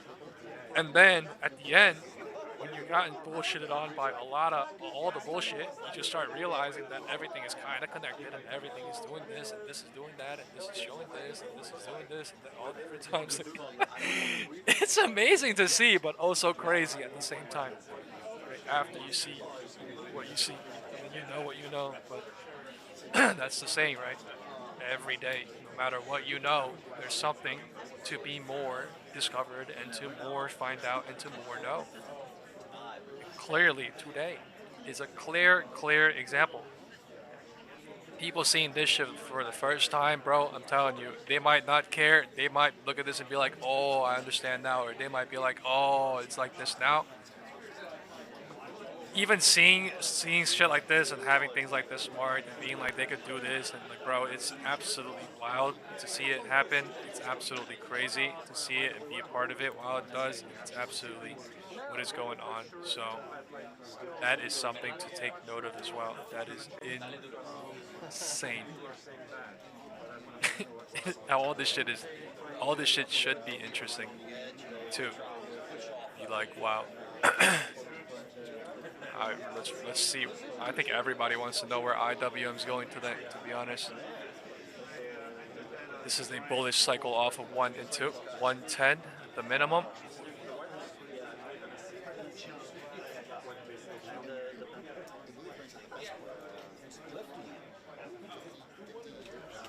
$105 is down here. Spiked up into 103 and then continually going into 110. So bullish since 1 into 110, 10 minutes at the minimum. 12:40 into 1 o'clock, 20 minutes bearish at the minimum, making cycles. 1/3, 2/3, 3/3 bullish cycle since 1 to 110 to delete this bearish cycle.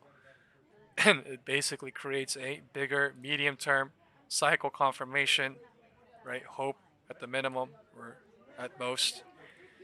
Smaller cycles creating inside bigger cycles. That's all it is, right? Smaller cycles within bigger cycles could turn into. But at most, all I can say is the market doesn't do anything until it does it. Meaning it loses it. It hasn't lost it until it loses it. It loses it, but technically could come back because we haven't technically lost it because this is not lower than this 5 minutes. So this shit has completely burnt the calls on QQQ, but then also rallying up, burnt all the puts on technologies as well. So in some way, shape, or form, trapped all the calls, trapped all the puts, and we're right in the middle of it all. This is FOMC, just part 2. FOMC part 1, FOMC part 2. Making up FOMC. We literally said as a joke yesterday, this is FOMC today. Today is definitely FOMC, dude. It's been way, way more volatile since yesterday than yesterday. Yesterday was just straight up, down, up, chopping up, but like bullish. It was easy as fuck, actually. It wasn't confusing. It wasn't very, very volatile. This right here, very, very volatile. Very, very. Super down, super up. So we are literally moving. I think we moved $15 at the. It's way more. We moved like $25. It's from up to the top to the bottom to up top. So that is 632, 617 to 6. So back like 20 something dollars. 20 something dollars.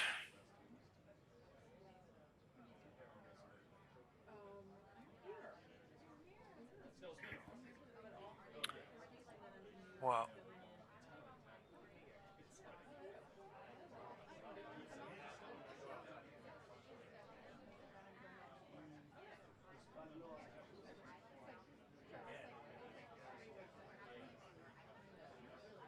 Let's see, man. I'm not in anything, but they are burning the 0 DT and 1 DT puts here on this bounce.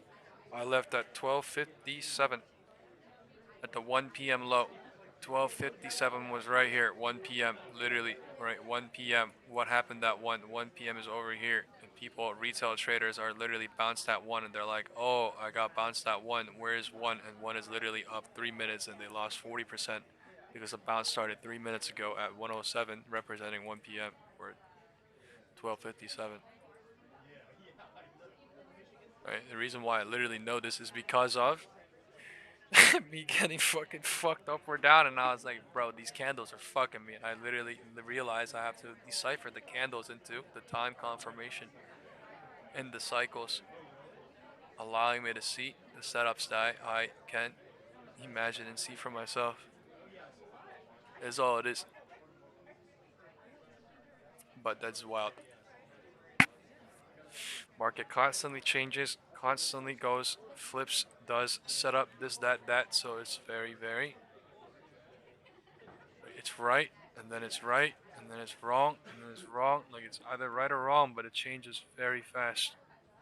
Right? It's almost switching on a constant basis because the market, wow, 1.11% now.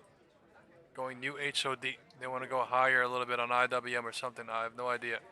This is triple top, but at some point it's going to set an HOD or higher.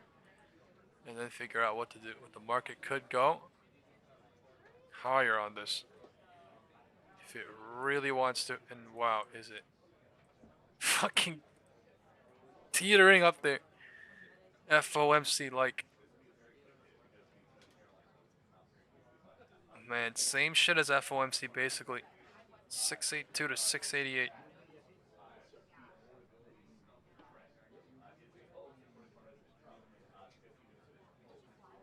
You gotta imagine, bro. People that caught in yesterday, if they didn't leave, they got fucked. People that went in thinking this shit is bearish got fucked. People that think this is bullish, they got fucked on this. And then maybe some got relieved, but like, this is absolutely a complete V. And I'm so fucking glad I left my huge shit at open, bro, because what the fuck is this? Imagine. Fucking imagine. Like, fuck the bottom here, dude. Like imagine me trying to get the bottom here, and then I get washed up, and then I fucking hope, and then thinking whatever the fuck, I literally liquidation. That's just what it is. The market literally does what it does. And people just don't care.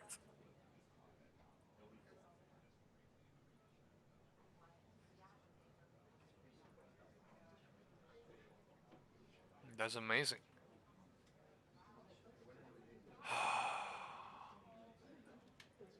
That's amazing.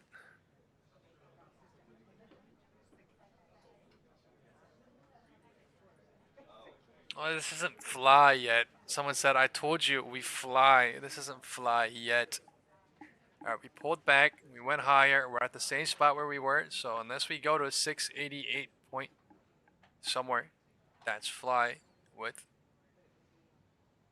this Whitehouse press conference. If we reject it, you can't literally say, oh, I told you we fly, right? That's literally candles. So until the candles break out completely on the 5, 10, saying go, that's fly. Unless it rejects, then yeah.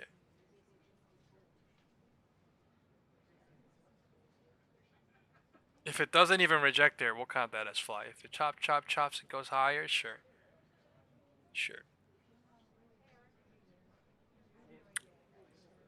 But it's very unfair to be like, oh, I told you it would reject. Oh, I told you it would fly it when it literally rejected and flew. So, to be fair, until it has done something, it hasn't done anything.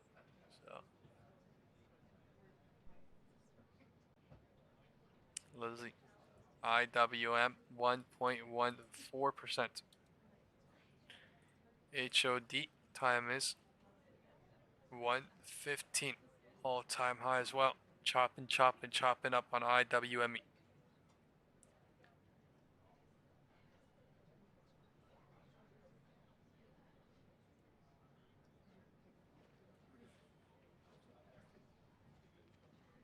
Hello, everybody. Hello, everyone. Good afternoon. As we approach the end of the year, it is a great time to reflect on how much progress our country has made under President Trump's bold leadership. Given the complete mess that President Trump inherited from Joe Biden and radical left Democrats in Congress, what this administration has accomplished since January 20th has been nothing short of remarkable. While most politicians promise big on the campaign trail and break those promises once they get into office, President Trump promised big and has delivered even bigger. On the economic front, after inheriting the worst inflation crisis in over 4 decades, President Trump's pro-growth policies are making tremendous progress to make America affordable again. Under the painful Biden years, inflation reached a record high 9% and devoured Americans' purchasing power. In President Trump's term thus far, inflation has dropped to an average of just 2.7%, marking critical progress. The Trump administration is working hard every single day to bring down the cost of living through bigger paychecks and lower prices. Real wages are finally on the rise again and on pace to increase to roughly $1,200 for the average this American is very worker choppy. this year. I'm not going. To put Candle that is looking perspective, bearish. real wages declined Back the volume, by almost no volume. $3,000 under the Biden administration. That means Americans right now are on No track volume. already to make up 1/3 of the $3,000 in lost same wages looking on under QQQ. Joe Biden. There's much work to do, but this has already been significant progress. President Trump has also delivered resoundingly on his promise to end Joe Biden's insane war on American Usually when energy she's done talking and make sure something, our country has may or may reliable not. and affordable energy produced right here May at or home. may not happen. As a result, the nationwide average for regular gas just fell to Maybe its something lowest happening with level IWM. in I don't nearly know. 5 years. According to data from GasBuddy released on Monday, IWME. average gas prices have now dipped below So $3 wild today. per gallon in 37 IWM. states, below Look at this in the 3 minutes, $2.75 so. per gallon in 22 states, and below $2.50 per 150. gallon in 5 Do states. keep that in mind. We're looking Just at a this in few the years 3-minute ago, candle. we It saw looks kind of record high weird price because gas of the 3-minute. of nearly $5 per gallon. American families faced constant pain at the pump, and those costs caused the price of everything else to go up as well. In fact, the average cost for a gallon of regular gas in the country was the most expensive price during a presidential term in U.S. history under Biden's disastrous leadership. I gotta get Even some with food. them recklessly draining our strategic reserves to try and artificially decrease prices. But thanks to President Trump, those days are long behind us. In the months ahead, Americans can expect prices to fall even further. We know that when gas gets cheaper, everything else gets cheaper too, and that's what this president is focusing on. I don't know. I don't really see any Americans can setups. also expect So I another think boost to I'm their bank accounts in the months ahead, as just gonna watch what happens to the end of the day. Tomorrow, Friday, after too. the holidays, and it's projected to be the I might largest chill out ever, into. thanks to President Trump's passage of the One Big Beautiful Bill. According to recent analysis from Piper Sandler, when Americans file their taxes, yeah, they're definitely gonna try to greed me here, but I mean, I think I might chill into Friday. I ain't gonna lie. Or roughly an extra $1,000 per filer. That is money straight into the pockets of the American people. It's only because of President Trump and Republicans' leadership that Americans will now pay no tax on tips, overtime, and Social Security. You know, back President in the day, Trump and Republicans believe I would like play Tesla or Nvidia down, and then I would try to like go the opposite way, but then I would still be in the fucking 330 and get grinded fucking lower. So that's the reason why I don't do it anymore. But the next time I haven't even tried now that I've gotten, you know, Democrats a little bit don't better have a single clue or whatever, about how to make psychoanalysis or whatever, but they just it's spent just the last 4 worst years creating the very affordability trying to crisis get the other that way President too. Trump It is gets fixing fucking right grinded now. down. And if given Things the like chance of Nvidia, power like ever again, the Democrats will implement those same policies and jack inflation right back up to where it was. Finally, at the border, President Trump has restored America's sovereignty and made our country safe I feel like it's again. because I'm like one This is person. the Maybe if single I was like a greatest hedge and fund, right, fastest and I was a national part of like an security victory organization, in and modern like American one history, part and it's had not like even this close. bias and this The bias latest and showing preliminary this and numbers this. released It from could the be month like of logically, November but show we have the most secure border man, in our nation's history. This is such a remarkable achievement. November encounters came in even green lower or red, than green the or red. previous historic low in October, if you gets can people believe so it. There were goddamn only biased. 30,367 total encounters nationwide. There's no direction here, That's lower no than the volume previous going record lower, set no in volume going October. higher. It's just And volumes for the candle 7th coming here to consecutive month, troll unless it US really Border makes a Patrol cycle released confirmation with the 0 candles and then illegal goes aliens into the United States. with the volume. Let me repeat. 7 months Volume of is 0 always going to be illegal there, right? aliens The being factors released are into our country. volume is never going to This is a change. historic Price achievement, and it's one might that change, every might be law-abiding changed in a American way citizen that you should might be not grateful expect. for. At this point, in 10 months But under President Trump's unmatched leadership, we've seen less apprehensions overall volume, you can't than we lie. saw in just Look one at the month volume. under Joe Biden. Again, let It me didn't repeat. even In 10 months under doesn't President look Trump, bullish, but that we've doesn't seen mean it less looks bearish, right? apprehensions at No the volume southern bearish, border so than we doesn't saw even in look 1 bearish. month It's just under the looking previous crazy. president. Again, remarkable results. I call it crazy, but All it's in just all, no the momentum economy is back doing on nothing. track and ready It looks to boom crazy over the because next it's getting 3 the years. bulls Biden's riled inflation up and crisis it's getting is the over, bears prices riled are up, and coming both down, sides are going wages crazy, are waiting for rising, everything. the border is fully That's secure, what I mean by and America's crazy. best days are to come. President Trump has kept his It's a word and psychological delivered to the fucking American warfare. people over the past year, and he will not stop fighting, as you heard from him directly this week, until our country and every state in this country is better than ever before. So with that, I will take your questions today. I know there's a lot of news. We'll start with our new media seat. Mr. Bowling, it's great to see you here. He's of Real America's Voice. He's also the host of Edge, his interview and commentary podcast. Please, Eric, why don't you kick us off? Caroline, thank you very Let's much. hit the thumbs up Listen, on the live you stream know, as well, you see folks. that you Thank you point so out much. We have affordability 150 crisis, people it watching. strikes me We had energy prices have 160 been just coming now down before this started. since President Trump's second We term. are surpassing 100. Thumbs up on the video now. Thank you so much. God bless wherever you are in this country. Hope you're having a beautiful, beautiful Thursday. Go eat something delicious, hopefully. Like some pub wings or, I don't know, some delicious curry or Buffalo Wild Wings on Thursday. Enjoy your day. Thank you so much, everybody. We hit 9% inflation. Wages, as you point out, were stagnant at best. Sometimes thumbs up on the video, and That's a new real subscribers affordability or new crisis watchers, there, hit but the subscribe button. Sorry, can't that talk. Then you point out how President Trump is changing the affordability in America, but how will he ensure that the legacy media doesn't flip the script and change it so that they're using affordability as their word, their idea, versus what the American people who know much better? Yeah, well, it's a great question, Eric, and it's a Someone point of said frustration Google for the going president. down. And for myself, I will Okay, say thanks that's for part of letting the us reason know. I just kicked off this briefing One today, candle red setting coming the in. record straight Cycles with are being facts created about off the candles. economic Let's see mess what that happens. the president inherited from his predecessor, Joe Biden. And he's focused on digging our country and our economy out of that hole every day. Things are getting better, and they will continue to. And President Trump understands better than any politician in this city that sounds so good. Someone said I had Wingstop the other day. I am so hungry. Because of the last administration's policies. You heard him in the great Commonwealth of Pennsylvania this past week, campaigning and talking to these voters, saying, I was elected to fix this problem, and I am fixing it. Don't forget who created it. And I am not going to long or short into tomorrow. I don't want to Democrats are the greatest con artists in history because I'm they are gonna now chill out. trying to claim ownership of an Look issue at what today that is they coming up created. as. And every data point and every economic metric does in fact show that the economy is improving. And so I do wish more people would report on those facts. This is look at this fucking test area of conflict, and we're back at the all-time high almost. So today, monstrous. I have no care about tomorrow. They could do whatever the fuck they wanted to tomorrow, on the issue of the economy and I will figure it out into tomorrow. Sure. Whitehouse press conference doing jack shit right now.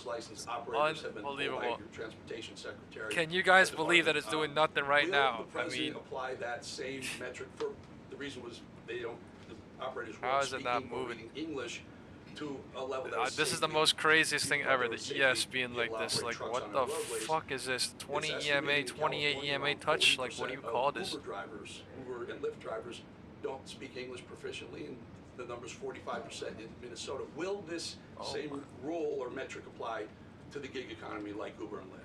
So I don't have any announcements on market further has the power. Regulations, if you will, from the Department of Transportation with respect to this issue. However, I will just market has the fucking power. Position oh my god, I can't. I just can't. I literally can't imagine. Like, I've been up on our nation's all night. I just can't imagine how the market's gonna go up, down, up, down, up, down, up. Like, it's just insane.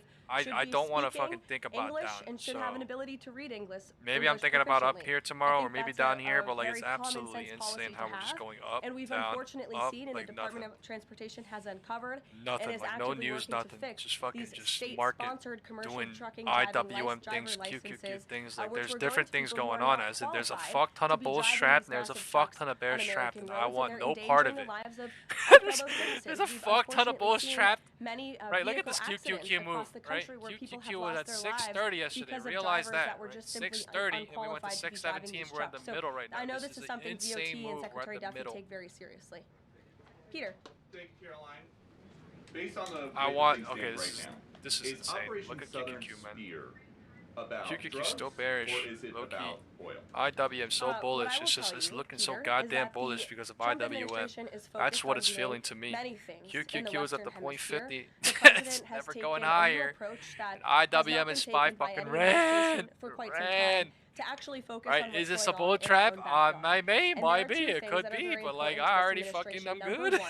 I'm good. Time is 125. The flow of illegal drugs oh into my the Lord. United States of America, which we know has killed I don't know. I don't even want to think about zero DTs. DTs, number one. On the campaign and number two, he would demolish the foreign terrorist organizations and drug cartels around the world. There needs to be more of a volume, more of a deductible momentum thing. Like, with respect to the oil and what happened yesterday, the they make Department it so of Justice hard. requested and was approved it said for this a part warrant easy, to but like seize they a make it so vessel hard. Because it's Overnight a volume came shadow in, vessel known for carrying black market sanctioned oil to the IRGC, which you know is a sanctioned entity. So the president is committed to stopping the illegal flow of drugs really into our important. country. The 0.5 He's also Fibonacci committed to never crossed today. this administration's it sanction could cross policy, it today. Just and because that's it's what you saw rejecting and the this world does not saw mean the take shit place is bearish. Like, it could get everybody bearish on that and flip it into 4 p.m. and be like, GG's, we'll see it on Friday. Like, it's that easy.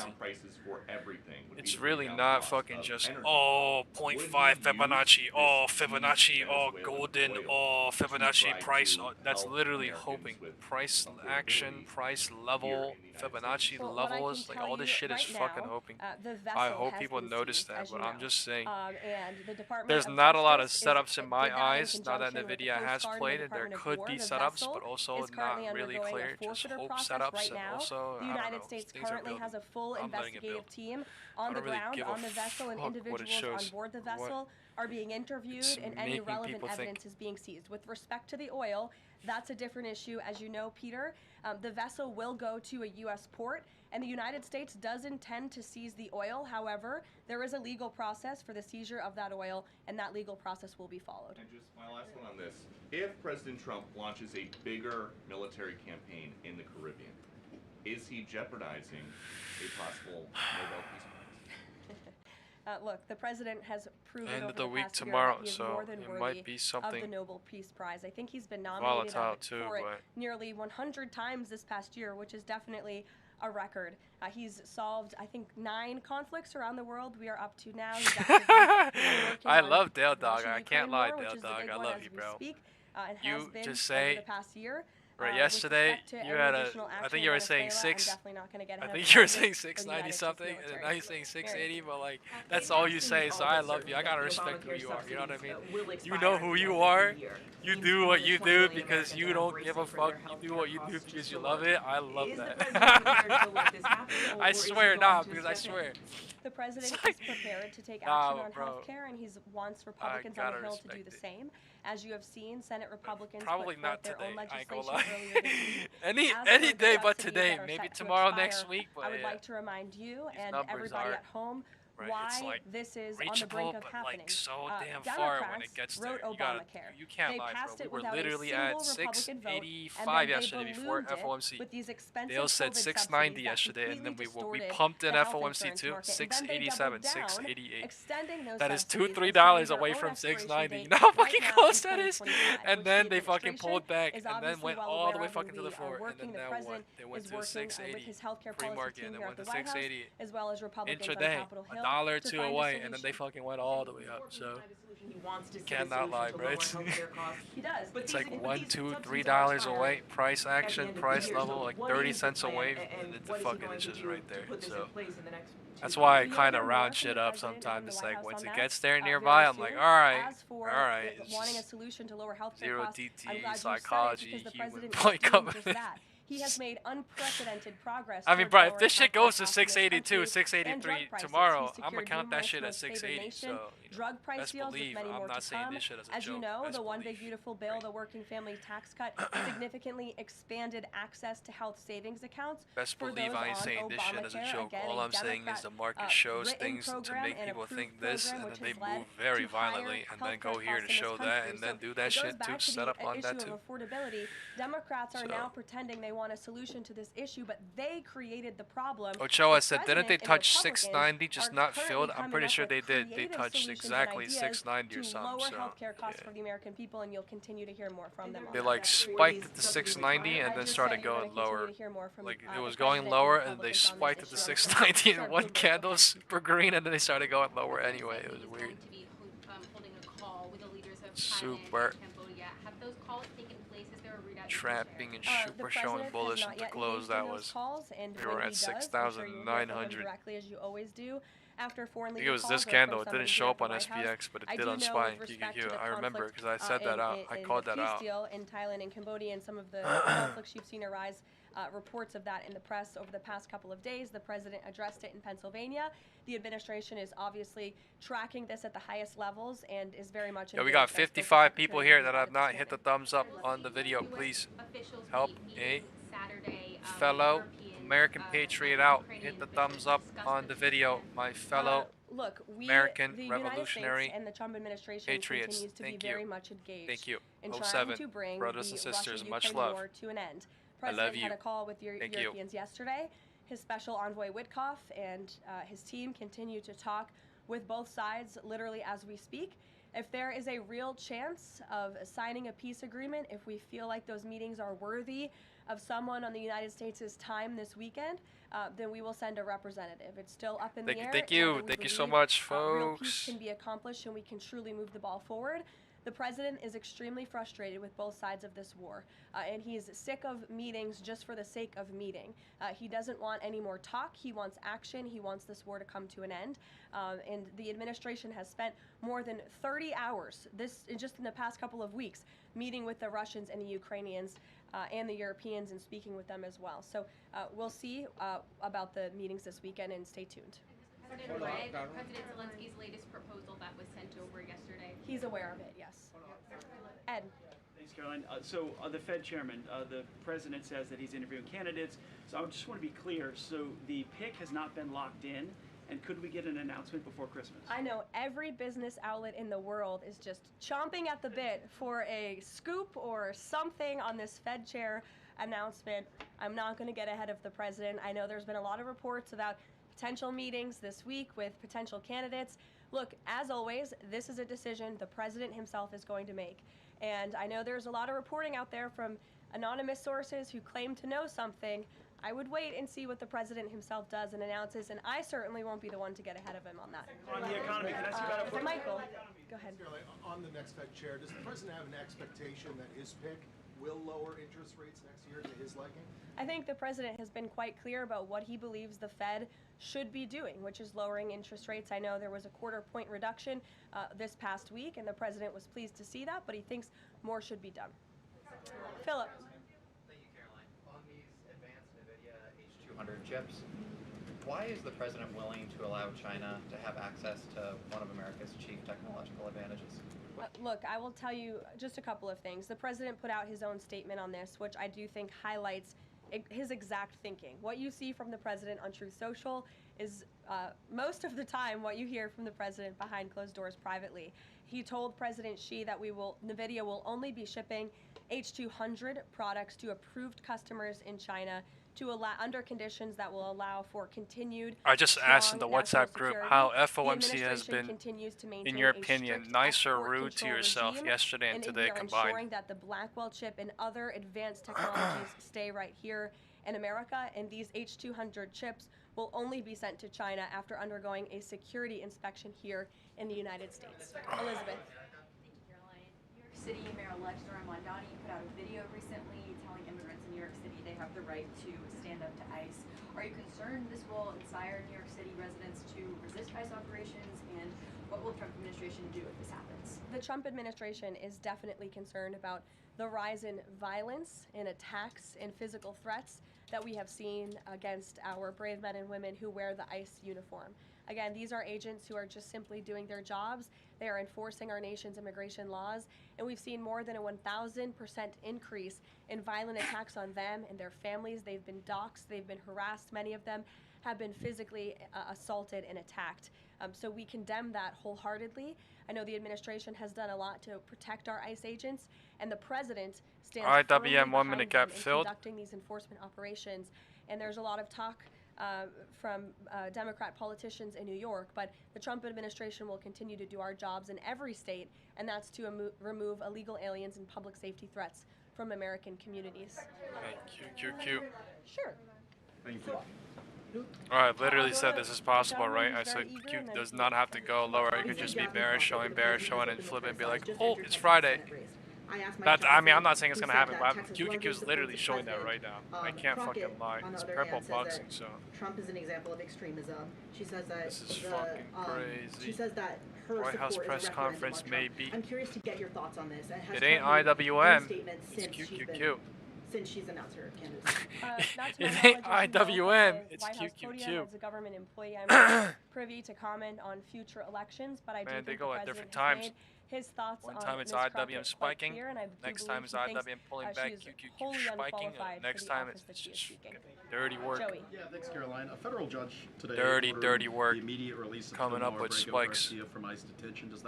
Does White House have a response to that, and does the administration plan to appeal that decision? Absolutely. The White House, the administration opposed this. I literally activism from a asked judge who how is it has really been for acting people as what a they think, judicial because activist, which we've honestly, unfortunately if you seen in really many look at the places across the overall country. move, the market has Aurelio what Garcia is went present in crazy our up country intraday, illegally. dumped He is a overnight, proven went human crazy trafficker. up, He is a down, proven up gang intraday. member. The So administration has evidence it's of that. very hard And to as you saw make from it the out of Department this Homeland shit, and the Security, market they is issued kind a of statement saying they'll grabbing continue to fight most this legal people. battle in court. They're Kate, not over there. probably leaving in profit. They're probably not leaving in profit. They are probably getting confused and chopped. It's just, If the economy is as strong this is as the FOMC though, president man. has said it This is is, cycle. then why is he telling It's parents just, dude, 2 it's weeks before Christmas that they should absolute. only buy 2 or 3 dolls for their children? Cannot Look, fucking what the lie. president is saying Where is that is we the want 3/3? products made right here Where's in the America. 1/3? We want them to be Yesterday at made, from 3:35 American p.m. businesses, into which is a 4 p.m. large part of the 1/3, reason the 2/3, and president 2. has Where's the effectively 2/3? implemented tariffs. Today. Then we're going to have better At quality products 9:45. Where is the 3/3? $9.50 and 2. 10 a.m. for 5 minutes literally. That's the 3/3. They showed the fucking floor. And then 1/3, 2/3. To here, and then the cycle lower and then higher. So this is the bigger cycle. Getting better and brighter than where it was under the previous administration. I will repeat, inflation as measured by the overall CPI has slowed to an average 2.5%. That is something, Real man. wages are increasing, roughly $1,200 for the average worker. Gas prices are down in almost every single state across the country. Again, in 22 states, it's below 275. You look at the tax cuts; those are going to go into effect next year. So the best is yet to come. The president is digging our country out of the economic hole that the previous administration put us in, and that's what he's talking about. Crazy bump spikes. Look at these fucking crazy bump spikes. Like, does this shit even make sense? No, but it's just doing it. But inflation is down from where it was. IWM, QQQ, like everything just following and leading each other. This is down from what the president inherited. The president inherited 2.9% in January. Today it's at about 2.5%. We're trending in the right direction. QQQ and SPY, divergence is cleared. When President Trump left office in his first term, inflation was 1.7%. And the previous administration jacked it up to a record high 9%. So again, in 10 months, the president has clawed us out of this hole. He's kept it low at 2.5%. Don't know where they're going higher into, but wind direction is north now. Decline, especially as energy and oil prices continue to decline as well. It wasn't high under Biden. They're just saying it's not. Well, nobody reported on it being high under Biden. My predecessor They was could reject this, podium, or they could bear trap and go and go and go. Which I'm happy to answer.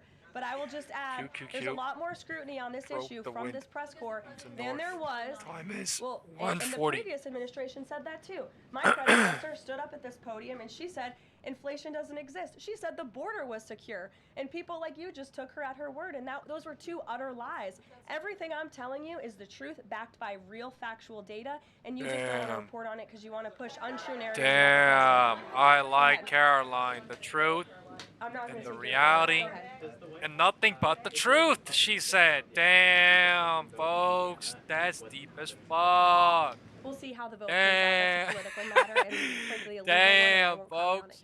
Oh, I'm seeing a lot of good. I'm seeing a lot of thankful messages. Thank you guys for saying that, man. The president did say yesterday that he was meeting with Kevin Warren. This is your favorite story in the world, Brian. It is our favorite story. The president said yesterday he was meeting with Learned a lot on cycles. Dope. Dope. Can you just say great, man. That's how it was for me. So I'm very glad. I hope it is for I hope it's like that for you guys on a daily basis, right? Even if you watch me or not, or even if you're here or not. He said that he believes hopefully you guys are open-minded and are interested in life enough to be energized and to be wanting to learn stuff so new and keep learning. Because I certainly am too. I'm not gonna lie. I keep saying I'm in awe too as I see shit, right? But I mean, dude, I think everyone is in the world.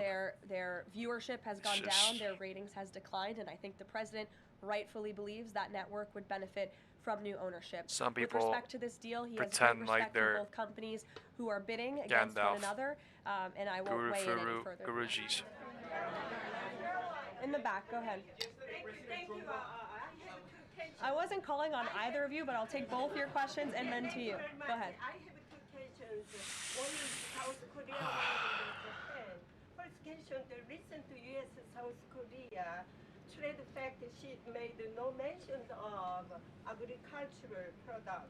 Does the United States want to completely open its rice and beans? Are going higher and higher on everything. And second question on Japan. China is using its military power to surround Okinawa, Japan. Is the United States concerned about IWM.HOD. China and Japan? And what action will the United States take? This is an unbelievable V. I can't lie. It's an unfucking believable V. To South Korea, on the I will ES. check with our trade team, and we will get you an answer on that. Wow. To your second question, with respect I mean, it's to great Japan to see this and SPX China, gap fill, the but like, I'm not gonna lie, it's wow. Relationship with the new Prime Minister of Japan, as you know. He was pleased to meet her when we went to Asia a couple of months ago, and they have spoken a few times since. There's a continue to be engaged with statistical one data another, that and SPY Japan is a great ally of intraday the United gaps, States, as 1 day evidenced gaps, by and their personal 1 minute relationship and our gaps continued fill trade relations way with faster than Japan. that. With respect to Like the China, the Nasdaq, like president in 24 also hours, has a but good I working mean, dude, relationship it's with President fucking Xi, wow. which he believes is a good thing for our country, and he believes You that could even the argue United they States should went be in a dumped it position on that to 1 have a minute good gap working and on the relationship FOMC with top, China and you could even while argue that maintaining our very they're strong going alliance up with to Japan. go gap fill too, and they're doing it to the extremes to test the HOD of FOMC. He said that the president of Colombia But I mean, that's literally what's going on. He's gonna be next. What was he meaning exactly? And the other thing is that President Gustavo Petro of Colombia Time is responded to that statement 12:45 by now. issuing a Sorry, formal 1:45. invitation to President Trump to go to Colombia and to see firsthand how the authorities in Colombia are fighting against drugs. Do you think that President Trump would consider that? Well, that's very interesting. I hadn't heard the news about that invitation. I will let the president. You know, this is even speak crazier directly because it's to not it even on whether or options and not stocks that that's are something getting he would fucked and entertain. whacked But by as this. for It's his comments literally yesterday futures towards too. President Petro, It's he like has been how saying, people are some reacting very overnight, how alarming people and are doing frankly overnight insulting too. things towards the United States All of America, sides, all and the president pages are doesn't all like it. different Yes, in the too. blue. Caroline? Yes, go ahead. Thank you. The president's been spotted, Futures people out play and about right a now number of too, but times I with mean, band. this If is you when got his options name, people could are you please playing. explain what that is about? Only Secondly, during market he hours, announced through social the intraday. other day that he had aced 3 cognitive tests. Could you please clarify when those tests took Man, place? QQQ I really can do rallying that at a later crazy. date. I obviously don't have that in front of me. The president has spoken about 6:25. that quite extensively throughout I the scalped years. this shit from As here for to the here, but bandages like, on what hand, the we've fuck? also I would given not you an have never explanation for imagined that in that. the past. The I thought it president was gonna is play in this purple literally box. I just constantly didn't want to be shaking greedy. hands. The Oval Office is like That's my Grand last. Central Terminal. He is meeting with more people than any of you even know about on a daily basis. He's also on a daily aspirin regimen, which is something his physical examinations has said in the past as well, which can contribute to that bruising that you see. Sure. Whitehouse press conference. Back to Caroline, the oil tanker. Caroline. Just wanted to know, was this a one-off, or is it safe to say the administration is taking a more active look at the oil industry in Venezuela, whether targeting other oil ships or perhaps Venezuelan oil production facilities in Venezuela? Well, I won't broadcast any future actions from the administration, but I will just reiterate that the Trump administration is executing on the president's sanction policies and the sanction policies of the United States. And we're not going to stand by and watch sanctioned vessels sail the seas with black market oil, the proceeds of which will fuel narco-terrorism of rogue and illegitimate regimes around the world. Andrew? Thank you, Caroline. Two for you. First, when the president announced the farm relief program the other day, Secretary Rollins afterwards, right out there, told us that the program would be paid for by the Commodity Credit Corporation, an existing program. The president keeps saying... Yo, it is so that it's unbelievably bullish again. government. Oh my Why lord. does he keep saying that if the secretary who's running the program says... I'm just gonna let that's it not the be, case? but it's And unbelievably also, bullish whenever they his do Dow this shit. comments from the other night. But I mean, The president's no a- volume rally yet again. probably Here they the go. wealthiest person to ever serve Just as some pullbacks president. after pullbacks Isn't after it good look pullbacks. for They him to going. be telling parents, We have "Oh, 160 you can people only here, buy guys. 2 or Let's 3 smack dollars for the your like kids button. when Thank you he's one of very, the wealthiest very people in the much. country right now. Do you think the people in that room in Pennsylvania who the president was speaking to don't know the president's a billionaire? I think that's a very well-established fact. And actually, I think it's one of the many reasons Our they president's a reelected him billionaire? back to this office. Because he's a businessman who understands the Businessman. economy and knows how to fix it. And he's doing it right now just like he did in his first term. Sure, go ahead. To the gentleman behind you, Andrew, yes, go ahead. Go ahead. Thank you, Caroline. On Gaza, we heard the president say yesterday that the Board of Peace members are going to be announced early next year. What is the administration doing to move the parties in the region closer toward phase 2 of his peace plan for Gaza?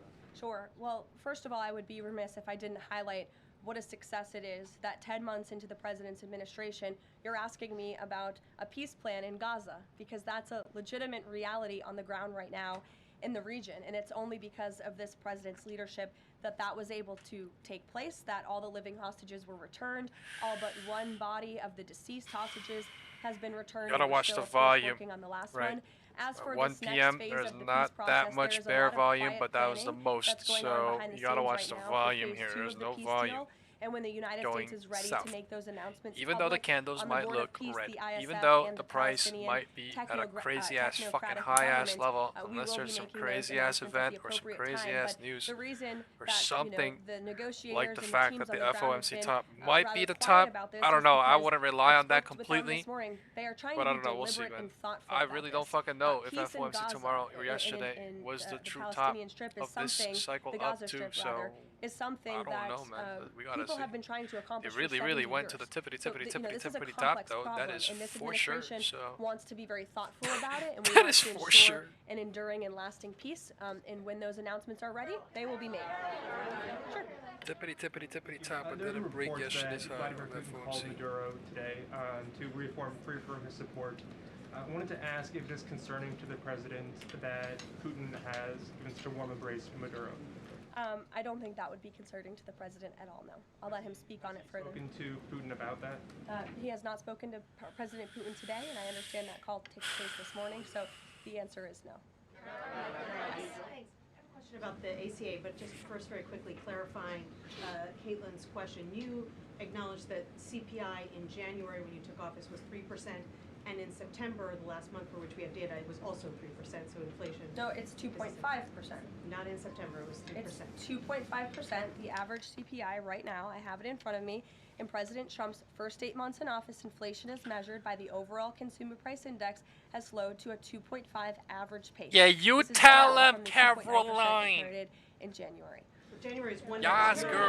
Okay, In the back. can I ask you about the ACA really quickly? There Why she are got a such a number of fire-ass plans suit that are on, like, floating yes, around girl. on the Hill right now, having to do with these premium subsidies that are about to expire. Which plan does the White House support? The CPI not even Again, coming I on have until told you January, now bro. a few What kind of times, joke is that? that the president and Republicans will continue to unveil creative ideas and solutions to the healthcare crisis that was created by Democrats. And I know Chuck Schumer is putting up a vote today. This is a political show vote.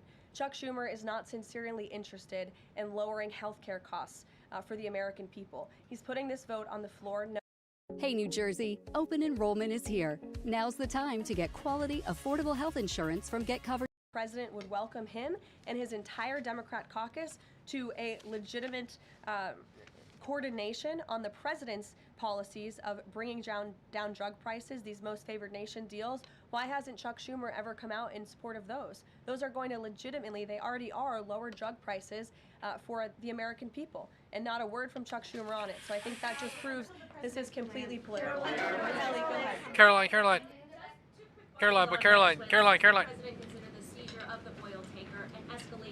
commented, did you just I think the president considers compare the President seizure Trump of the oil to tanker Tony as Stark and effectuating the Batman? administration's sanction policies, the which I've already discussed previously. Did you just what? Potential land strikes in Venezuela aligned with the president's supporters, the MAGA base? Does it risk the potential for a prolonged war and U.S. troops involved in that? What prolonged war is definitely not something this president is interested in. He's been What very would you clear say about that. what He would you wants say peace. Trump's son He is? also wants to see the end of illegal drugs being trafficked into the United States and taking the lives of hundreds of thousands of Americans Spider-Man? across our country. And he's thinking about that every day here at the White House. With every drug boat that is taken out by this administration, we are saving thousands of lives by deterring those drugs and stopping those drugs from flowing into our country. You will all, excuse me, you'll all hear, excuse me, you will all see the president tonight. He'll be making remarks at the Congressional Christmas Ball, which will be taking place here at the White House. And later this afternoon, he will be signing some congressional bills and executive orders that we, as always, will keep you apprised of. Thanks, guys. Can you say a word about the call with Modi?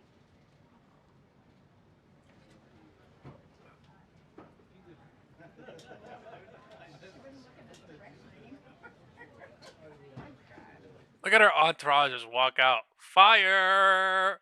Fire! Team Caroline. Let's see what the fuck the market wants to do here. Come on. Team Caroline.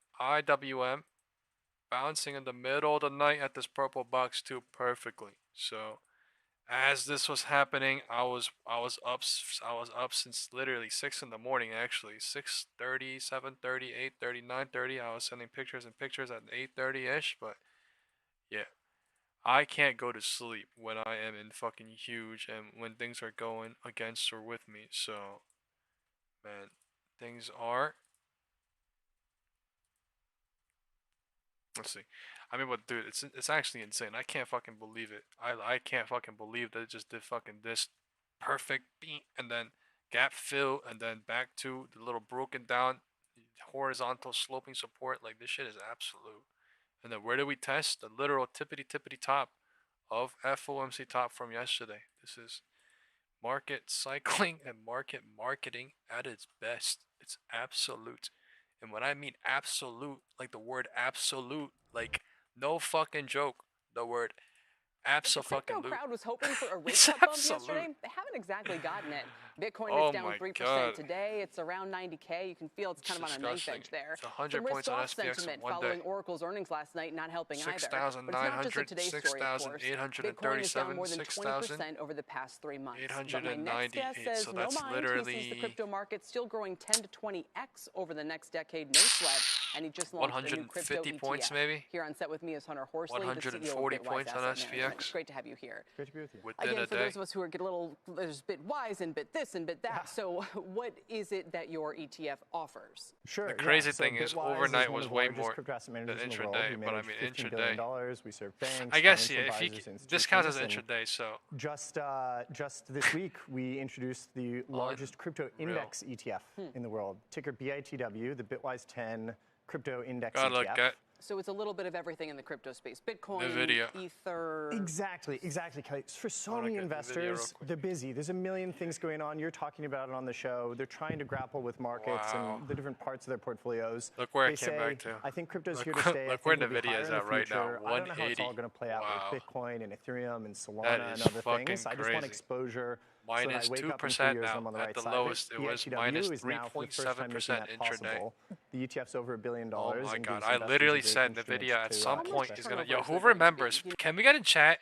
I literally said at some point today Nvidia is gonna come back to 180. I think today, right? And I literally said that in pre-market, right? And it fucking came to 180 end of day. Oh my god! Oh my god! This has to be the market catching. Wait, what time is this shit? Okay, so I wasn't watching this, but this is why QQQ is pumping up into HOD and all this bullshit. Cause of, damn, that's crazy. Damn, that's crazy. Actually seeing how QQQ and Nvidia, or sorry, QQQ and IWM going up at different times is actually fucking crazy. That is Nvidia. Man, 180. The thing was at 176. The thing went to 176 today. Oh shit, I was trying. Did anyone fucking notice Nvidia, man? Who remembers me saying on Nvidia is gonna go back to 180, right? Holy shit. That is disgusting.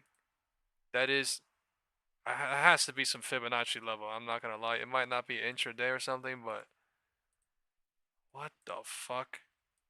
Look at that perfect fucking dip down and then perfect rip up to literally critical level 180. Yo, that's so sick. Creating a downward trend. Oh my god, that's disgusting. We gotta watch what IWM does and Nvidia, I guess. Holy fuck. I would not imagine it doing it like that, but like, I guess. Get the 1 minute coming in like zigzag, zigzag, zigzag, zigzag, but the fucking 15 and 30 minute coming in stacking. And I said earlier, this looks like a crap ass cycle, and I was like, maybe a little dip and then 180, but they held that shit. Oh my lord. Held that thing. IWM 1.14%. Time is 2:02. So 2 o'clock. Let's see if this shit goes up a little bit higher or not. Into 2:30, 2:05, 2:10, 2:30, 3 o'clock or something before it turns down. IWM is living up to its name. IWM is running and running and running until I have no idea. 2, maybe 2:30, 3, 3:30, maybe 4, maybe tomorrow. I don't know. But holy, is it?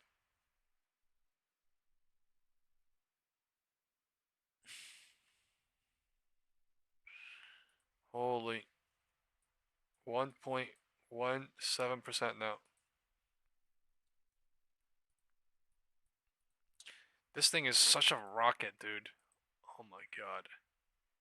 Look at the 1 hour coming in. Wait, this shit just goes until it nuts. But look at this shit just going and going and going and going and going and going and going and going and going and going and going until it not. It's IWM. IWMing. Right, when it does this crazy ass, weird ass moves, it's just the best to look at it in the 1 hour, to be honest. The 1 hour candle shows you how fucking wild it is.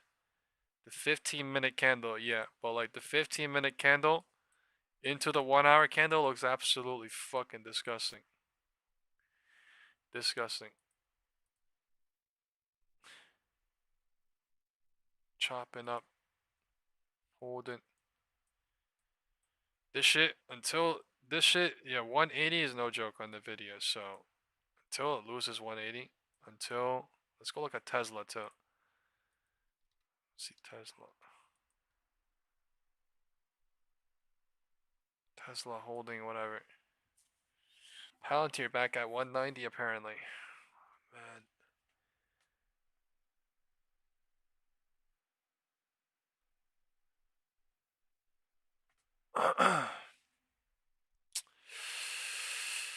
That is something on the video. I would not have imagined that on the video, because no matter what the market did, market was going up and up and up. The video looked bearish and bearish and bearish. So I have no clue how it did that, because I guess I wasn't looking at it for 2 hours or something since 12:10 or something. But yeah, it really just did that. Since 12 it's been going up. So yeah, until 20 it looked bearish as fuck. And then right when I stopped looking, I guess, for QQQ, it just turned around.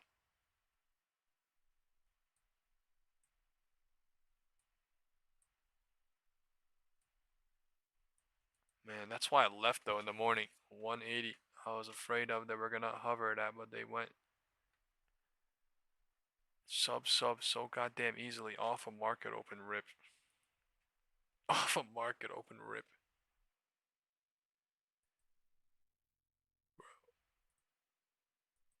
I think setup's been played on the video. It's just waiting now. Or maybe setup's been playing, I don't know. I usually tend to think that setups on Nvidia and things like that, Tesla, Palantir, bear setup tends to happen a lot faster than bulls. But that's not true, like when they play out. But that's not true at all. They both actually take like a couple of days to do its thing.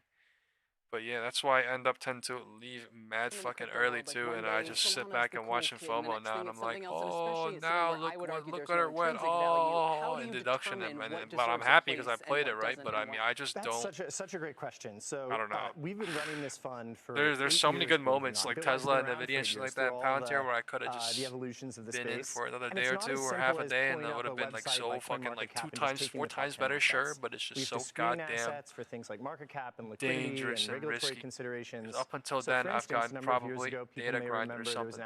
It's just, I'm happy as fuck to get the fuck out. Yeah, exactly.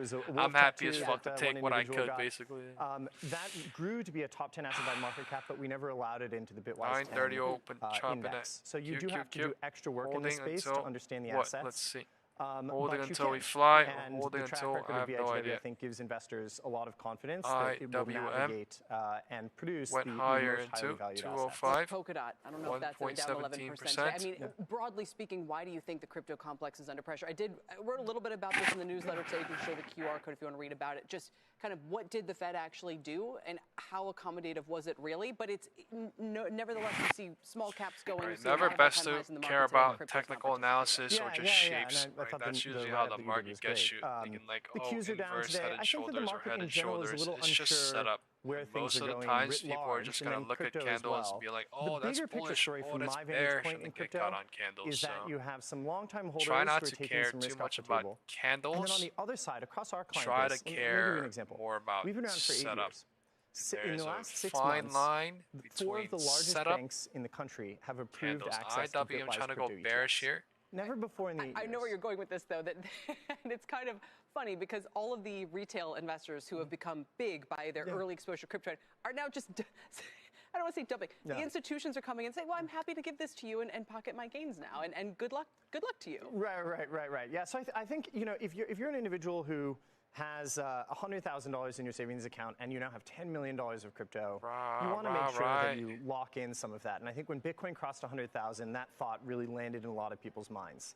But the reality is that crypto is a small asset class. And I think the important story this year is that it's being entering the mainstream. It's going on wirehouse platforms.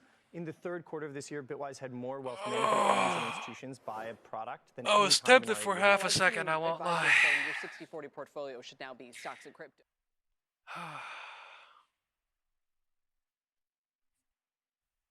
But no. Good, little bro. Market trying to get me to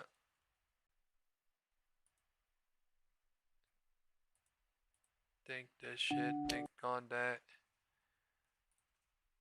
IWM, just waiting. I'm not gonna do shit unless IWM slides. If IWM slides, I'm low-key interested in IWM for maybe Chief Investment Officer for Merrill and Bank of America Private Bank. Chris, I'm not that up on my Western metaphors, so please explain what you see happening here. Yeah, it's great to be with you, Kelly. I would say this. A proud bull is one that looks back and says, look at all the hard work we did. Not just in the last 12 months, but really almost the last 36 months. We've seen a lot. We've been impacted by quite a bit.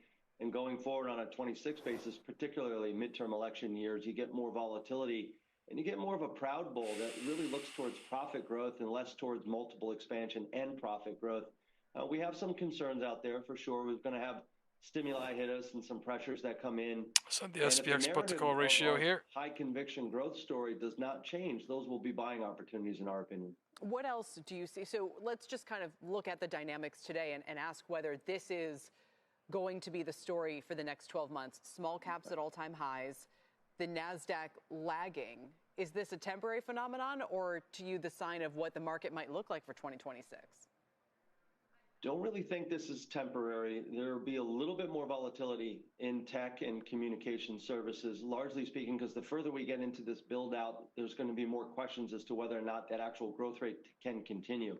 What we saw last night and what we expect going forward is the growth rate to remain high in terms of the overall capital investment build out. It's going to come down to who can execute better than others. So there'll be some choppiness there.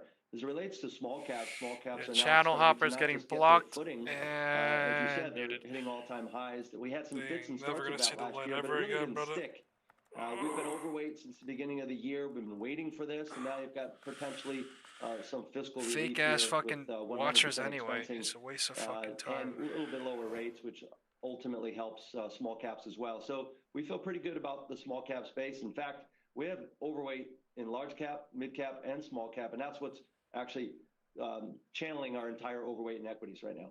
Not good for the algos going in and out. A strong view on what happens with rates. I mean, what do you think is the significance of what the Fed did yesterday?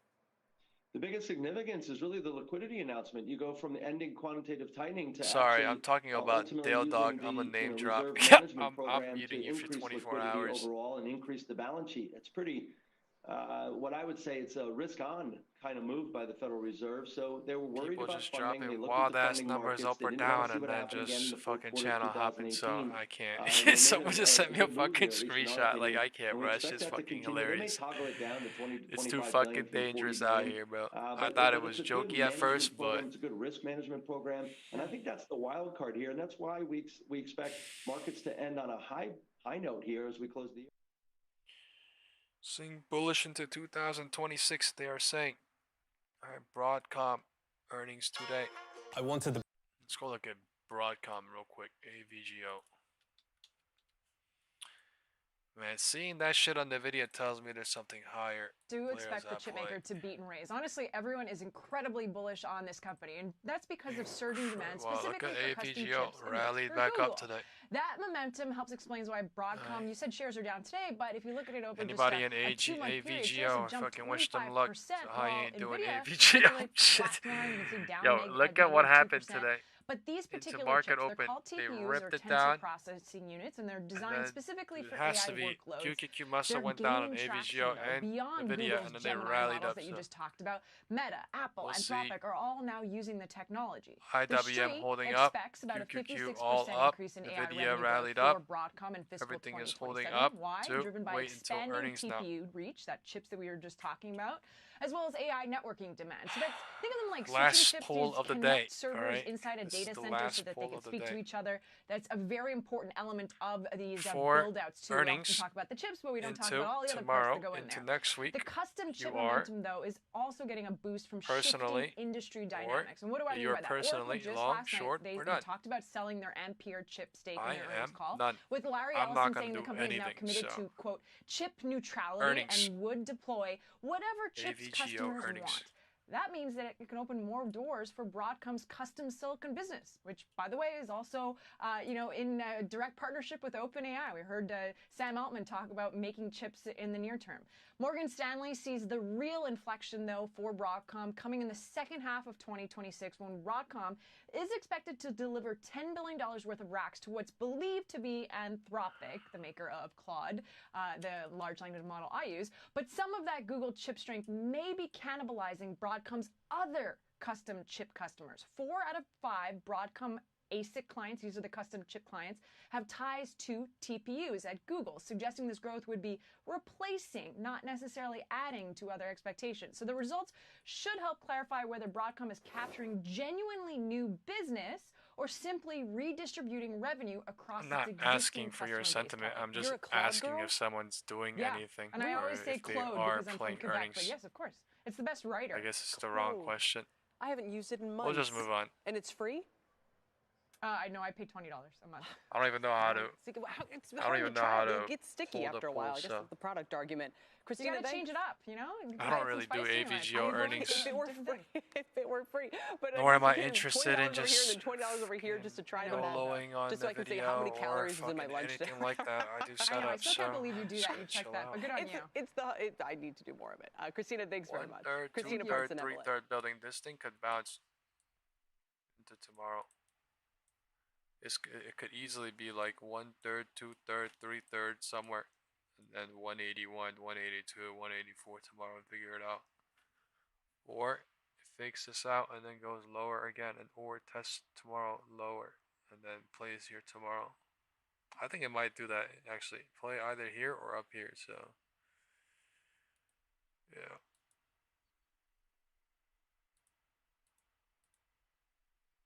Matter of fact, I'm gonna get off, guys. I'm gonna go sleep. I'm gonna go eat and sleep. I have 3 hours. Bye bye, everybody. I love you all. I will see you tomorrow. Tomorrow is Friday.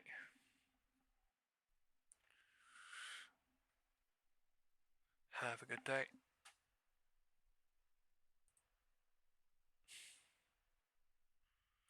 Let me get dressed real quick. Watch this video real quick as we go. Bye bye. I love you. Bye bye.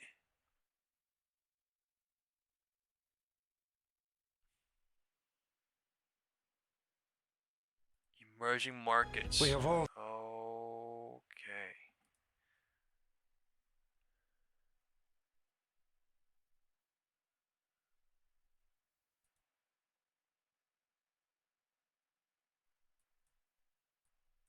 The moves that you're making are representative of the tension that I'm referring to. We know what the equal weight and we know what the Russell are doing, but we also know what Oracle's doing. And we said going in, and some on the street said that this was an exceptionally consequential earnings report, given the name, given the questions, given the timing, given everything else. You sold it at the open. Yep. Tell me more. Well, I told you the last time I was on that I would take a wait-and-see approach I wanted to see what earnings had to offer. There were two questions that I had going into the earnings call, hoping to get answers to, and neither one of them was answered. One was the very first question that an analyst asked was basically, where's the ceiling? How much of a lid are you going to put on this spending? And Oracle's management team came back and basically said, we can't answer that question for you, but we can tell you that it's not $100 billion. I like your Freudian slip there, because that's what it was. Well, right? You talk about Oracle and you say, well, OpenAI, right? You make the mistake of doing that. That in and of itself tells part of this story. It's so intertwined, reliant, whatever words you want to use, is Oracle on OpenAI. Their revenue missed, their CapEx is huge, their backlog is soaring as well. But you finish your thought. I just thought that was an interesting slip. Well, of the tongue. I don't think, Scott, I'm old enough to remember when proximity to Sam Altman was the best possible thing for your company and its share price. Now we're seeing it go the other direction. Right. Like now we're seeing it go the complete opposite direction. But don't you think, like, you either believe in this RPO being $500 billion and most of it coming from Meta and OpenAI, or you don't? Well, that's the... Today, crypto investors react to the... Damn. 14%.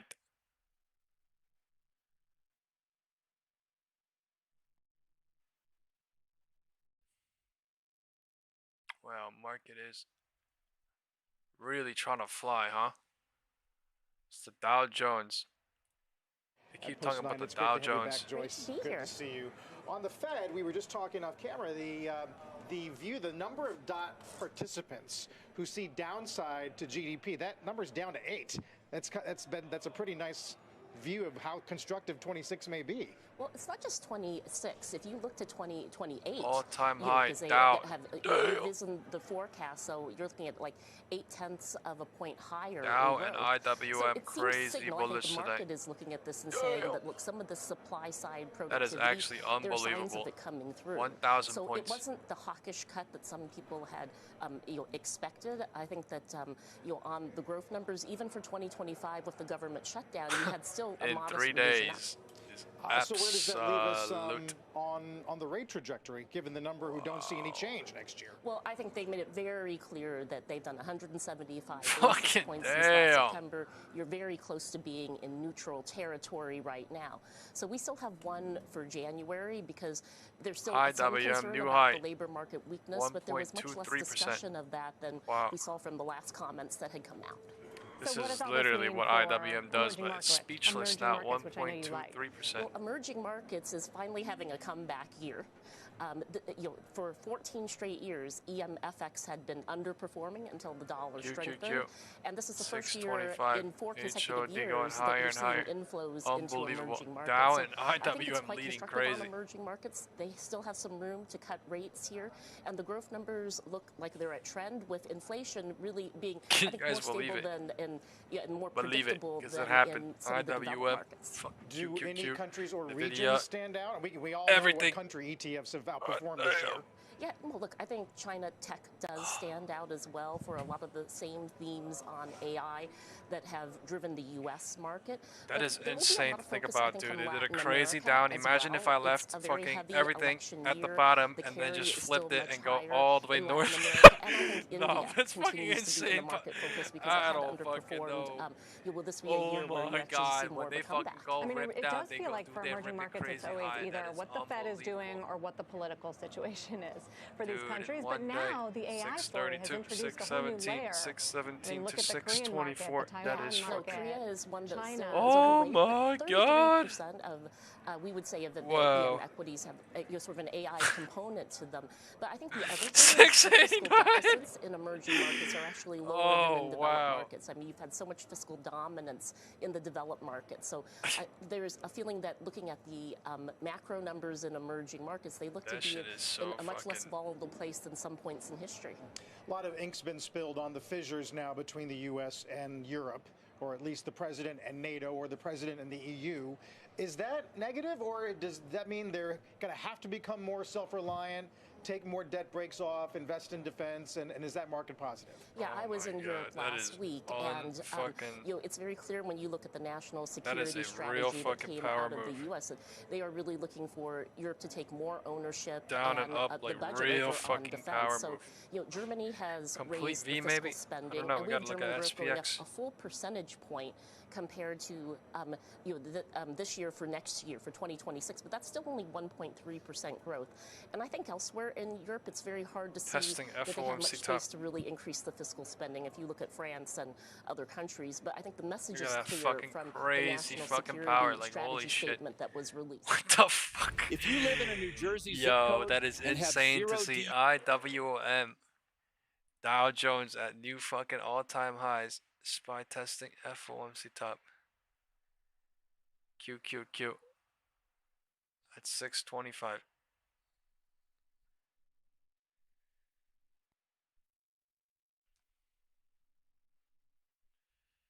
Time is not even 3:30. I might do a tiny ass play at 3:30 into tomorrow, but yeah, I think I'm done for the day, bro. This is just wild. Wild, wild, wild, wild, wild.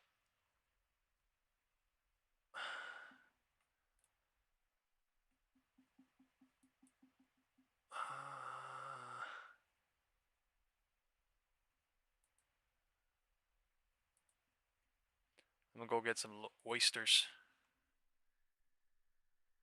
Someone said Fed liquidity working. What does that mean? What does that mean?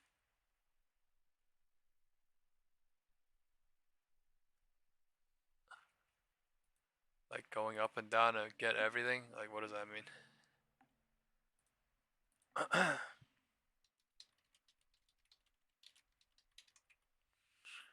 Yo, nuclear. 6,000. Let's see if it really breaks yesterday's HOD. 6,800. 6,900.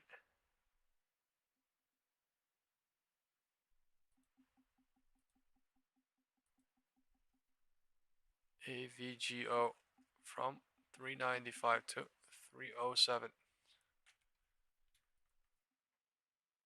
Impressive. Nvidia bear trap and everybody off the morning dip as well. Impressive. I mean, I was expecting this shit, but like it's impressive to see this up, up, up, up, up, up, up, up, up, up, up. That is like following the market direction. It's like Nvidia bearish as fuck in the morning, but like following the market direction too. Go to IWM and the Dow Jones and following QQQ. Pumping QQQ at the end too, but wow. It pumped QQQ at when? 145. 145 and then still going higher. 145 and then pumped again at 215. 145 and then pump again at 215. NVDA, AVGO all moving together.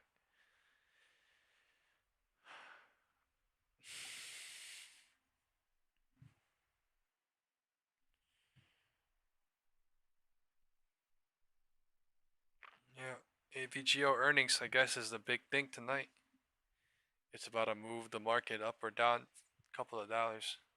AVGO is probably going to move $10 or $15 up or down. This is what usually happens before earnings. They use earnings to use it as a setup and then fake out, trap out, confuse, and then sometimes, right? I'm not saying this is going to go lower by any means. I'm just saying that's what they did yesterday using literally the other earnings. So whether you believe me or not, it's just what happens. Oracle, right? Nvidia, everything was like just, yeah. Oh.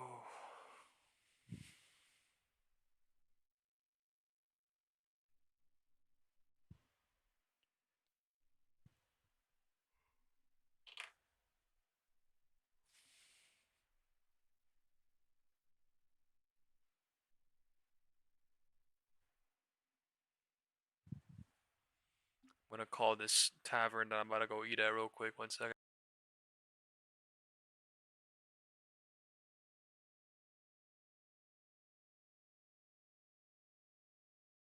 $1 an oyster. About a feast.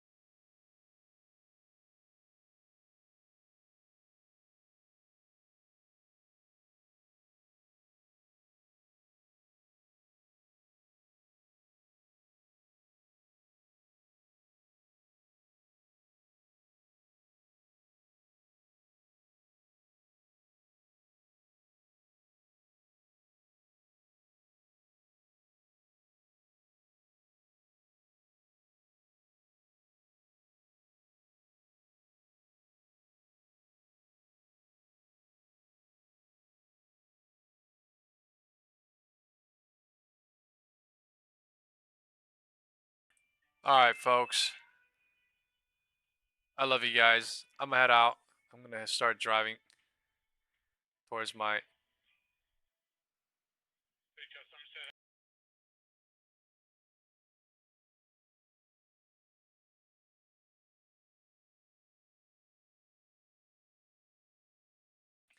perfect.